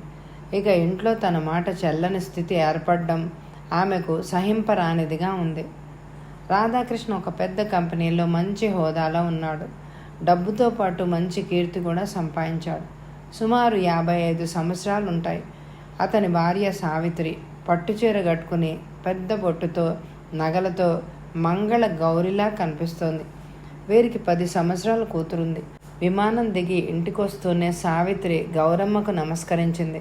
అమెరికాలో ఉంటున్న మన పద్ధతులు విస్మరించలేదు అని అనుకుంది గౌరమ్మ. ఎంతున్నా ఈ దంపతుల ముఖాల్లో ఏదో విషాదం తొంగి చూస్తోంది.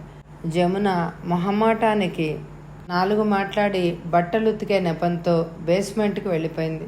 కాఫీలు తాగి మగాళ్ళిద్దరు హాల్లో కూర్చొని మాట్లాడుతుండగా ఉల్లిపాయలు తరగడానికి కూర్చున్న గౌరమ్మ ఆమె చేతిలో పని లాక్కుని, కత్తిపీటతో తరగడం నాకు అలవాటే అని ఉల్లిపాయలు తరగసాగింది సావిత్రి. వయసులో పెద్ద అంతరం లేకపోవడం వల్ల ఏమో సావిత్రి, గౌరమ్మ త్వరగా కలిసిపోయారు. మానసితో సవిత ఆటపాటలాడసాగింది. ఈ కుటుంబానికి లేసమంతైనా గర్వం లేదు. వంట చాలా బాగుందని వడ్డించిన వారి నిండు మనసు ఇందులో కనిపిస్తోందని రాధాకృష్ణ, సావిత్రి మెచ్చుకున్నారు. రోజు మానసిని ఫామ్లో వాకింగ్ తీసుకెళ్లడం గౌరమ్మకు అలవాటు. రోజులాగే బయలుదేరుతుండగా సావిత్రి కూడా వెంట వచ్చింది. ఎంతమంది పిల్లలు అని సహజంగానే అడిగిన గౌరమ్మ ఎందుకు సమాధానంగా సావిత్రి వెక్కి వెక్కి ఏడవడం ప్రారంభించింది. ఏమన్నా బాధ కలిగే మాట్లాడానా? గౌరమ్మ బాధగా అంది. లేదు, నేనే చెప్పాలనుకుంటున్నాను. మనసు తేలిక అవుతుంది. చెప్తే గానీ ఎవరితో చెప్పాలన్నదే నా ప్రశ్న. ఈరోజు మీరు దొరికారు. నిండు మనసుతో అర్థం చేసుకోగలరు అంది. అంత విశేషం ఏంటి? ఏం లేదు. మేమొచ్చి 18 సంవత్సరాలైంది. మేము ఇండియాలో ఉండగా ఒక కూతురు పుట్టింది. పేరు శ్యామ. ఇక్కడికి వచ్చిన తర్వాత పుట్టింది సవిత. ఈ పిల్లలు ఇక్కడి వారిలా తయారవుతారేమో అన్నదే మా భయం. అందుకే ఇంట్లో పూజలు, వ్రతాలు, మడి, పండగలు లాంటి మన సంస్కృతి ఆచారాలు జరుపుతూ వచ్చాం. మీ దేవురు? మధ్యలో అడిగింది గౌరమ్మ. తెనాలి దగ్గర. మా నాన్నగారికి కొబ్బరికాయల వ్యాపారం. నేను కేవలం ఇంటర్ వరకే చదివాను. త్వరగా పెళ్ళైపోయింది. కూతురు శ్యామకి ఇప్పుడు 20 సంవత్సరాలు. వరుణ్ణి చూశాం. చదివే పిల్లకి అప్పుడే పెళ్ళా? మన ఇండియాలోనే ఈ వయసులో పెళ్లి చేయమే. నిజమే, అది కాలేజీలో డిగ్రీ ఫైనల్ ఇయర్లో ఉండేది. మనం సరైన సమయానికి వరుణ్ణి చూసి పెళ్లి చెయ్యకపోతే ఎవడినైనా తనే చూసుకుంటుందేమోనన్న భయం మాది. మీరు చూసిన భారతీయ అబ్బాయినే చేసుకుంటాను, అయితే ఇండియాలో మాత్రం ఉండను అనేసింది. పోయిన ఏడాది మేము పేపర్లో అడ్వర్టైజ్మెంట్ చేశాం. చాలామంది మనవాళ్ళు అప్లై చేశారు. అందులో నరేంద్ర అనే ఇంజనీర్ అబ్బాయిని సెలెక్ట్ చేసుకుంది. నరేంద్ర మంచివాడు, ఎలాంటి దురలవాట్లు లేవు. పేదవాడైనా మన పిల్ల అక్కడ ఉండబోదు కదా అని 5 లక్షలు ఖర్చు చేసి ఎంతో ఘనంగా పెళ్లి చేశాం. 5 లక్షలే? అవును. వచ్చిన వారందరికీ బట్టలు, బహుమానాలు అన్నీ ఇచ్చాం. సురేంద్ర మాతో ఇక్కడికి వచ్చేసాడు. ఎంఎస్సికి మేమే ఫీజు కట్టాం. ఇద్దరికి వేరే ఇల్లు కొనిచ్చాం. అనుకున్నదంతా సవ్యంగా జరిగింది కదా అని అనుకుంటే విధి సహించలేకపోయింది అంటూ మళ్ళీ ఏడవడం ప్రారంభించింది సావిత్రి. గౌరమ్మ వాకింగ్ ఇక ముందుకు సాగలేదు. ఈ సమస్యలన్నీ ఆమె పరిధిని మించి ఉన్నాయి అని అనిపించింది. బాధపడకు సావిత్రి, మీ అల్లుడు ఆయుష్ ఇంతే అనుకో. దేవుడు చేసిన దానికి నిమిత్త మాతృలం అంతే. ఏడుస్తున్నదల్లా రోషంగా తలెత్తి, వాడికేమైందని? పెద్ద రోగం, పాపి చిరాయు, వాడు బాగానే ఉన్నాడు. అయిందల్లా మాకు. రెండోసారి స్కాలర్షిప్ దొరికింది కదా, ఇక మారిపోయాడు. రోజు భార్యాభర్తల మధ్య తగులే. ఒకరోజు అతడు నీ మొహాన్ని చూసి నేను పెళ్లి చేసుకోలేదు, నీ గ్రీన్ కార్డ్ చూసి చేసుకున్నాను అన్నట్ట. అందుకు శ్యామ, నా వల్లే నువ్వు బాగుపడ్డావు, నీ ఇల్లు కుటుంబం బాగుపడింది, లేకపోతే ఆ మురికి కూపంలో కొట్టుమిట్టాడుతూ ఉండేవాడివి అందట. ఇలా మాట పెరిగి ఒకరోజు శ్యామ ఇంటికి వచ్చింది డైవర్స్తో కూడా. ఇది జరిగి 1 సంవత్సరమైంది. సురేంద్ర చదువు ముగించి ఉద్యోగం కూడా సంపాదించి మళ్ళీ పెళ్లి చేసుకుంటానికి ఇండియాకు వెళ్ళాడంట. అమెరికా అంటే చులకనగా మనవాళ్ళు ఏడ్చి చస్తారు. పిల్లనిచ్చేవాళ్ళు కొదవ, మంచి పిల్లే దొరుకుంటుంది. శ్యామ ఎక్కడుంది అడిగింది గౌరమ్మ. విడాకులైన తర్వాత మా మీద మండిపడింది. మీ దేశం, మీ సంస్కృతి, మీ వివాహ పద్ధతికి నన్ను బలి పశువుని చేశారంది. 5 నిమిషాల పెళ్లి చూపులతో స్వభావాలు, భావాలు పరిచయం కాకుండా చేసుకుంటున్న పెళ్ళిళ్ళు. ఇండియాలో డాలర్కి నోరెళ్ళబెట్టి యాచకులు అధికం. గ్రీన్ కార్డు ఉంటే గాడిదకైనా తాళి కట్టడానికి రెడీ. మీరిద్దరూ చేరి నాశనం చేశారు. ఇకపై నా ఇష్ట ప్రకారం ఉంటాను. నా జీవిత విషయంలో మీరు తలదూర్చకండి అని ఇల్లు వదిలి వెళ్ళిపోయింది. ఇప్పుడు ఎక్కడుంది? కాలిఫోర్నియాలో ఎవరో బ్రెజిల్ అబ్బాయితో ఉంది. ఉదయం కాలేజీలో చదువుతోందట, సాయంత్రం రెస్టారెంట్లో నైట్రస్ పనిచేస్తోందట. ఇలా ఎన్ని రోజులు? ఆ దేవుడికే తెలియాలి అని దుఃఖం కట్టుదాటి ప్రవహించసాగింది. దానికి కాల పరిమితి, భాష, ప్రదేశాలతో సంబంధమే లేదు. ఒక సానుభూతికర మాటను మాత్రమే కోరుకుంటుంది.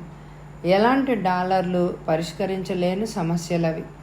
4వ తరగతి చదివిన గౌరమ్మకు వాటిని పరిష్కరించడం అనేది బుద్ధికి శక్తికి మించిన పని. కానీ కన్నీరు తుడిచి ధైర్యం చెప్పే హృదయం ఆవిడకుంది.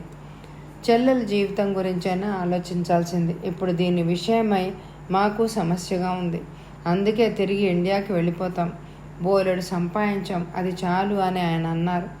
దాన్నైనా మన పద్ధతుల ప్రకారం పెంచాలన్నదే నా తాపత్రయం. నిజమే, ఇది మంచిదే. గౌరమ్మ తన అభిప్రాయాన్ని వెలిబుచ్చింది. ఈ సంఘటనలు మా మనసులో చికాగ్గా ఉన్నాయి. కొంత మార్పు కోసం ఇక్కడికి వచ్చాం. మా వల్ల పాపం మీకు ఇబ్బంది కలిగించిందే నొచ్చుకుంటూ అంది సావిత్రి. చచ్చ, అలా అనుకోకు. కష్టంలో మనం కాకపోతే ఇంకెందుకు అన్నది. అయితే గౌరమ్మ మనసులో మానసి పెరిగి శేఖర్ కూడా ఇలా సమస్యగా నిలుస్తుందా అన్న అనుమానం మొలకెత్తసాగింది. దేనికైనా కాలమే తీర్పు చెప్పాలని సమాధానపరుచుకున్నారు. శేఖర్ రాధాకృష్ణతో లోతుగా చర్చిస్తున్నాడు. రాధాకృష్ణ ఫ్లోరిడాకి వచ్చిన దగ్గర నుంచి శేఖర్కి పరిచయం. ఇతని ఇంటి పరిస్థితి అంతా అతనికి తెలుసు. ఆ సమయంలో ఒక సంఘటన అతనికి జ్ఞాపకం వచ్చింది. పని మీద ఒకసారి శేఖర్ కాలిఫోర్నియాకు వెళ్ళినప్పుడు శాన్ ఫ్రాన్సిస్కోలో రెస్టారెంట్లో శ్యామ్ డ్రింక్స్ సప్లై చేయడం శేఖర్ కంటపడింది. ఆమెను గుర్తించి అతను అప్పుడేం మాట్లాడలేదు.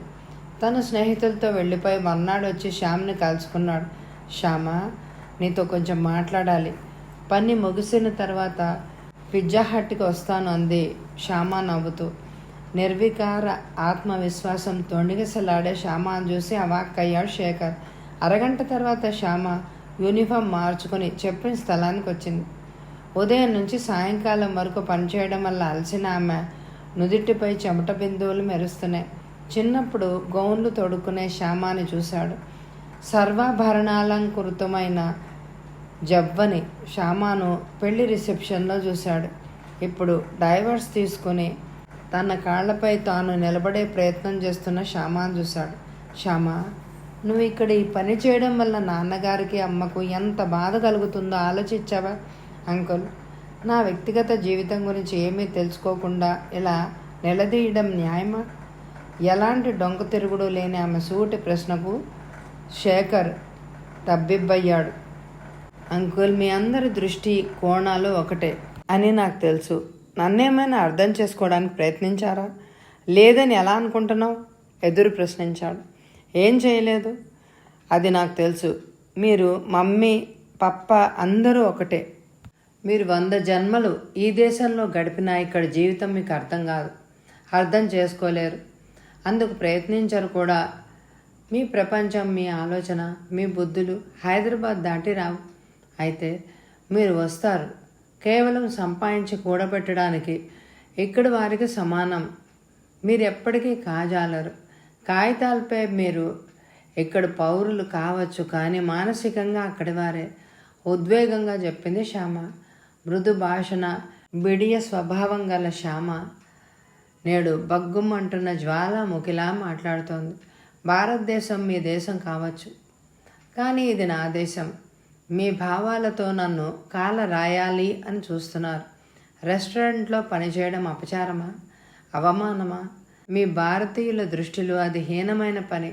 మా స్నేహితురాలి తండ్రి న్యూయార్క్లో గొప్ప సర్జన్, కానీ నా స్నేహితురాలు నాలాంటి ఉద్యోగమే చేస్తోంది. వాళ్ళింట్లో దాన్ని తక్కువగా భావించడమే లేదు. దాని జీవితం దాందే అంటారు. శ్యామ అడిగిన ప్రశ్నకు శేఖర్ దగ్గర సమాధానం లేక తిరిగి వచ్చాడు. శేఖర్, నేను విద్యాభ్యాసం ముగిసిన వెంటనే రాలేదు. పరిశోధకుడుగా ప్రభుత్వ ఉద్యోగంలో ఉండేవాడిని. మొదట్లో ఢిల్లీలో ఉన్నా. అప్పుడు ఇంటికి కేవలం పడుకోవడానికి మాత్రమే వస్తూ ఉండేవాడిని. అప్పట్లో యువరక్తం నాది. నా జీవితంలో అంత పని ఎప్పుడూ చేయలేదు అన్నాడు రాధాకృష్ణ. ఇక్కడ చేస్తున్నారు కదా, ఇంతకన్నా ఎక్కువ చేస్తుండేవాడిని. పరిశోధనల విషయమై మంచి పేపర్లు రాశాను. మా బాస్కి నన్ను చూస్తే గిట్టేదే కాదు. అందుకు జాతి కారణమో భాష కారణమో తెలియదు. ఈ పేపర్స్ చదవడానికి కాలిఫోర్నియా వెళ్ళడానికి ఛార్జీలు ఇవ్వలేదు. నా దగ్గర డబ్బు లేదు. చాలా నిరాశ ఎదురైంది. ప్రతిరోజు ఏదో ఒక తప్పు వెతుకుతుండేవాడు బాస్. అవమానించడం, అసిస్టెంట్ని ఇవ్వకపోవడం, ఇలా ఒకటా రెండా అయినా నా పని నేను చేసుకుంటూ పోయేవాడిని. ఇక్కడికి ఎలా వచ్చారు? చివరికి నన్ను నా సబ్జెక్టు కాని జాబ్లో గుజరాత్కి చెందిన ఒక మూల ప్రదేశంలో ట్రాన్స్ఫర్ చేశారు. మరీ నిరాశ అనిపించింది. కేవలం నేను కష్టపడడానికి సిద్ధంగా ఉన్నా. ఈ రాజకీయాల వల్ల పైకి రాలేకపోయేవాడిని. ఇలా అనేక ఊళ్ళు తిరిగాను. చివరికి బాంబే వచ్చాం. అక్కడ ఒక వ్యాసాన్ని రాశాను. దాన్ని ఇక్కడ ఒక పై అధికారి చదివి నన్ను ఇక్కడికి పిలిపించారు. ఇక్కడికి వచ్చిన తర్వాత మీకు ఎలాంటి సమస్యలు ఎదురవ్వలేదా? ఇక్కడ జీవితానికి అలవాటు పడ్డం తప్ప ఎలాంటి ప్రాబ్లము లేదు. నా పనికి ఎంత ఫండ్ అడిగితే అంత, ఏ ఉపకరణాలు కావాలంటే అవి నిమిషాల్లో సమకూరేవి. ఇప్పుడు నేనే సంస్థకి సీనియర్ అధికారిని. నేను వారిలాగానే యోగ్యతకే ప్రాధాన్యత ఇస్తాను. ఉద్యోగంలో ఎలాంటి బాధ లేదు, కానీ ఇంటికి వెళ్తే బాధ. సావిత్రి ఎప్పుడూ శ్యామానే తలుచుకుంటూ బాధపడుతుంది. ఇక్కడి నుంచి వెళ్ళిపోదామంటుంది. అక్కడికి వెళ్ళి ఏం చేయగలం? డబ్బు అయితే బోలెడుంది. కేవలం డబ్బుందని ఇంత గొప్ప పరిశోధన సంస్థను వదిలి ఎలా వెళ్ళను? నేను చేసే పరిశోధనకు తగ్గ మూల్యాన్ని ఇలాంటి శ్రీమంత దేశాలే భరించగలవు. అందుకే కదా గొప్ప సైంటిస్టులు, వైద్యులు, ఇంజనీర్లు ఇక్కడికి వలస వచ్చేస్తూ ఉంటారు. శేఖర్, ఇదొక విచిత్ర దేశం. ఇది రంగులమయం, ఆకర్షణీయ సాలెగూడు. ఇక్కడ తగ్గ పని ఉండొచ్చు, యంత్రాలు తంత్రాలు ఉండొచ్చు, సుఖ సంపత్తులు ఉండొచ్చు, డాలర్లు ఉండొచ్చు. మనవారు ఏదో ఒక ఆకర్షణకు లోనై ఇందులో చిక్కుకుపోతారు. అక్కడి నుంచి బయటికి రావడానికి ఎన్నో ద్వారాలు ఉన్నాయి, కానీ తిరిగి లోపలికి వెళ్తే పిలవడానికి ఏ గుమ్మం కానరాదు. మీరు చెప్పింది నిజమే. అందుకే మన దేశం నుంచి వచ్చిన వారిలో 99% ఇక్కడే ఉండిపోతారు. అయితే ఈ మధ్య సాఫ్ట్వేర్ ఇంజనీర్లు తిరిగి వెళ్ళిపోవాలి అని అనుకుంటున్నారు కదా. శేఖర్, మన దేశంలో మనకే మర్యాద ఉంది. చూడు, హైదరాబాదులో సావిత్రి బలవంతంపై మంచి ఇల్లు కట్టించాను. గృహప్రవేశ సమయంలో వంటవాళ్ళు, కాంట్రాక్టర్లు, పురోహితులు అందరూ డబుల్ రేట్లు అడిగి దోచుకోసాగారు, కేవలం అమెరికాలో ఉంటున్నందుకు. నిజంగా నాకు చాలా బాధ కలుగుతుంది అన్నారు పాత సంఘటనలు గుర్తు చేసుకుని. నిజమే, అక్కడి వారు డాలర్లు చెట్టుపై పూస్తున్నట్టు భావిస్తారు. అక్కడ అయిన వారందరినీ వదిలి ఇక్కడ కష్టపడి చలనక, ఎండనక, సమయం అనక సంపాదించే డాలర్ విలువ వాళ్ళకేం తెలుసు? డాలర్ అంటే 43 రూపాయలని మాత్రం తెలుసు. తన చేదు అనుభవాల్ని తలుచుకుంటూ అన్నాడు శేఖర్. అతనికి కిట్టి సంఘటన మనసు నొప్పించింది. ఒకసారి కిట్టి, నువ్వు మావాడివి, అమెరికాలో ఉండడం నిజంగా మాకు గర్వకారణం. ఈసారి నువ్వు వచ్చినప్పుడు 2-in-1 తెస్తావా? అమ్మకి సింథటిక్ డైమండ్స్ కావాలట. లీలా పగడాల దండ అడిగింది. అక్కడ చికాగోలో పద్మారావు అనే ఏజెంట్ ఉన్నాడు. నువ్వు తప్పక తెస్తానని లీలకు చెప్పాను. నువ్వు ఇక్కడికి వచ్చిన తర్వాత వాటి ధర ఇచ్చేస్తాను. లీల ముందు నన్ను అవమానపరచకే, తప్పక తీసుకురావాలి అని పదే పదే రాశాడు. చివరికి శేఖర్ కేవలం 2-in-1 తెచ్చినప్పుడు మొహం మార్చుకున్నాడు. శేఖర్, నేను అడిగింది లేకపోయినా పర్వాలేదు, కానీ నీళ్ళు చెప్పింది తెస్తే బాగుండేది. నీకేం డాలర్ సంపాదిస్తున్నావు? మాలాగా కాదు కదా. అక్కడి నుంచి 2-in-1 ఏదో చెప్పగా తెచ్చావు. మా పక్కింటి వాళ్ళు 2-in-1 ఇంతకన్నా బాగుంది. నువ్వు అలాంటిది తెస్తావేమో అనుకున్నా. ఇలాంటిదని తెలిస్తే వద్దని చెప్పేవాడిని అంటూ అతి నీరసంగా, నిరాశగా మాట్లాడాడు. కానీ మాట వరుసకైనా దాని ఖరీదు ఎంత అయిందని కానీ, తర్వాత ఇస్తానని కానీ అనలేదు. ఆ మాటే ఎత్తలేదు. శేఖర్కి చాలా బాధేసింది. కిట్టు నిష్ఠూరపు మాటలతో లీల ఏమనుకుంటుందో అన్నదే అతను ఆలోచించాడు, కానీ ఇలా మాట్లాడితే శేఖర్ ఏమనుకుంటాడో అని మాత్రం అతను ఆలోచించలేదు. పోయినసారి సికింద్రాబాద్ వచ్చినప్పుడు సురభి, సురేష్లు కూడా వచ్చారు. 2-3 సార్లు సురేష్, బావా మీ వాచ్ కొత్త మోడల్గా ఉంది, చాలా బాగుందన్నాడు. గౌరమ్మ కొడుకుని పక్కకు పిలిచి, ఒరే శేఖర్, నువ్వు డాలర్ సంపాదించేవాడివి, నీకేం తక్కువ? అతను మన ఇంటి అల్లుడు, ఆ వాచ్ ఇష్టపడుతున్నట్టున్నాడు, ఇచ్చేయి, నువ్వు కావాలంటే మళ్ళీ కొనుక్కోవచ్చు అని ఆజ్ఞ జారీ చేయగా ఇవ్వక తప్పలేదు. అంతేకాదు, మళ్ళీ ఆ విషయంలో అమ్మ ఏ రాద్ధాంతం చేస్తుందోనని భయపడి కూడా వచ్చేశాడు. నిజానికి శేఖర్ మనసు పడి కొనుక్కున్న వాచ్ అది. సురేష్ పైకి మాత్రం ఇప్పుడు నాకెందుకు అంటూనే తీసేసుకున్నాడు. అమెరికాకి తిరిగి వెళ్ళిన తర్వాత గడియారం లేని చేతిని గమనించి విషయం తెలుసుకుంది జమున. మీ ఇంట్లో వ్యక్తులు అత్యాశ పరులు అంది కోపంగా. మనిషి వెళ్తే చాలు నిలువు దోపిడీ చేసి పంపిస్తారు. ఇక్కడికొచ్చి చూస్తే తెలుస్తుంది జీవితం అంటే ఎంత కష్టమో అని.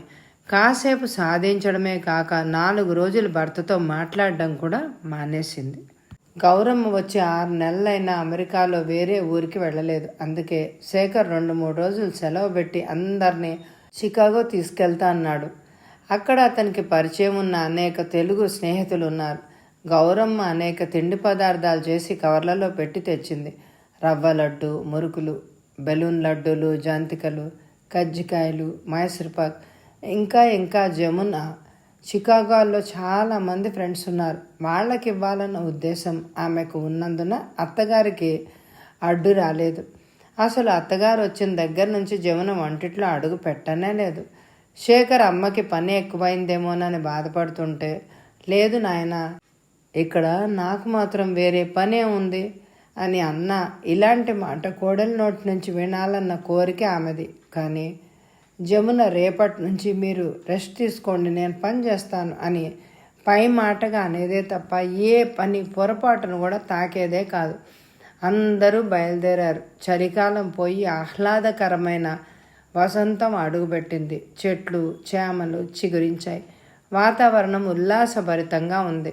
గౌరమ్మ మనసులో నవ్వుకుంది. ఏంటమ్మా నీలో నువ్వే నవ్వుకుంటున్నావు అని అడిగాడు శేఖర్. నా అదృష్టం చూసి నాకే నవ్వొచ్చింది. నువ్వు అమెరికాకు వచ్చావు, నన్ను పిలుచుకున్నావు, కారులో తిప్పుతున్నావు, ఇంతకన్నా నాకేం కావాలి? ఇందులో విశేషం ఏముందమ్మా? ఇక్కడ కూలి వాళ్ళకు కూడా కార్లు ఉంటాయి. మన వైపు సైకిల్ లాగా ఇక్కడ కారు అంతే. మాకు వింతే కదరా. కారు చికాగో చేరింది. అక్కడ నలుపు మిశ్రిత తెలుపు మనుషులు కోలాహలంగా మొదటిసారిగా చూసింది గౌరమ్మ. రాజీవ పద్మ దంపతులు శేఖర్కి మంచి స్నేహితులు. పద్మ తెనాలమ్మాయి. వాళ్ళని ఎంతో ఆత్మీయంగా పలకరించి మర్యాదలు చేసింది.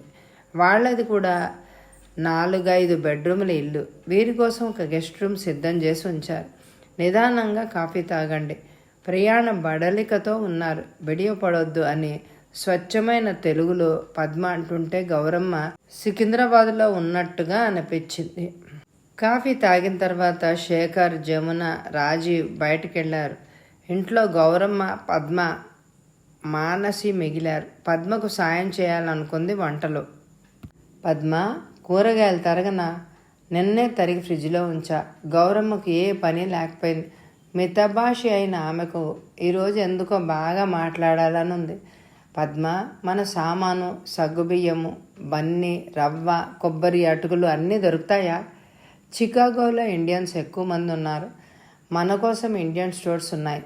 ఆంధ్రాలో పచారీ కొట్లో దొరికే సామాన్ అంతా ఇక్కడ దొరుకుతుంది. మసాలా చట్నీ, పొళ్ళు, అప్పడాలు, వడియాలు, తెలుగు, ఇతర భారతీయ భాషల సినిమా క్యాసెట్లు, ఊరగాయలు, ఒకటేమిటి అన్నీ. నిజమా? ఆశ్చర్యంతో నోరు వెళ్ళబెట్టింది గౌరమ్మ. 10 సంవత్సరాల్లో వేల మంది భారతీయులు ఇక్కడికి వచ్చేసారు. ఇదివరకులాగా ఇండియా నుంచి ఏమీ తెచ్చుకోవాల్సిన అవసరమే లేదు. నేను మాత్రం ఇండియా నుంచి మా వాళ్ళు ఎవరైనా వస్తున్నా ఏ సామాను తెప్పించుకోను. అదొక మోతదండగా. అలాగే మా వాళ్ళు కూడా ఇక్కడి నుంచి ఏం తేవద్దు, అన్నీ ఇండియాలోనే దొరుకుతాయి అంటారు. ఈ విషయం గౌరమ్మకు అస్సలు తెలియదు. ఫారెన్ వస్తువులంటే ఎంతో నాణ్యమైనవి, మనమంతా నాసిరకం సరుకులు అన్న భావన ఆమెది. అందుకే అది కావాలి ఇది కావాలి అని జమునకు లెటర్ రాసేవాళ్ళు.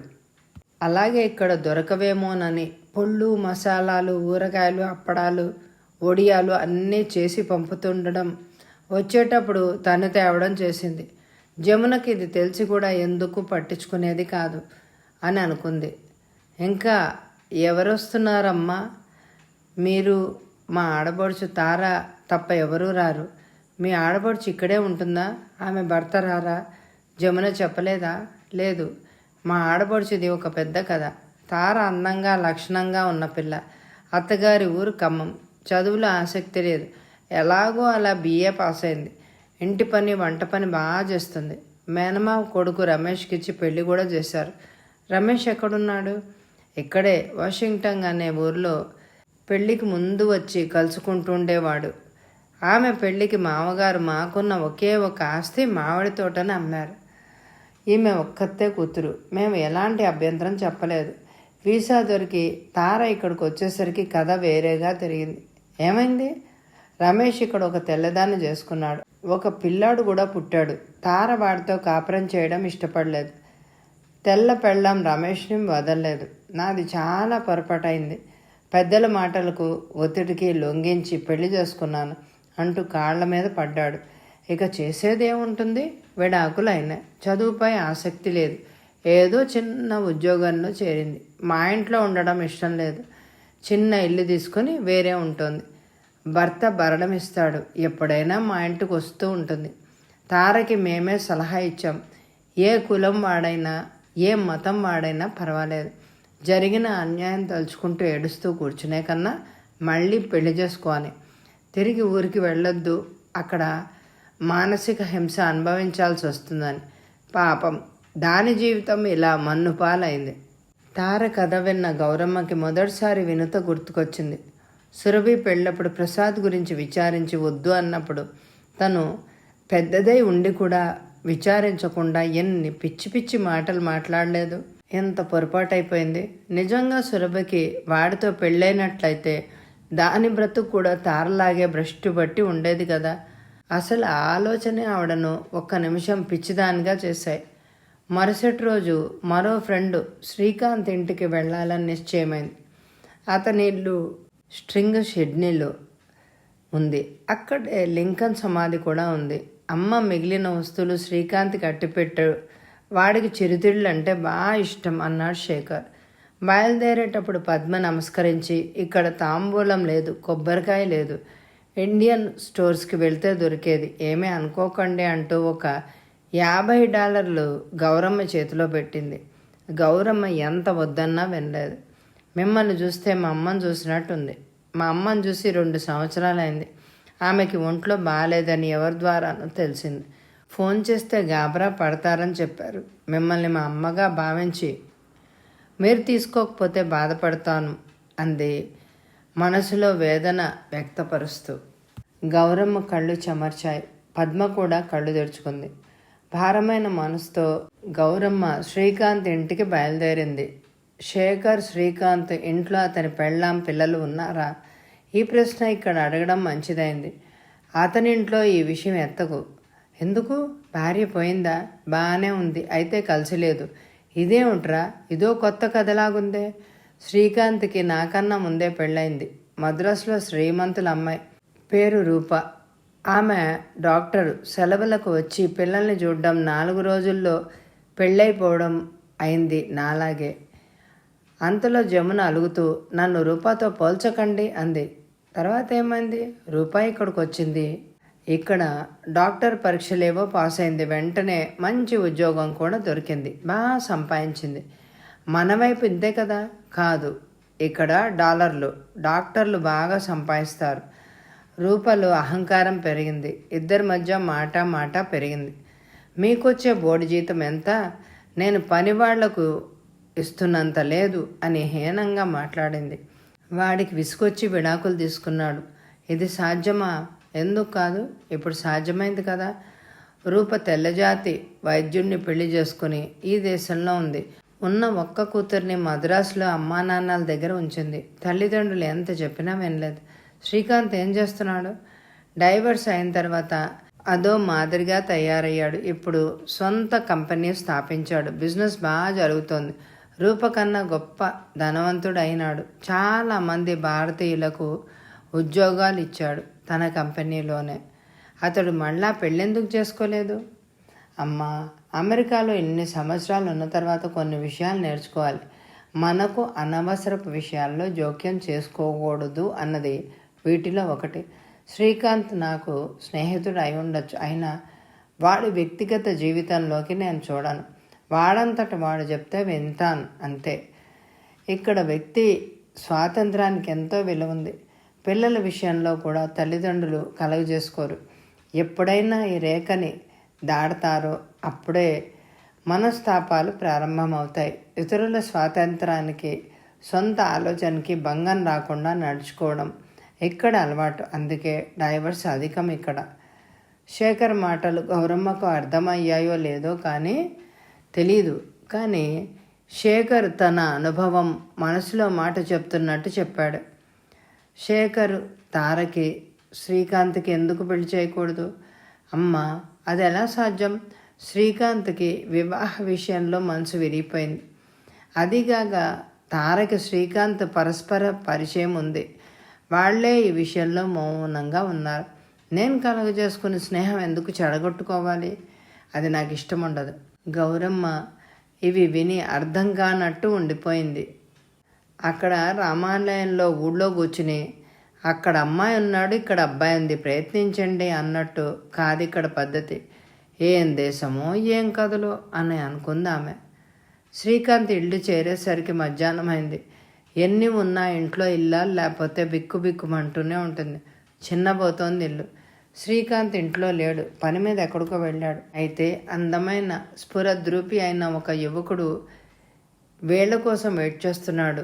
వాళ్ళు రాగానే అతను గుర్తుపట్టి, శ్రీకాంత్ సాయంత్రం వస్తారు, రాత్రి భోజనం మీతో చేస్తారట, అంతవరకు మీరు దయచేసి మా ఇంటికి రండి అన్నాడు వినయంగా. స్వచ్ఛమైన తెలుగులో మాట్లాడాడు. అందరూ సరేనన్నారు. నన్ను నాథ్ అని పిలుస్తారు. నేను సికింద్రాబాద్ వాసిని. ఇక్కడికి వచ్చి 3.5 సంవత్సరాలైంది. మీరేం చేస్తుంటారు అని అడిగాడు శేఖర్. శ్రీకాంత్ మొదట్లో తన కంపెనీలో ఉద్యోగం ఇస్తానని పిలుచుకొచ్చాడు. ఇక్కడుండి పనంతా నేర్చుకుని ఇప్పుడు సొంతంగా బిజినెస్ ప్రారంభించాను. ఏం బిజినెస్? నేను ఈ చిన్న ఊర్లో ఇండియన్ స్టోర్స్ ప్రారంభించాను. తర్వాత ఇండియన్ రెస్టారెంట్ ప్రారంభించాను. వీటిని సాయంకాలం చూసుకునేవాడిని. పగలు శ్రీకాంత్ కంపెనీలో పనిచేసేవాడిని. నా వ్యాపారానికి అతడే ధన సహాయం చేసి ప్రోత్సహించాడు. అంతేకాదు, నీ వ్యాపారంపై శ్రద్ధ చూపు అన్నారు. నిజంగా సార్ నా పాలిట దేవుడు అంటే నమ్మండి. ఇది శ్రీకాంత్ ఉదార స్వభావానికి ఒక పరిచయం. నాది 3 బెడ్రూమ్లు గల ఇల్లు చిన్నదైనా తీరుగా ఉంది. వీళ్ళు వస్తారని తెలిసి రకరకాల భోజనం, టిఫిన్ సామాగ్రి తన స్టోర్స్ నుంచి తెచ్చాడు. మాలతి, ఇతని భార్య, నిండు మనసుతో నవ్వుతూ అందరినీ స్వాగతించింది. మాలతి ఇంట్లో ముత్యాలు, పగడాలు, చీరల వ్యాపారం చేస్తుంది. భర్త పనిలో కూడా సహాయపడుతుంది. చూడండి, నాకు హైదరాబాద్లో పార్ట్ టైం జాబ్ ఉండేది. చాలా కష్టంతో ఉండేవాడిని. కానీ ఈరోజు నేనే కొందరికి ఉద్యోగాలు ఇచ్చే స్థితిలో ఉన్నాను. కేవలం 3 సంవత్సరాల్లో ఈ దేశం నా ప్రగతికి తోడ్పడింది. అందుకే ఈ దేశం అంటే నాకు ఇష్టం. కొరత లేని దేశం అంటూ ఏదీ ఉండదు. మన దేశంలో అంతా సరిగ్గా ఉందా? ఇక్కడికి రాకపోయినట్టయితే మన దేశంలో ఏదో గుమాస్తా ఉద్యోగంలో సెటిల్ అయిపోయి పోయేవాడిని. ఈ దేశానికి నేనేమిచ్చాను? నా దేశం నాకేమిచ్చింది అని ఒక్క క్షణం నిల్చుండి ఆలోచిస్తూ అసలు దీన్ని నిందించకూడదే అని అనిపిస్తుంది. మీలాగా ఎక్కువ చదువుకున్న వాడిని కాకపోయినా తెలిసింది, అనుభవించింది చెప్పాను అన్నాడు నాద్. రాత్రి శ్రీకాంత్ వచ్చిన తర్వాత అందరూ నాద్ రెస్టారెంట్లో భోజనాలు చేశారు. అయితే అతడు ఎవ్వరి దగ్గర బిల్లు తీసుకోలేదు. వెళ్ళబోతుండగా గౌరమ్మ అడిగింది, సికింద్రాబాద్లో మీ ఇల్లు ఎక్కడా అని.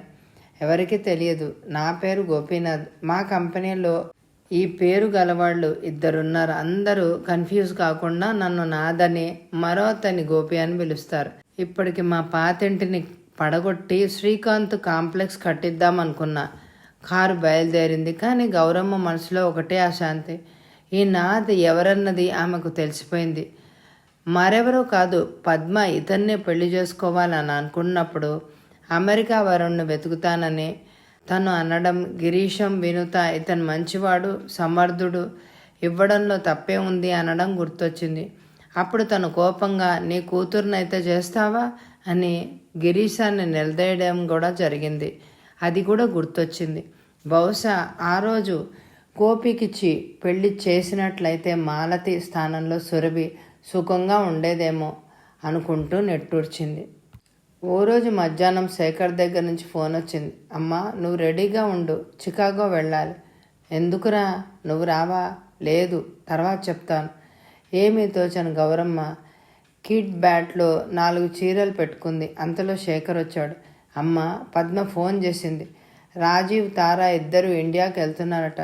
పెద్ద బిడ్డకి బాగా జ్వరం అంట. అంతేగాక మరో 15 రోజుల్లో పురుడు వస్తున్నట్టు చెప్పింది. గాబరాగా ఉంది. ఈ దేశంలో తోడుండడానికి ఎవరొస్తారు అంటూ బాధపడుతోంది. రాజీవ్, తారా ఎందుకు వెళ్ళినట్టు ఈ పరిస్థితిలో? అతని తండ్రికి హార్ట్అటాక్. ఇప్పుడు అప్పుడు అంటున్నారు. ఉన్న ఒక్కగానొక్క కొడుకు, కూతురు ఈ చివరి దశలో దగ్గర లేకపోతే ఎలా? గౌరమ్మకి అయ్యో అనిపించింది. శేఖర్, నువ్వు జమున ఎలాగో 4 రోజులు పాపం చూసుకోండి. నేను పద్మ దగ్గరికి వెళ్తాను. ఒకవేళ పురుడైనా ఈ దేశంలో దిక్కులేని దానిలాగా ఒక్కరితే ఉండాల్సి వస్తుంది పాపం. పురుడు వస్తే కాశీయాత్ర చేసినంత పుణ్యం కూడా అన్నది. శేఖర్కి మొదటిసారిగా తల్లిపై అభిమానం పొంగుకొచ్చింది.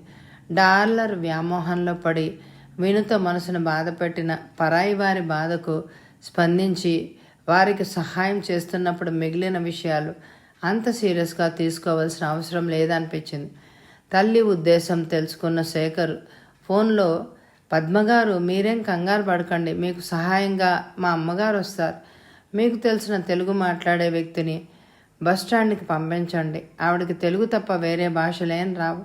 అంతేకాకుండా ఒక్కరే ఎప్పుడు అట్లా ట్రావెల్ చేయలేదు అని కూడా చెప్పాడు. అంత హడావిడిలో కూడా ఊరి నుంచి తెచ్చిన కొన్ని వడియాలు అప్పడాలు లాంటివి ప్యాక్ చేసుకుని వెళ్ళింది పద్మకని. అలాగే శేఖర్ జమునకు కూడా ఫోన్ చేశాడు. ఈ విషయం జమునకు నచ్చలేదులాగుంది. శేఖర్ కోపంగా, జమున, నీకు ఇబ్బంది అయితే 4 రోజులు సెలవు పెట్టు. మానసిని నీ స్నేహితురాళ్ళ ఇంట్లో అట్టి పెట్టవచ్చు కదా, నేను మాత్రం అమ్మని అక్కడికి పంపించాల్సిందే అంటూ రిసీవర్ పెట్టేశాడు కోపంతో. మానసిని కారులో పడుకోబెడుతూ, అమ్మా, నువ్వు చికాగో చివరి బస్ స్టాప్లో దిగేశాయి. ఎంతసేపు అయినా అక్కడే ఉండు. నిన్ను తెలుగులో ఎవరు మాట్లాడిస్తారో వాళ్ళతోనే వెళ్ళు. ఇంటికి చేరుతూనే నాకు ఫోన్ చేయమని పద్మకు చెప్పు. దారి ఖర్చులకు ఈ $100 దగ్గర అట్టిపెట్టు. ఎందుకైనా మంచిదే. నాది పద్మది టెలిఫోన్ నంబర్లు దగ్గర పెట్టుకో. నువ్వేం కంగారు పడకే. జమున మాటల్ని మనసులో పెట్టుకోకు. మరి మానసి మాట ఏంటి? ఆ విషయం గురించి కూడా నువ్వేం ఆలోచించకు. హాయిగా నువ్వు వెళ్ళిరా. అన్ని జాగ్రత్తలు చెప్పి శేఖర్ అమ్మని బస్సు ఎక్కించాడు. ఎంత పెద్ద బస్సు, కానీ అందులో కొందరే ప్రయాణికులు ఉన్నారు. కాసపోసి చీరగట్టి కోట్ ధరించిన గౌరమ్మపై అక్కడున్న సహా ప్రయాణికులు దృష్టి సాగించారు. 1-2 సార్లు తన వయసే ఉన్న ఒక తెల్లజాతి మహిళ వచ్చి కిటికీ దగ్గర కూర్చుంది. గౌరమ్మ వెళ్ళి ఆమె పక్కన కూర్చున్న వెంటనే అసహ్యపడుతూ ధడాలన లేచి ఇంకో సీట్లోకి వెళ్ళిపోయింది. గౌరమ్మకి సికింద్రాబాద్లో జరిగిన ఒక సంఘటన గుర్తొచ్చింది. ఒకరోజు మధ్యాహ్నం గౌరమ్మ సిటీ బస్ ఎక్కింది. ఆ వీధిన ఉండే ముత్యాలమ్మ అదే బస్సు ఎక్కి గౌరమ్మ పక్క సీటు ఖాళీగా ఉండడం వల్ల అక్కడికే వచ్చి కూర్చుంది. గౌరమ్మకి తిక్కరేగింది. ఏమిటి వీధులు ఊడ్చే ముత్యాలమ్మ తగుదనమ్మ అంటూ తన పక్కన కూర్చోవడమా అని అనుకుంటూ సీట్లు ఖాళీగా లేకపోయినా దడాలను లేచి నిలబడి ప్రయాణం చేయసాగింది. ఈ అమెరికాలో తను ముత్యాలమ్మతో సమానమా? ఈమె నల్లజాతి ఆడది అని నోటితో అనకపోయినా క్రియ ద్వారా చూపడం ద్వారా అవమానకరంగా ప్రవర్తించింది. తనకిప్పుడు ఎలా బాధ అనిపించిందో ముత్యాలమ్మ కూడా అలాగే అనిపించుంటుంది. ఏదైనా ఇక్కడ తను పరాయి జాతిది అనుకుంటూ కిటికీ నుండి బయట గమనించసాగింది. చికాగో బస్ స్టాప్లో దిగినప్పుడు గౌరమ్మకి కొంచెం భయం వేసింది. ఒకవేళ ఎవ్వరూ రాకపోతే తనకు భాష రాదు అన్న అసహాయత కూడా ఉంది. చిల్లర ఇచ్చే మిషన్ దగ్గర $100 ఉన్న బెదిరి అలాగే నిలబడింది. సుమారు అరగంట తర్వాత, మీరు గౌరమ్మ గారా అని తెలుగులో ఎవరో అడిగినట్లయింది. తిరిగి చూడగా 50 సంవత్సరాల మహిళ నిలబడింది. అవును, మీరు? నా పేరు వత్సల. పద్మ ఫోన్ చేశారు. ట్రాఫిక్ జామ్ అవడంతో అరగంట లేట్ అయింది. క్షమించండి. వత్సల ఈ దేశానికి వచ్చి 20 సంవత్సరాలైనా గుంటూరుకు చెందిందని దారిలో గౌరమ్మకు చెప్పింది. ఇంటి దగ్గర పద్మ వేళ్ల కోసం ఎదురు చూస్తూ నిలబడింది. వత్సల లోపలికి రాకుండా వెళ్ళిపోయింది. గౌరమ్మని చూస్తూనే పద్మ సంతోషంతో అంది, మీరు వస్తారో రారో అనుకున్నా. జమున ఏమనుకుంటుందో ఏమోనని భయపడ్డా. పురిటి రోజులు దగ్గర పడుతున్న కొద్దీ భయంగా ఉంది అంది. భయపడకూడదలా. ఆ రోజుల్లో మేము ఇంట్లోనే కదా పురుడు పోసుకున్నది. నేను వచ్చేసా కదా, ఇంకా బాధపడకు, ధైర్యం చెప్తున్నట్టుగా అనునయించింది. మీ కాలం దేశం వేరే, మాది వేరే. ఆ రోజుల్లో ఇంట్లో ఎంతమంది పెద్దవాళ్ళు కుటుంబ సభ్యులు ఉండేవారు. ఈ రోజుల్లో గబ్బిళం బ్రతుకు కాదప్పుడు. పద్మ, నేను చేరినట్టు శేఖర్కి ఫోన్ చేయమ్మా. వెంటనే పద్మ శేఖర్కి ఫోన్ చేసి విషయం చెప్పింది. పద్మ కొడుకు వికాస్కి జ్వరం తగ్గినా నీరసంగా ఉన్నాడు. డాక్టర్ మందులిచ్చాడు. ఆసుపత్రికి వెళ్ళాలంటే 10 మైళ్ళు రాను, 10 మైళ్ళు పోను. నేనే డ్రైవ్ చేయాలి కదా. కడుపులో నొప్పి వచ్చినట్టు ఉంటుంది. మీ ఆయన ఆఫీస్లో ఎవరైనా జవాన్ ఉంటే రాత్రిళ్ళు వచ్చి పడుకోమని చెప్పలేకపోయావా? అలాంటి పద్ధతులు ఇక్కడ లేదు. ప్రతి ఒక్కరికి తమదే అయిన పని ఉంటుంది. శక్తి ఉన్నంత వరకే ఇక్కడ ఉండాలి. ఏ మాత్రం హెల్త్ దెబ్బతిన్నా సమయానికి ఎవ్వరు రారు. ఎవరికి ఇంకొకరిని గురించి పట్టించుకునే టైం ఉండదు. గౌరమ్మ వంటిట్లోకి వెళ్ళి స్టవ్ పై కషాయం ఉడకబెట్టడానికి పెట్టింది. పద్మ వచ్చి ఇదెవరికి అని అడిగింది. జ్వరం వచ్చినప్పుడు బిడ్డకి దీన్ని తాగించు. నేను పిల్లల్ని అలాగే పెంచాను. అవసరమైతే రేపు డాక్టర్ దగ్గర చూపించు అని అంది. పద్మ వికాస్కి కషాయం తాగిస్తూ, అపాయింట్మెంట్ లేకుండా వెళ్ళకూడదు పిన్నిగారు అంది. అంతలో ఫోన్ రింగ్ అయింది. అది రాజీవ్ ఫోన్. మామగారు పోయారట. 15 రోజుల వరకు రావడం కుదరదట. మీరు వచ్చారు అని చెప్పాను.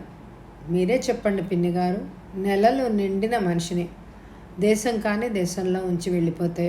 పద్మ, తండ్రికి అంత్యక్రియలు చేయాల్సింది కొడుకే కదా.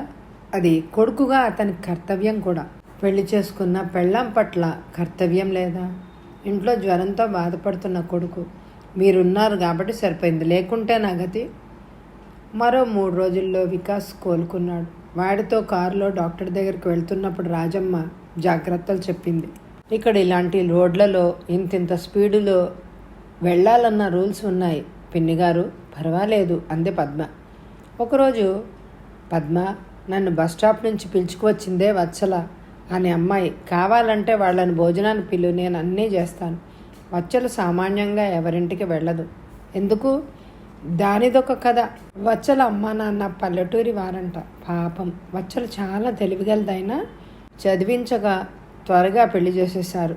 వత్సలకి బాగా చదువుకోవాలని ఉండేది మనసులో. ఇక్కడికి వచ్చిన తర్వాత చదువు కొనసాగించింది. అప్పుడు చాలా కష్టపడి ఉండాలే పాపం. అవును, అప్పుడు ఇంతమంది భారతీయులు కూడా లేరు ఇక్కడ. రాత్రులు చదువుతూ పగలు పని చేసుకుంటూ బిడ్డను బేబీ సిట్టింగ్లో చేర్చి ఎలా నెగ్గుకొచ్చిందో ఆ దేవుడికే తెలియాలి. వత్సలకి ఎంతమంది పిల్లలు? ఆమెకి ఒక్కడే కొడుకు అశోక్. అయినా పాపం అలాంటిదేం కాదు. అందరిళ్లలో అలా జరగదు. ఇక్కడ వాళ్ళందరి చరిత్రలు ఎంతేనన్న తప్పు అభిప్రాయం పడుతున్నారు. రుద్రేష్ అంటే ఆమె భర్త చాలా మంచివారు. భార్యాభర్తలు చాలా అన్యోన్యంగా ఉన్నారు. ఇద్దరికి మంచి పేరుంది. రాజ్మహల్ లాంటి భవనాలు 4 కట్టించారు. చాలా డబ్బు ఆస్తి ఉంది. మరి సమస్య ఏమిటి? కుతూహలం పట్టలేక అడిగింది. అశోక్దే ప్రాబ్లం. పిల్లాడు చిన్నవాడిగా ఉన్నప్పుడు వాడి కెరీర్ చెడిపోకూడదు అని వత్సల ఇంట్లో పనివాళ్ళని పెట్టారు వాడిని చూసుకోవడానికి. ఉద్యోగం మాత్రం వదలలేదు. మరో బిడ్డ పెడితే చూసుకోవడం కష్టమవుతుందనే వద్దనుకున్నారు. అలాగని చెప్పి అశోక్ ఒంటరిగానే పెరిగాడు. ఎప్పుడూ తల్లిదండ్రులు ఇద్దరు ఊర్లపైనే ఉండేవారు. తాత అవ్వలు ఎవరింట్లో వారు, చుట్టాలు, పిల్లలు, స్నేహితులు ఎవ్వరు లేరు. ఒంటరితనం భరించలేక 16వ సంవత్సరం వయసులో ఇల్లు వదిలి పారిపోయాడు. ఏమైనా పోట్లాట జరిగిందా? జరగకుండా ఉంటుందా? చెడు స్నేహాల వల్ల డ్రగ్స్కి అలవాటు పడ్డాడు. తాగుడు కూడా ప్రారంభించాడు. ఆ మాట చెప్పాలంటే ఇటాలియన్, స్పానిష్, కొలంబియా తదితర భాషలు వేరు వారితో తిరిగేవాడు.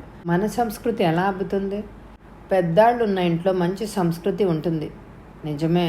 మా హర్ష తాతగారి పూజ అయ్యే వరకు పాలు కూడా తాగరు. ఎక్కడో మనసు మూల నుంచి హర్ష బయటకు వచ్చాడు. వత్సల కొడుకు ఇంట్లో దొంగతనాలు ప్రారంభించాడు.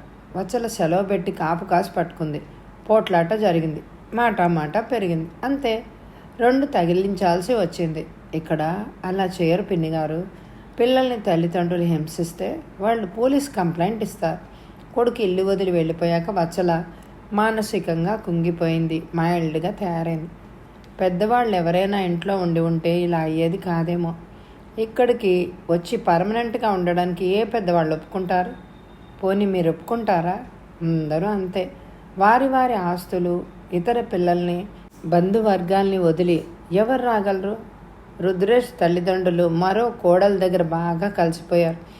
కోడల్ని వాళ్ళని కోడలు బాగా చూసుకుంటారట.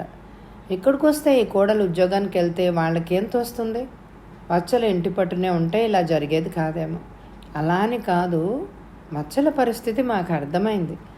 మన దేశంలో ఆడపిల్లలకి పెళ్లి చేయాలనే చూస్తారు కానీ ఆమె మనసును అర్థం చేసుకోవడానికి కానీ ఆమె కోరికలు తీర్చాలని కానీ ప్రయత్నించారు. వత్సల ఇక్కడే పుట్టి ఉన్నట్టయితే తను అనుకున్న చదువు చదివి కొద్ది రోజుల్లో ఉద్యోగం మోజు తీర్చుకొని పెళ్లి చేసుకొని హాయిగా సంసారం చేసేది. కానీ మన సమాజం నుంచి పూర్తి అసంతృప్తిగా వచ్చిన వత్సలలో ఇన్సెక్యూరిటీ ఫీలింగ్ ప్రారంభమైంది. ఆమె కోరిక పిపాసగా మారి పరుగులెత్తి ఈ గతికి తెచ్చింది. పద్మ ద్వారా గౌరమ్మ ఈ దేశపు ఆచార వ్యవహారాలు, పద్ధతులు అన్నీ తెలుసుకుంది. పద్మ, నువ్వు తిరిగి ఇండియా వెళ్ళడానికి ఎందుకు ఇష్టపడడం లేదు? ఇలా అడిగా నేనేం అనుకోకే. ఈ ప్రశ్న అనేకసార్లు నాకు నేను వేసుకుంటాను. కానీ నాకు అత్తారింటి వాళ్ళని చూస్తే ఉండబుద్ధి అవ్వదు. మా అత్తగారు మడి పేరుతో ప్రాణాలు తోడేస్తుంది. రాజీవ్ ఆమెకు ఒక్కడే కొడుకు. మేము వెళ్తే ఆవిడ మాతోనే ఉండాలి. మన అగ్ర కులాల వాళ్ళు ఇంకొకరిని తాకకూడదు, ఎవరింట్లో ఏమీ తినకూడదు అని అంటారు. ఆ 3 రోజులు వెలుపలే ఉండాలి. మా చుట్టాలందరూ ఇలాంటి కోవకి చెందిన వాళ్ళే. నా ఇల్లు ఇల్లులాగాక ధర్మసత్రంలా మారుతుంది. మా అమ్మ కాలేజీ ప్రిన్సిపల్, మమ్మల్ని బాగా చదివించారు. మా చెల్లెలు ఇంగ్లాండ్లో డాక్టర్, అన్న ఢిల్లీలో ఉన్నాడు. అతడు తమిళ అమ్మాయిని పెళ్లి చేసుకున్నాడు. అయినా అమ్మది సర్దుకునే స్వభావం. ఇలాంటి ఇంటి నుంచి వచ్చిన దాన్ని అలాంటి అత్తగారితో ఉండడానికి అవుతుందా అంది పద్మ. మీ అత్తగారు ఇక్కడికి రాలేదా? వికాస్ పురటికి రమ్మని చెప్తే సప్తసాగరాలు దాటి రావాలంటే గోమూత్రం గంగాజలంతో శుద్ధి చేసుకోవాలి అని అన్నారు. గౌరమ్మ అజ్ఞానం అంధకారపు మెదడులో ఇవన్నీ వెలుగు కిరణాల కిటికీలు ఒక్కొక్క కథ ఆమెలో ఉన్న మూఢత్వాన్ని జాడ్యాన్ని సంహరిస్తున్నాయి. పద్మ, ఇలా ఎన్ని రోజులు ఇక్కడ ఉంటారు? ఉండగలిగిన అన్ని రోజులు. మేము ఇండియాకి రాము. పిల్లలు పెద్దవాళ్ళు అయిన తర్వాత ఇక్కడ పద్ధతుల ప్రకారమే నడుచుకుంటారు అంతే. పిల్లలు బయట తిరిగినంత మాత్రాన అవిధేయులు అనడానికి లేదు. ఇక్కడ తల్లిదండ్రులు ఎంతటి ధనవంతులైనా పిల్లలు వేరే ఇల్లు చూసుకొని సంపాదించుకుంటూ చదువుతారే కానీ మన దేశంలో లాగా తల్లిదండ్రులను ఆస్తిలో భాగం అడగరు.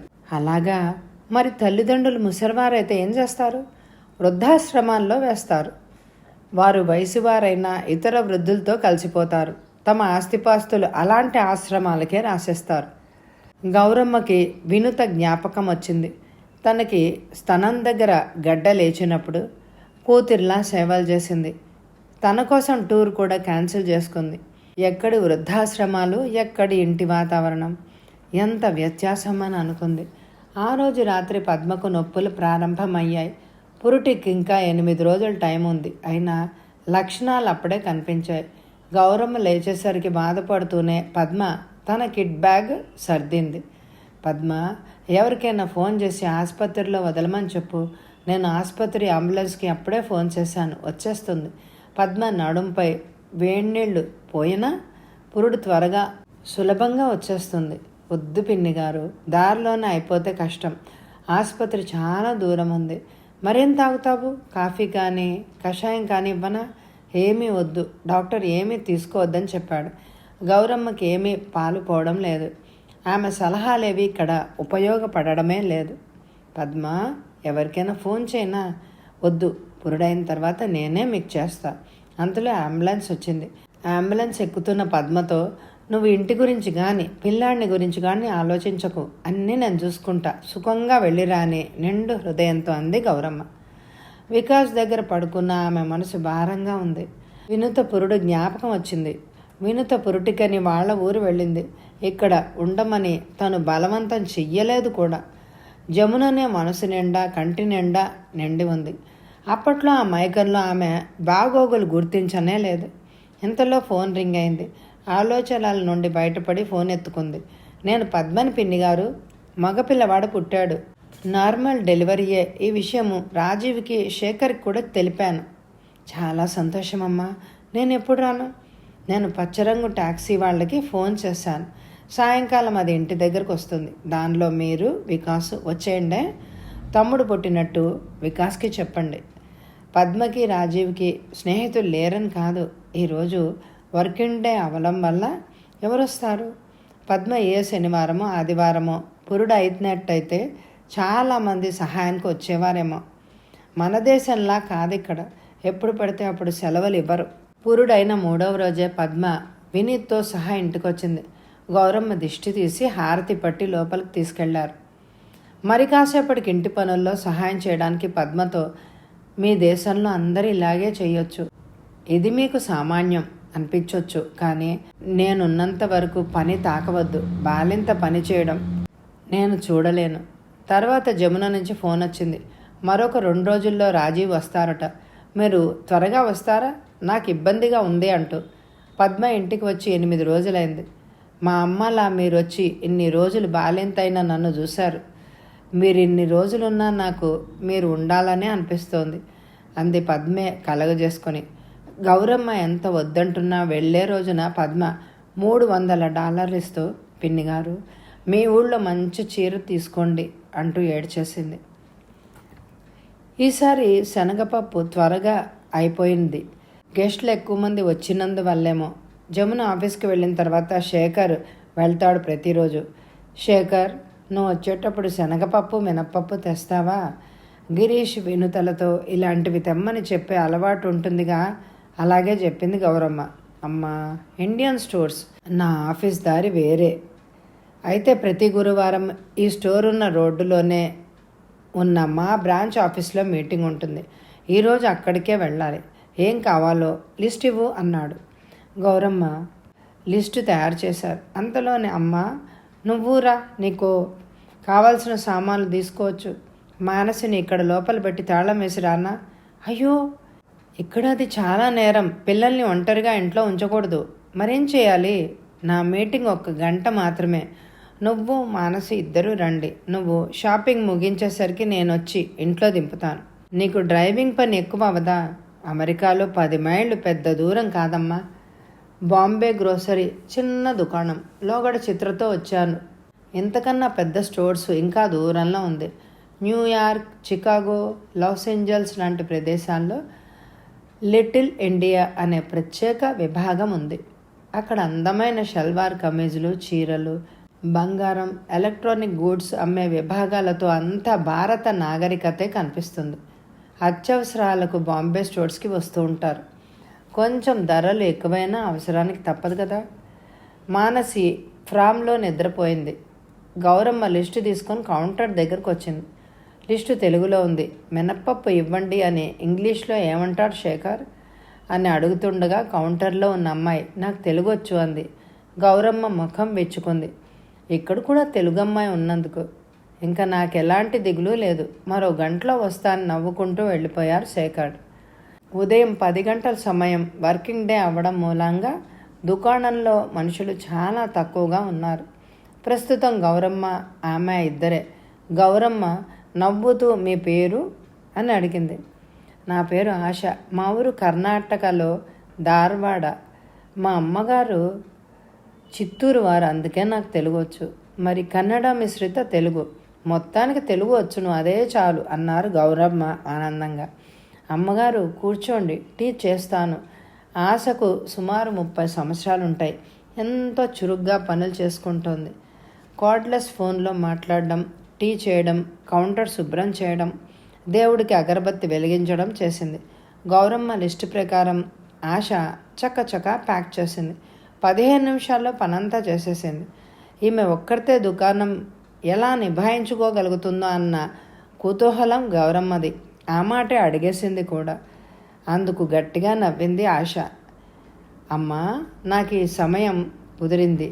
నా భర్త మధ్యాహ్నం 2 గంటలకు వస్తాడు. అప్పుడు నేను ఇంటికి వెళ్ళిపోతా. భోజనం వండుతాను. అంతేకాదండి, తినుబండారాలు, స్వీట్స్ ఎవరైనా ఆర్డర్ ఇస్తే చేస్తాను. తీరిక లేని పనన్నమాట. నిజమే. మరి తేలిగ్గా దొరుకుతుందా? కష్టపడాలి కదా. మీరు వచ్చి ఎన్ని సంవత్సరాలైంది? 10 సంవత్సరాలైంది. ఇండియా గుర్తుకు రాదా? వస్తుంది, కానీ ఆడికి పోవాలి అని అనిపించదు.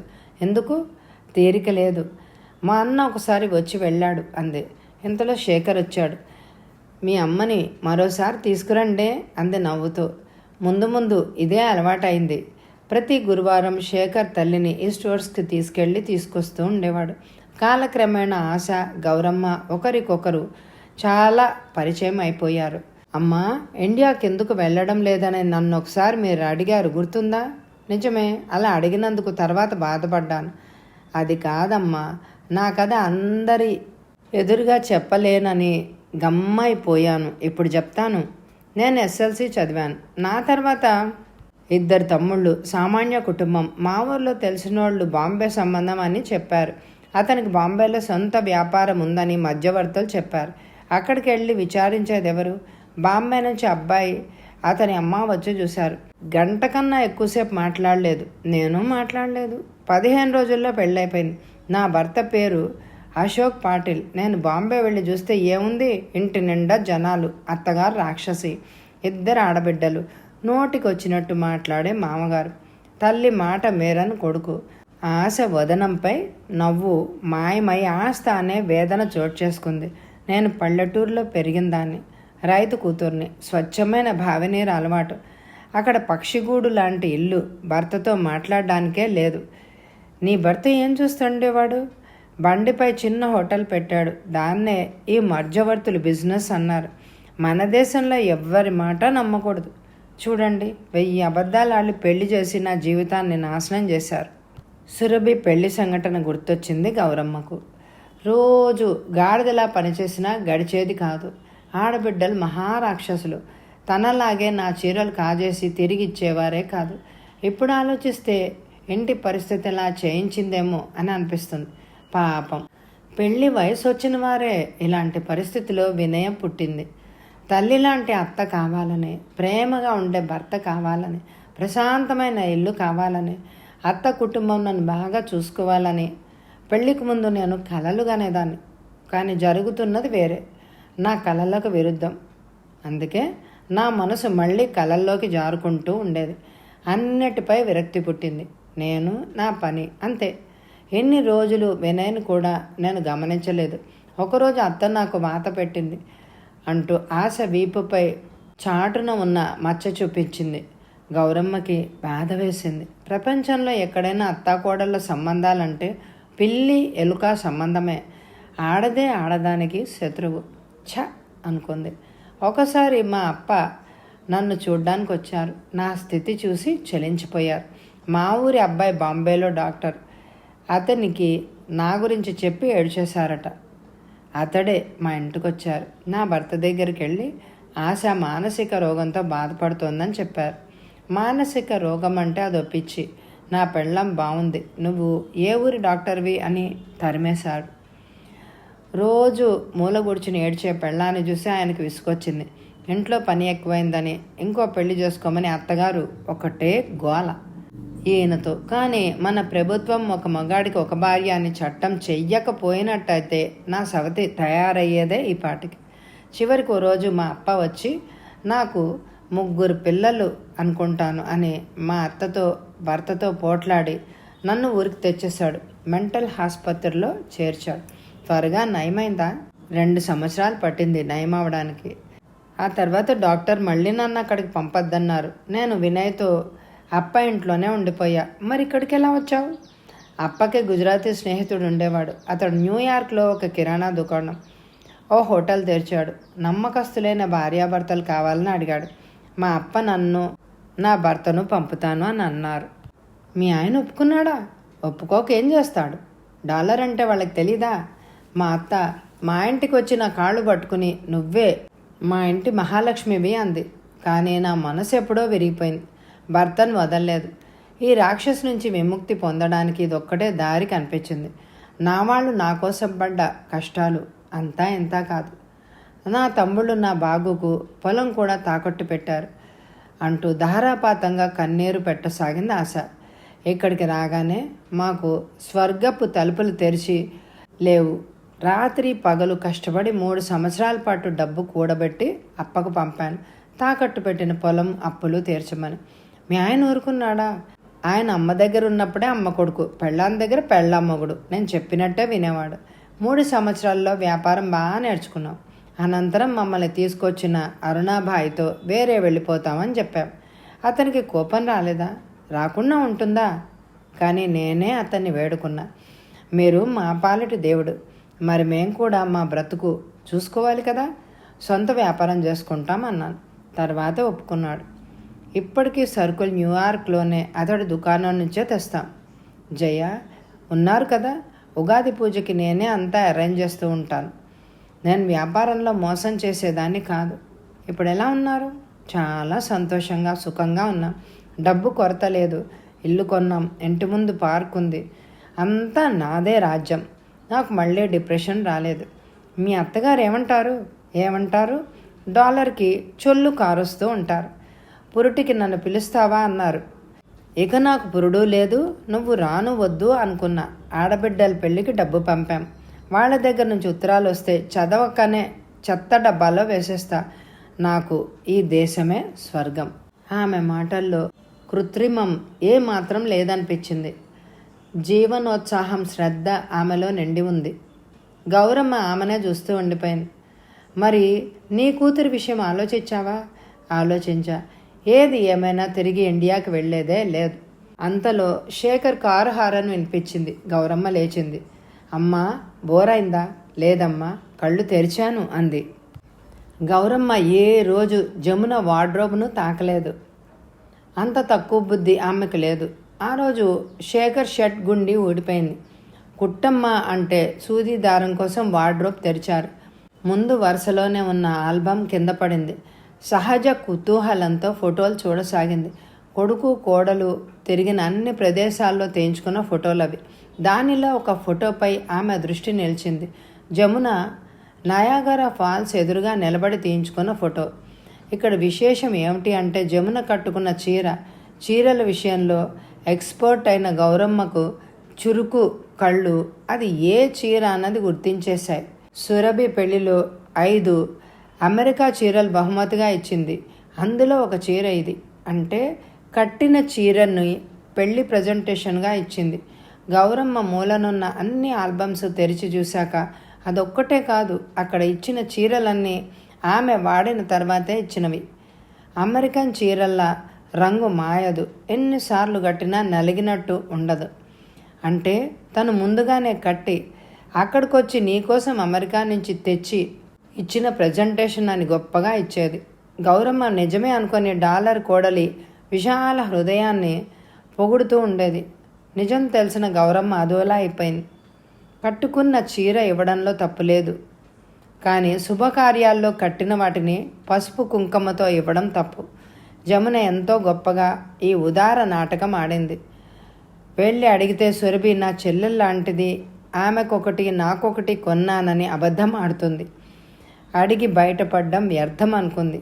పోనీ పాత చీర ఏది అంటే మా పుట్టింట్లో వాళ్లకు ఇచ్చా అంటుంది. ఒక్క విషయం గౌరమ్మకు గుర్తొచ్చింది.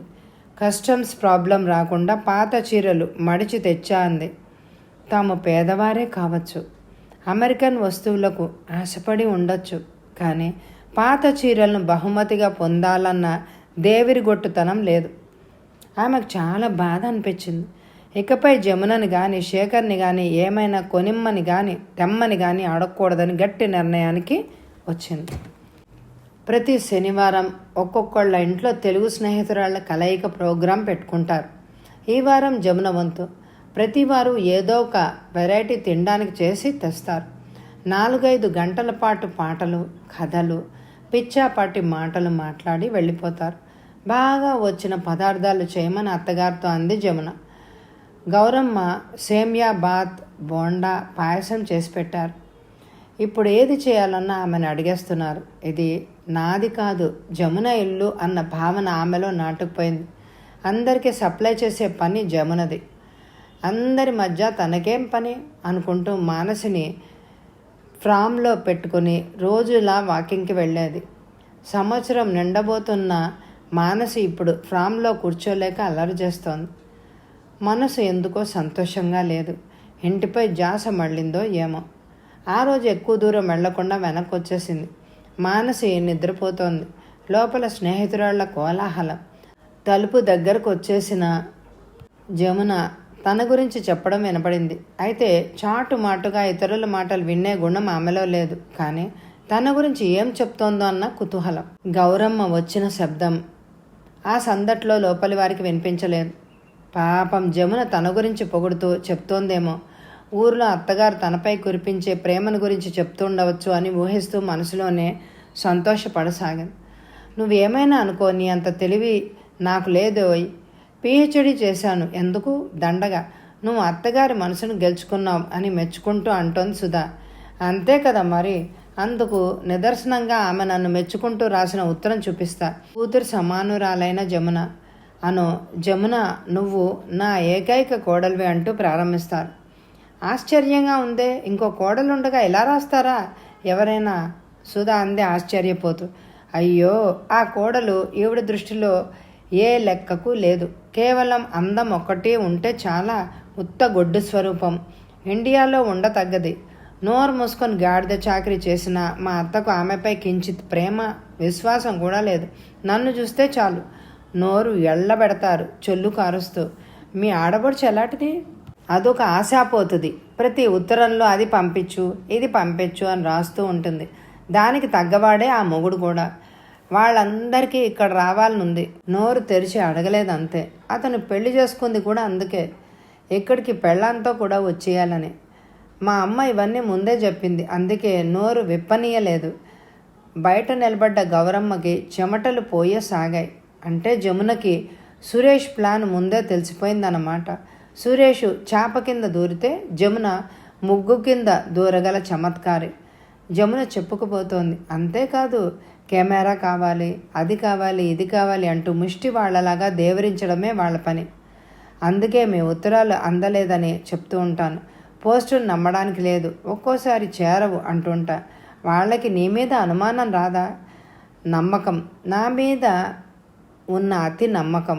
అందుకే అవమానించదు. చూడండి, నా పాత చీరలని ప్యాక్ చేసి ప్రజెంటేషన్స్ అని ఇచ్చేస్తూ ఉంటాను. అనుమానం రాకుండా కస్టమ్స్ కథ చెప్తూ ఉంటా. అమెరికాదని దేన్ని ఇచ్చినా నమ్మి తీసుకుంటారు. మా అత్తగారి బుద్ధి చూడండి ఎలాంటిదో. వినుతతో జీవితాంతం ఉండాలి, కానీ దూరంగా ఉండే నన్ను నమ్ముతారే కానీ ఆమెను నమ్మరు. ఆమెపై చాడీలు చెప్తుంటారు. నిజంగా మీ అత్త తెలివిగల గుడ్డే. ఈ బిరుదుతో ఆమె గుండె కొట్టుకుంది. కళ్ళల్లో నీరు నిండింది. అవును, పెళ్లికి ముందే ఈ విషయం కనిపెట్టా. మా నాన్నగారి వ్యవహార జ్ఞానం అంతా నాకొచ్చింది. అప్పిచ్చే ముందు వ్యక్తులను తెలుసుకునే తెలివి మా నాన్నది. లేకుంటే వ్యాపారం, డబ్బు నేటిపాలే. అలాగే నేను కూడా. వీళ్లతో 2 రోజులు ఊటీలో గడిపాను కదా. అప్పుడే తెలుసుకున్న అత్తగారి గటికతనం, ఆడపడుచు మొద్దుతనం, తోడికోడళ్ళ మెతకతనం. ఇక్కడ నాదే రాజ్యం అనుకున్న వినుతకి పుట్టింటి పని మనిషిలా గొడ్డు చాకరీ చేస్తుంది. నన్ను చూడండి, మా అత్త వచ్చిన దగ్గర నుంచి తీపి కబుర్లతో పనంతా ఆమె చేత చేస్తున్నా. ఆమెకి లాండ్రీ దగ్గర నుంచి నేర్పాను. నిజంగా నువ్వు కంపెనీ ఎగ్జిక్యూటివ్గా ఉంటే బాగుండేది. ఇతరులతో పని ఎలా చేయించుకోవాలో నీకు తెలిసినంతగా ఎవ్వరికి తెలియదు సుమా. మా అత్త ఇక్కడి అబ్బాయికి కూతురుని అవ్వాలని చాలా ప్రయత్నించారు. నేను పిల్లాడు మంచివాడు కాదని అబద్ధం చెప్పాను. ఎంత పరోపకారి విజమున. ఆడపడుచు జీవితంతో ఆటలాడింది అని అనుకున్నది గౌరమ్మ. ఆడపడుచు ఇక్కడికొచ్చి చేరితే స్వేచ్ఛ ఏం కాను. $100-50 వాళ్ళ అవసరాలు పారేస్తే పేరు వస్తుంది, పేడ విరగడైపోతుంది. డాలర్లంటే చొల్లు కార్చే వ్యక్తులు కదా. నిజం జమున నువ్వు చెప్పేది. ఇప్పుడు మేము మా ఇష్టానుసారం ఉన్నాం. పిల్లలకు నాన్ వెజ్ ఇవ్వచ్చు, భోజనం చేయొచ్చు. బీరు తాగినా అడిగేవాళ్ళు లేరు. వచ్చిపోయే చుట్టాల గోల లేదు. అత్త మామ లాంటి ముసలివాళ్ళు సేవ చేయక్కర్లేదు. నాకు మాత్రం ముసలాళ్ల సేవ అంటే పరమ అసహ్యం. ముఖ్యంగా మన ముసలాళ్ళు మనం చెప్పినట్టు వింటారు. వేరే సపోర్ట్ సిస్టమ్ లేదు కదా. ఒకవేళ మీ ఆయన అమెరికా వద్దు, ఇక ఇండియా వెళ్ళిపోదామంటే ఏం చేస్తారు అని అనుమానం వ్యక్తం చేసింది ఉమా. ఈ విషయం ఆయనకు ముందే చెప్పాను. కావాలంటే మీరు వెళ్ళి అక్కడ సెటిల్ అవ్వండి, నేను మాత్రం రానని. 3 సంవత్సరాలకి 3 రోజుల పద్ధతే బాగుంది. ఈయన అమెరికాలో ఉన్నారనే మా నాన్న ఈయనతో పెళ్లి చేసింది. నేను అక్కడి ఉద్యోగం అయినట్లయితే చచ్చినా ఇచ్చేవారే కాదు. మా నాన్న ఇచ్చే పాకెట్ మనీ హైదరాబాద్లో ఉద్యోగానికి మించి ఉంటుంది. మీ అత్తగారు తిరిగి ఎప్పుడు వెళ్తారు? చూడు రోహిణి, మా అత్త అమెరికా అంటే కుక్కలా చుల్లుగా అరుస్తారు. శేఖర్కి అమ్మని పిలిపించుకోవాలని ఉండేది. నేను ఒక ఉపాయం చేశాను. నా పురిటి సమయానికి వస్తే ఆమె కోరిక తీరుతుంది, నాకు సహాయంగా కూడా ఉంటారు అని 1 సంవత్సరం వీసా తీయించాను. అంటే నా చేత పని దానిలాగా సేవలు చేయించుకోవడానికి పిలిపించుకుందన్నమాట. ముద్దుల పెద్ద కోడలు గౌరమ్మ హృదయం భగ్గుమంది. ఉమ దాన్ని సమర్థిస్తున్నట్లుగా, నిజమే, లెక్కేసి చూస్తే బేబీ సిట్టింగు, ఇంటి పనులకి, వంట చేయడానికి, ఇతర పనులకి టికెట్ కన్నా ఎక్కువే అయ్యేది. ఇలాంటి నమ్మకస్తులు ఇంట్లో ఉంటే దొంగతనం భయం కూడా ఉండదు. జమున, నీ తెలివే తెలివి. సంవత్సరంలో ఎంతో మిగలపెట్టుకున్నావు. అయ్యో, మా అత్త చెయ్యి చాలా పెద్దది. ఎవరైనా పొగిడితే చాలు పాత్ర ఖాళీ చేసి పెట్టేస్తారు. ఎక్కువైన వంట సామాగ్రిని డీప్ ఫ్రిడ్జ్లో పెట్టాను. ఇక్కడ ఇండియన్ స్టోర్లో ధరలు ఎక్కువ, మెయిన్ స్టోర్ నుంచి తెస్తామని చెప్తూ ఉంటాను. గౌరమ్మ కంటికి కమ్మిన పొరలు తొలగి జ్ఞానోదయం అయింది. కోడలు తనని పని యంత్రంలాగా ఉపయోగించుకుంటోంది. శనివారపు స్నేహితురాళ్ల చర్చలో ఇవే విషయాలు ముఖ్య అంశాలుగా ఆమె గ్రహించింది. హే భగవాన్, తనెందుకు ఎన్ని రోజులు ఇంత వెర్రిదానిలా ప్రవర్తించింది? ఇంకా నయం, ఆయన రాలేదు, అదృష్టవంతుడు. లేకుంటే ఆయన్ని ఇంకేం పనులకు ఉపయోగించుకునేదో ఏమో. తనింకా ఇక్కడ ఉండకూడదు, సాధ్యమైనంత త్వరగా వెళ్ళిపోవాలి. కలో గంజో ఆ చిన్న ఇంట్లో తాగుతూ తృప్తిగా శాంతిగా ఉండాలి. జమున సిరితనం తననంత గుడ్డిదాన్ని మూర్ఖురాల్ని చేసింది. కానీ అందరూ జమునలానే ఉంటారా? సావిత్రి ఎంత బాగుందో, పద్మ మంచి, కళ్ళారా చూడలేదా? ఏ ఇంటి నుంచి పిల్లని తెస్తామో ఆ ఇంటి బుద్ధులే వస్తాయి. తల్లి బుద్ధులే కూతురికి. నూలు కలర్ చీర కదా, అందుకే మాస్టర్ పిల్లల్ని కోడలుగా తెచ్చుకోవాలి. వాళ్లకు విద్య సంస్కారంతో పాటు డబ్బు విలువ కూడా తెలుస్తుంది అని ఆయనే పదే పదే అంటుండేవారు. అందులో ఎంత యథార్థం ఉందో ఇప్పుడు తెలుస్తోంది. ముందు వెనక ఆలోచించకుండా డబ్బు ప్రతిష్టల వ్యామోహంలో పడి ఈ పిల్లను తెచ్చి కట్టబెట్టాను కదా పాపం వాడికి అని గౌరమ్మ బాధపడుతుండగా మానసి నిద్రలేస్తూ ఏడ్చిన శబ్దానికి ఆ మహిళ కూటమంతా ఒక్కసారి మౌనం వహించింది. ఏమీ తెలియనట్టు గౌరమ్మ పాపనెత్తుకొని లోపలికొచ్చింది. తర్వాత అందరూ వెళ్ళిపోయారు. ఏమీ ఎరగనట్టు జమున ముఖమంతా నవ్వు పులుముకొని అక్కడి నుంచి లేచింది. రాత్రంతా గౌరమ్మ ఏడుస్తూ బాధపడుతూనే ఉంది. అందుకు దిండే సాక్ష్యం. పశ్చాత్తాపాగ్నితో దహించుకుపోతోంది ఆమె మనసు. వినుత తల్లి లేని అనాథ. తన ప్రేమ ఆప్యాయతల కోసం ఎంత పరితపించిపోయిందో, దాని అందు ఎంత నిర్లక్ష్యంగా ప్రవర్తించింది తను. పదే పదే గౌరమ్మ కళ్ళ ముందు వినుత రూపం కదలాడసాగింది. వినుతకు ఏమీ చేయలేదన్న బాధ ఆమెను దహించసాగింది. ఆమెకేనాడు ఒక మంచి చీర కొనియలేదు.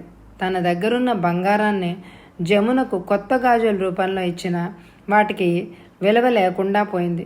ఇదే కనుక వినతకిచ్చినట్టయితే అత్తగారు ఇచ్చారని అందరికీ చూపిస్తూ ఎంతో గర్వపడిపోయేది, మురిసిపోయేది. ఆమెను ఏమాత్రం లెక్క చేయలేదు. అందుకే పురుటికి బెంగళూరు వెళ్ళిపోయింది. కేవలం జమున కోసమే అన్నట్టు సురభి పెళ్ళి ఆ రోజు నిశ్చయం చేసింది. హర్ష నామకరణానికి కేవలం 100 రూపాయలు ఇచ్చింది. మానసికి బంగారు గొలుసు, ఖరీదైన గౌనం ఇచ్చింది.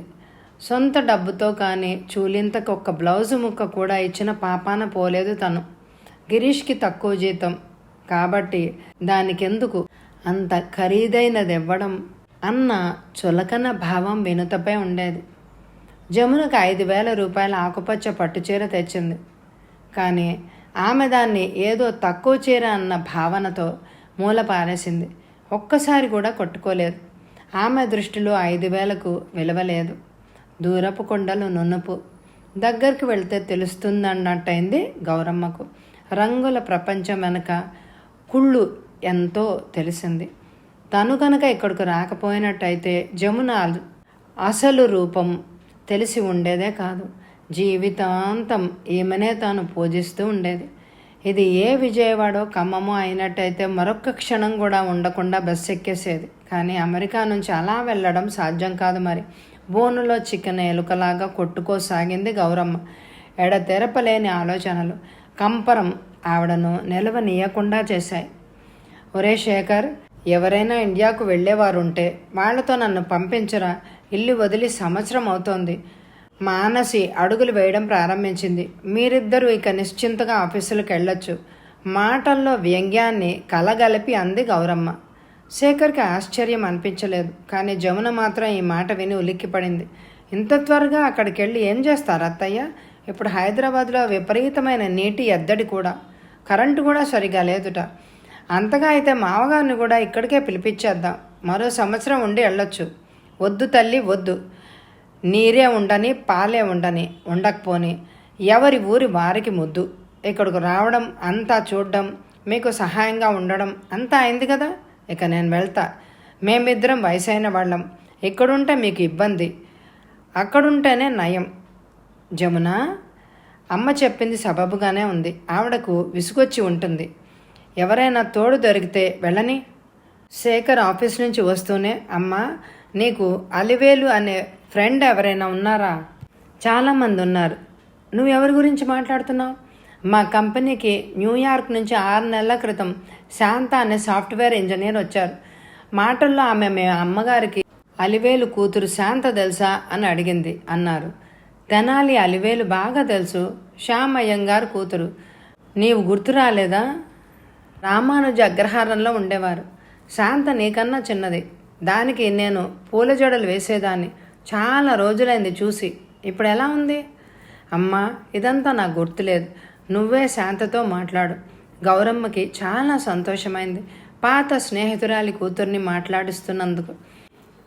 శేఖర్ శాంతకి ఫోన్ చేసి, శాంత, నిన్ను అమ్మ చూడాలనుకుంటున్నారు అని అన్నాడు. శేఖర్ 2 గంటల్లో జిమ్ నుంచి వస్తాను. మీ అమ్మగారిని ఈరోజు రాత్రి మా ఇంట్లో ఉండేటట్టు తీసుకెళ్తాను. ఎలాగూ రేపు సెలవు కాబట్టి పిన్నికి చెప్పు అంది. అమ్మా, మరో 2 గంటల్లో శాంత జిమ్ నుంచి వస్తుందట. నిన్ను వాళ్ళ ఇంటికి తీసుకెళ్తుందట అన్నాడు. శేఖర్, జిమ్ అంటే ఏమిటి? శరీరానికి వ్యాయామం చేసే ప్రదేశం అంటూ దాని గురించి వివరించాడు. నేను కూడా ఇంకా స్లిమ్ అవడానికి జిమ్లో చేరతానంది జమున. స్లిమ్ అవడానికి జిమ్ ఎందుకు? ఒళ్ళుంచి పని చేస్తే సరి. మన వింతం చూడు, బట్టలు ఉతుకుతుంది, నేల తుడుస్తుంది, తోట పని చేస్తుంది. ఎలాంటి జిమ్ము లేకుండా స్లిమ్ అయింది. మొదటిసారిగా డాలర్ కోడల ముందు రూపాయి కోడల్ని పొగుడుతున్న అత్తగారిని ఆశ్చర్యంగా విచిత్రంగా చూసింది జమున. శాంత ఇంటికి వెళ్ళడానికి గౌరమ్మ రెడీ అయింది. ఇప్పుడు ఇంట్లో ఉండబుద్ధి కావడమే లేదు. పిన్ని, బాగున్నారా? జ్ఞాపకమున్నానా? సంతోషం నిండిన కళ్ళతో చూస్తూ అడిగింది శాంత. శాంత కొంచెం లావెక్కింది. నాకు పూల జడ వేసేవారు, ఇప్పుడు జడే లేదు. నాకే కాదు, ఇక్కడ ఆడవాళ్ళు చాలా వరకు ఇప్పుడు జడలు వేసుకోవడమే లేదు, జుట్టు అట్టే పెట్టుకోవడమే లేదు. మా చిన్న కోడలు వినుతకి మోకాల కిందకి జడ నాగుపాములా ఉంటుంది. జమున నోరెళ్ళబెట్టింది. మరి కాసేపటికి శాంత, గౌరమ్మ వెళ్ళిపోయారు. శాంత, అమ్మ ఇప్పుడు ఎక్కడుంది? ఏలూరులో ఉంది. నువ్వెలా వచ్చావు ఇక్కడికి? అదొక పెద్ద కథ పిన్ని అంటూ ఆ కథ చెప్పింది. నాకంటే నా భర్త కొంచెం తెలివి తక్కువవాడు. నేను కంప్యూటర్ జాబ్ చేస్తుండేదాన్ని. ఒక అవకాశం వచ్చి నేను ఇక్కడికి వచ్చా. మావారు కూడా నాతో వచ్చారు. ఎన్ని డాలర్లు పంపించినా తృప్తి ఉండేది కాదు. ఆఖరికి మా ఆయన నన్ను వేధించడం, హింసించడం మొదలుపెట్టాడు. దాంతో నేను డైవర్స్కి అప్లై చేసి అతనికి దూరం అయిపోయాను. ఆ అమ్మ నాన్న తిట్టారు, అత్తగారు వాళ్ళు మొత్తుకున్నారు. నేనేం పట్టించుకోలేదు పిన్ని. కానీ ఆయనతో ఉండుంటే నేను రోజు కన్నీళ్లు తాగుతూ బ్రతకాల్సి వచ్చేది. ఇక్కడికి వచ్చాక నేను స్వతంత్ర పక్షిని. మర్నాడు వాళ్ళిద్దరు గుడికి వెళ్ళారు. అక్కడ గుళ్ళో హోమాలు, అభిషేకాలు, ఒడుగులు, పెళ్ళిళ్ళు అన్నీ జరుగుతుంటే విచిత్రంగా చూశారు. అదొక వింత అనుభవం. మొన్నాడు గౌరమ్మని శేఖర్ ఇంట్లో వదిలి వెళ్ళిపోయింది శాంత. గౌరమ్మ ప్రయాణం నిశ్చయమైన తర్వాత శేఖర్, అమ్మ, నా స్నేహితుడు వినోద్, సహానా తల్లి మాధురి నిన్ను చూడాలనుకుంటుంది, వెళ్దామా అన్నాడు. శేఖర్, నాకు భాష రాదు, వాళ్ళని కలుసుకుని ఏం ప్రయోజనం చెప్పు? వినోద్ కోరుతున్నాడు, వెళ్దాం. మీరు వెళ్ళేటట్టయితే ఉమ్మ ఇంట్లో నన్ను డ్రాప్ చేయండి. ఈరోజు వాళ్ళింట్లో శనివారం సమావేశం ఉంది అంది జమున. కొడుకు మాట తీసేయలేక బయలుదేరింది గౌరమ్మ. అక్కడ వినోద్ భార్య మీరా, కుక్క అంతెత్తున ఉన్న పెళ్ళికి చేపలు వేస్తూ కూర్చుంది. వినోద్ ఇంట్లో లేడు. వాళ్ళ అమ్మా నాన్న వాళ్ళని చూడ్డానికి వెళ్ళారు. లోపలికి రండి అని ఆహ్వానించింది. మాధురి ఎక్కడుంది? ఆ అత్త కోడళ్లకు పడదు. ఓ చోట ఉండి పోట్లాడుకునే కన్నా వేరేగా ఉండడం మంచిదని అన్నాడు శేఖర్. వాళ్ళు ఇండియాలో ఎందుకు ఉండకూడదు? వాళ్ళకి వినోద్ ఒక్కడే కొడుకు, ఇంకెవ్వరు లేరు, అందుకే ఇక్కడున్నారు. ఆ చిన్న అపార్ట్మెంట్లో మాధురి, రాంబయ్య వీరి కోసం ఎదురు చూస్తున్నారు. భాష రాకపోయినా భావాలు అర్థమవుతున్నాయి గౌరమ్మకు. అలాగే వాళ్ళు భావాలతోనే, అభినయాలతోనే మాట్లాడుకోసాగారు. ఇద్దరిది ఒకే వయసు. గౌరమ్మ ఇండియాకు వెళ్తున్నాను, అదృష్టవంతులు అని మాధురి అనుకున్నది. వినోద్ మందులు తేవడానికి వెళ్ళాడు. శేఖర్ బయటికి వెళ్ళారు. ఇంకా ముగ్గురే మిగిలారు. కాఫీ, టీ ఏం తీసుకుంటారు అని అడిగింది మాధురి. ఏమీ వద్దు. అదెలా, మా ఇంటికి వచ్చి అలాగే వెళ్ళిపోతారా? భలే వారే మీరు. మా ఊరికి రావాల్సింది. బరోడా దగ్గర ఒక పల్లె.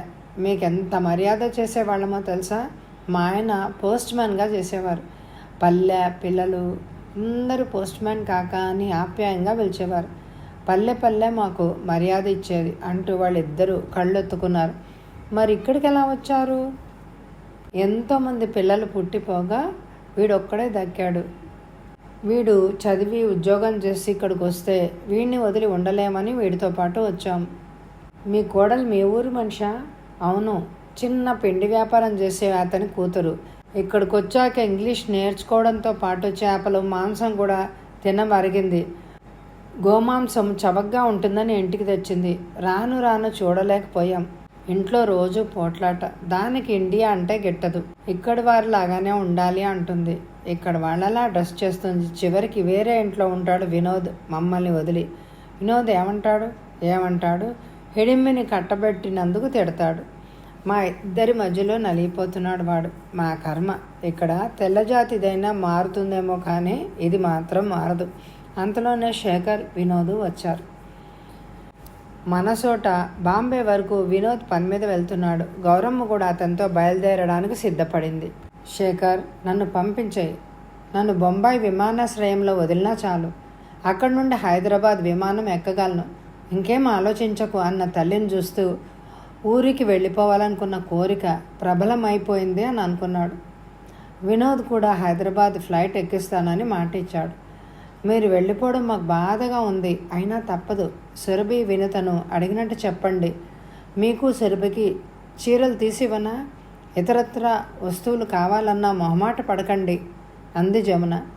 ఏమీ వద్దు, ఎలాంటి వస్తువులు అవసరం లేదు.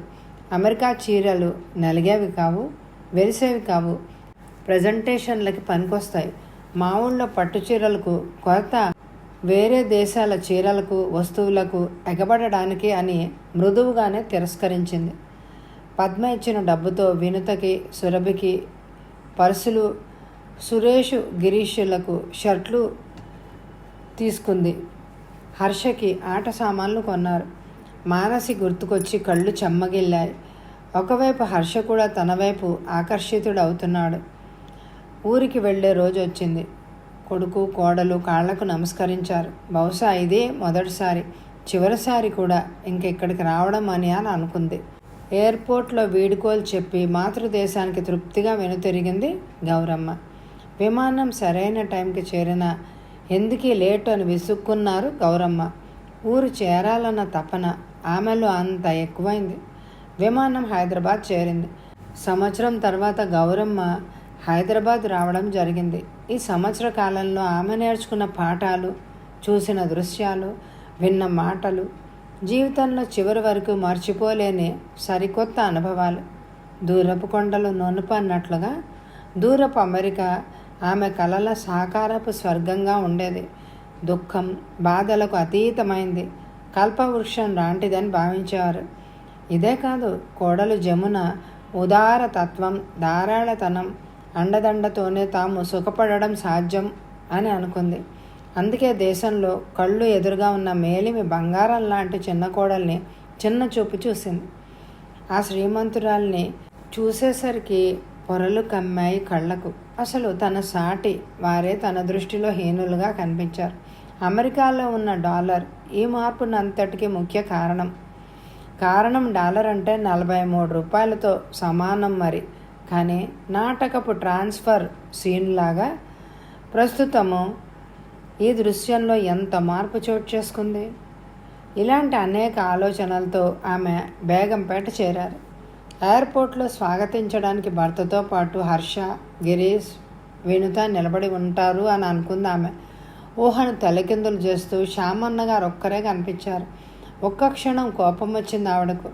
నేను ఇంత దూరం నుంచి ఇన్ని రోజుల తర్వాత వస్తుంటే కోడలు ఎయిర్పోర్టుకు ఎందుకు రాలేదు అని అనిపించినా ఏం అర్జెంటు పనునో ఏమిటో అని తనే తిరిగి అనుకుంది. ఎలా జరిగింది ప్రయాణం అడిగారు శ్యామన్న గారు. బాగా జరిగింది. ఇంట్లో అందరు బాగున్నారా? గిరి, విను రాలేదా? అందరూ బాగానే ఉన్నారు. ముందు ఇంటికి పద అంటూ వేరే మాటకు అవకాశం ఇవ్వకుండా ముందుకు నడిచారు.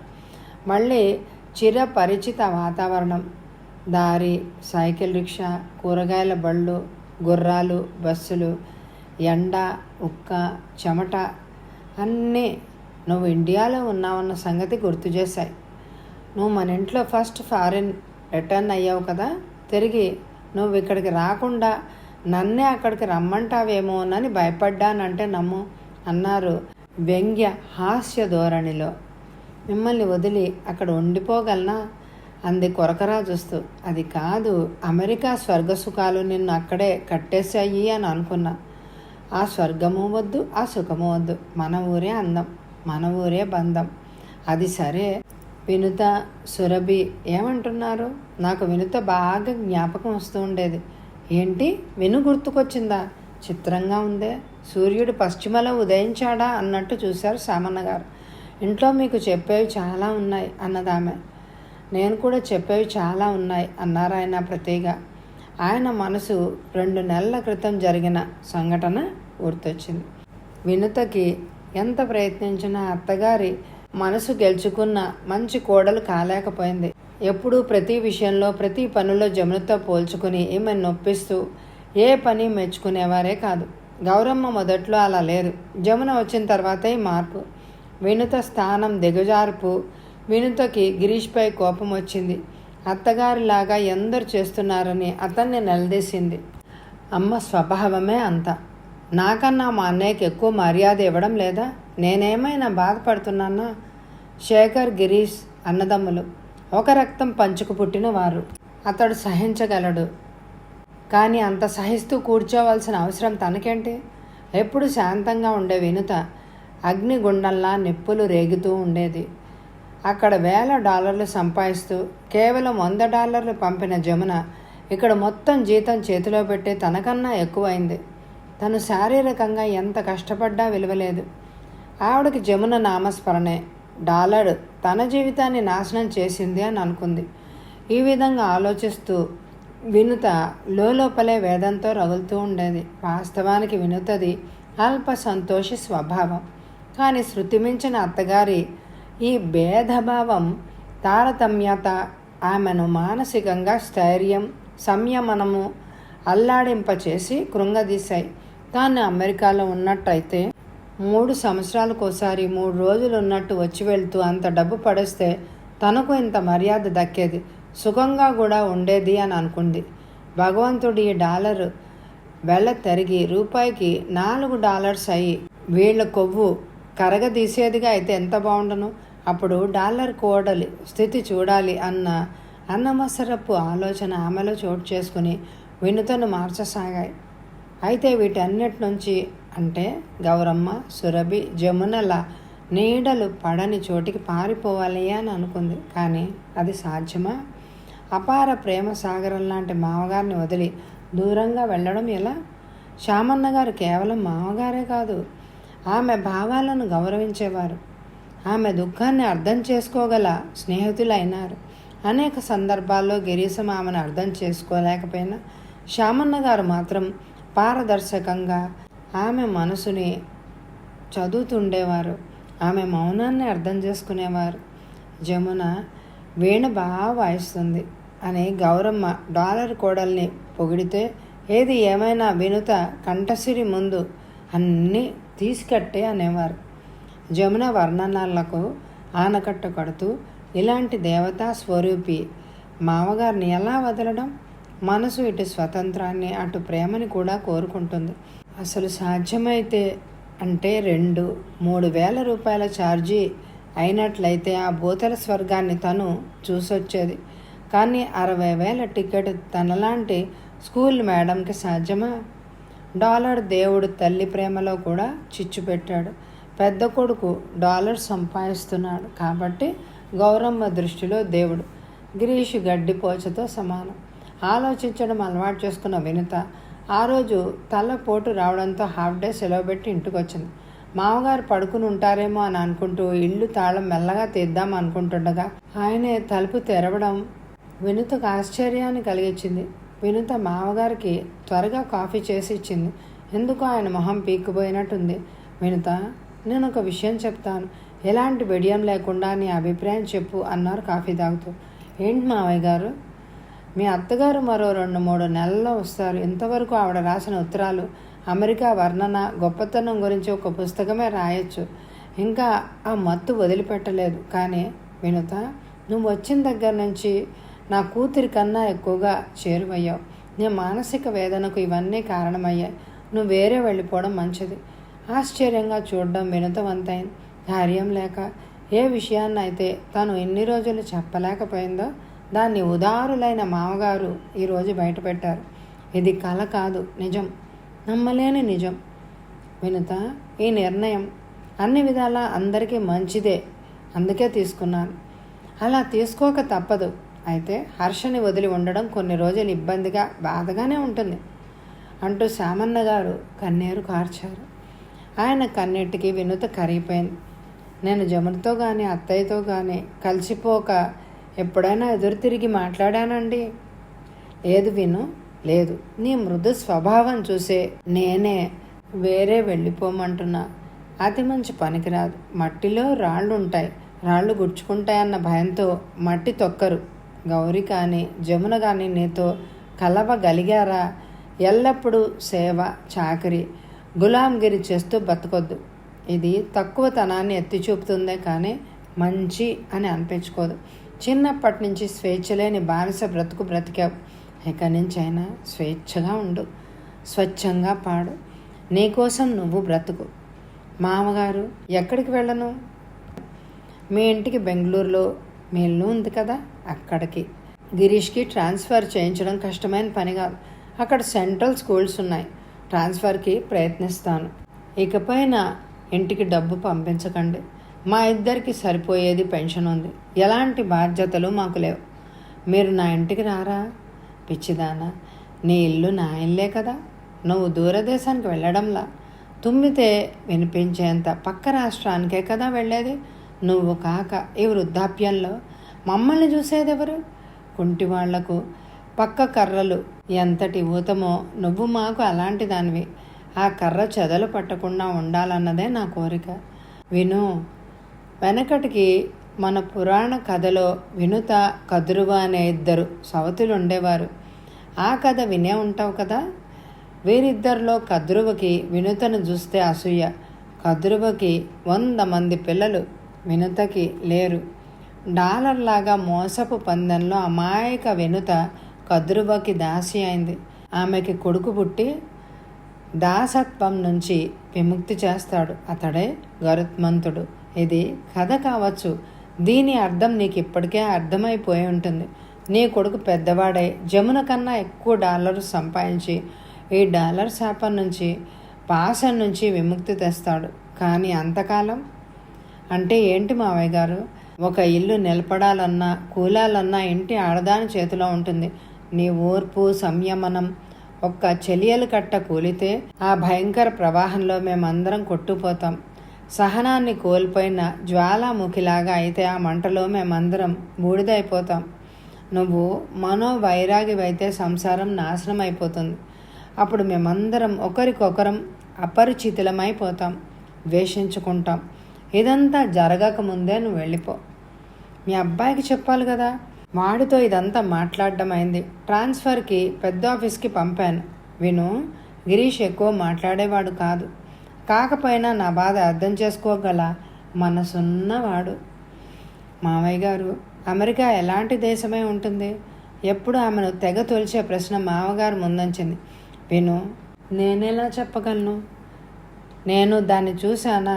అయితే అనుభవంతో, వ్యవహార జ్ఞానంతో చెప్తున్నా. శేఖర్ అమెరికాకి వెళ్ళి డాలర్స్ సంపాదించడం వల్ల మన ఇంట్లో అనేక సౌకర్యాలు ఏర్పడ్డాయి. మేడ మీద ఇల్లు కట్టడం సాధ్యమైంది. సురభి పెళ్లి ఘనంగా జరిగింది. మొదట్లో గుమ్మం దాటాలంటే తోడు కావాలనే మీ అత్తగారు ఈరోజు డాలర్ బల్లంతో అమెరికా వెళ్ళి ఒక్కరితే వస్తోంది. ఆ దేశం, ఈ దేశం సామాన్యులపై ఎంత ప్రభావం చూపింది. కానీ ఏది కష్టపడకుండా తయారుగా రా తల్లి. ఈ డాలర్ మనని గొప్పవాళ్ళని చేసినట్టే ఇంటిని, మనుషుల్ని కూడా వేరు చేసే శక్తి కలది.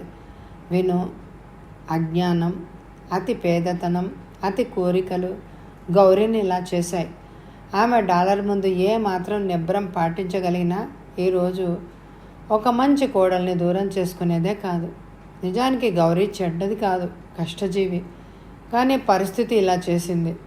అంతలో గిరీశం వస్తున్న చప్పుడైంది. నాన్నగారు వచ్చే నెల ట్రాన్స్ఫర్ ఇస్తారంట. అలాగే వినుత విషయం కూడా సుగమం అయ్యేట్టుంది. సెంట్రల్ స్కూల్కి సంబంధించిన ఒక అధికారితో మా స్నేహితుడి ద్వారా మాట్లాడాను. ఆ అధికారి లోగడ మీ స్టూడెంటేనంట, నమస్కారం చెప్పమన్నాడు అన్నాడు గిరీషు వస్తూనే. అన్ని క్షణాల మీద జరగడం వినుతకు ఆశ్చర్యంగా అనిపించింది. నమ్మశక్యం కాకుండా పోయింది. ఎంత తెలివి, ఉదారత గల పని చేశాను అనుకున్న సామన్న గారి హృదయం రోధిస్తూనే ఉంది. హర్షతో ఆయన అనుబంధం అలాంటిది. ఆలోచిస్తూ గతంలోకి జారుకున్న సామన్న గారికి ఇల్లు వచ్చిందన్న గౌరమ్మ పిలుపుతో ఉలిక్కిపడ్డాడు. భర్త ఆటో దిగి ఇంటికి తాళం తీస్తుంటే గౌరమ్మకి ఆశ్చర్యమైంది. విను స్కూల్కి వెళ్ళిందా? నువ్వు ఇంట్లోకి వచ్చి ముందు అలసట తీర్చుకో, నిదానంగా అన్నీ చెప్తాను. ఏమైంది? కంగారుగా అడిగిందామె. ఏమీ కాలేదు. నేను వినుతని వాళ్ళ ఇంటికి పంపించేశాను. బెంగళూరుకా? అవును, మరెప్పటికీ ఇక్కడికి రాదు. ఏంటి, గిరిని వదిలిపెట్టిపోయిందా? గౌరమ్మ అడిగింది కోపంగా. గిరిని ఎందుకు వదిలిపెడుతుంది? గిరి హర్ష సమేతంగా ట్రాన్స్ఫర్ చేయించుకొని వెళ్ళింది. గిరీషు సికింద్రాబాద్ వదిలి ట్రాన్స్ఫర్ చేయించుకుని వెళ్ళిపోయాడా? నేనే చేయించాను అన్నారు శాంతంగా. ఎందుకు అని అడిగింది గౌరమ్మ. ఎందుకంటే నువ్వు డాలర్ కోడలి వ్యామోహంలో పడి ఈ పిల్లని నిర్లక్ష్యం చేశావు, అవమానించావు. ఈ సంగతి ఎలాంటి గుడ్డి చెవిటి వాళ్ళకు కూడా తెలుసు. ఆమె డిప్రెషన్ గురై మనోవ్యాధిగ్రస్తురాలైంది. ఈ విషయం గ్రహించిన నేను నా పాత విద్యార్థి సైకియాట్రిస్టు అయిన డాలర్ పరిమళకు విషయాన్ని చెప్పి సంప్రదించాను. ఈ వ్యాధి ముదరకు ముందే ఉపాయం ఆలోచించాను. ఈ సలహా ఇచ్చింది పరిమళ అని శామన్న గారు భార్యకు జరిగిందంతా చెప్పారు. పైకి బాగానే కనిపించేది. నీరస కంఠంతో అంది గౌరమ్మ. అమెరికాలో ఆశ గుర్తుకొచ్చింది ఆవిడకి. ఏ వ్యక్తి అయినా ప్రాణైనా ఆశించేది డబ్బు, డాలర్, ఆస్తి కాదు గౌరీ. ప్రేమ, విశ్వాసాలు, ఆదరణ ఏదైనా కానీ అది మన ఇంట్లో వినుతకి నీ నుంచి దొరకలేదు. ఈ కొత్త విషయాన్ని అర్థం చేసుకోవడానికి గౌరమ్మకి కొంత సమయం పట్టింది. ఏది కలలో కూడా ఊహించడానికి కూడా సాధ్యం కాదు, అది నిజంగా జరిగిపోయింది. నువ్వు రాసే ఉత్తరాల్లో అమెరికా డాలర్ కోడలి వైభవాలే ఉన్నాయి, కానీ వినుత గురించి ఒక్క మాట అయినా ఏ ఉత్తరంలోనైనా రాసావా? జమున రాసిందా?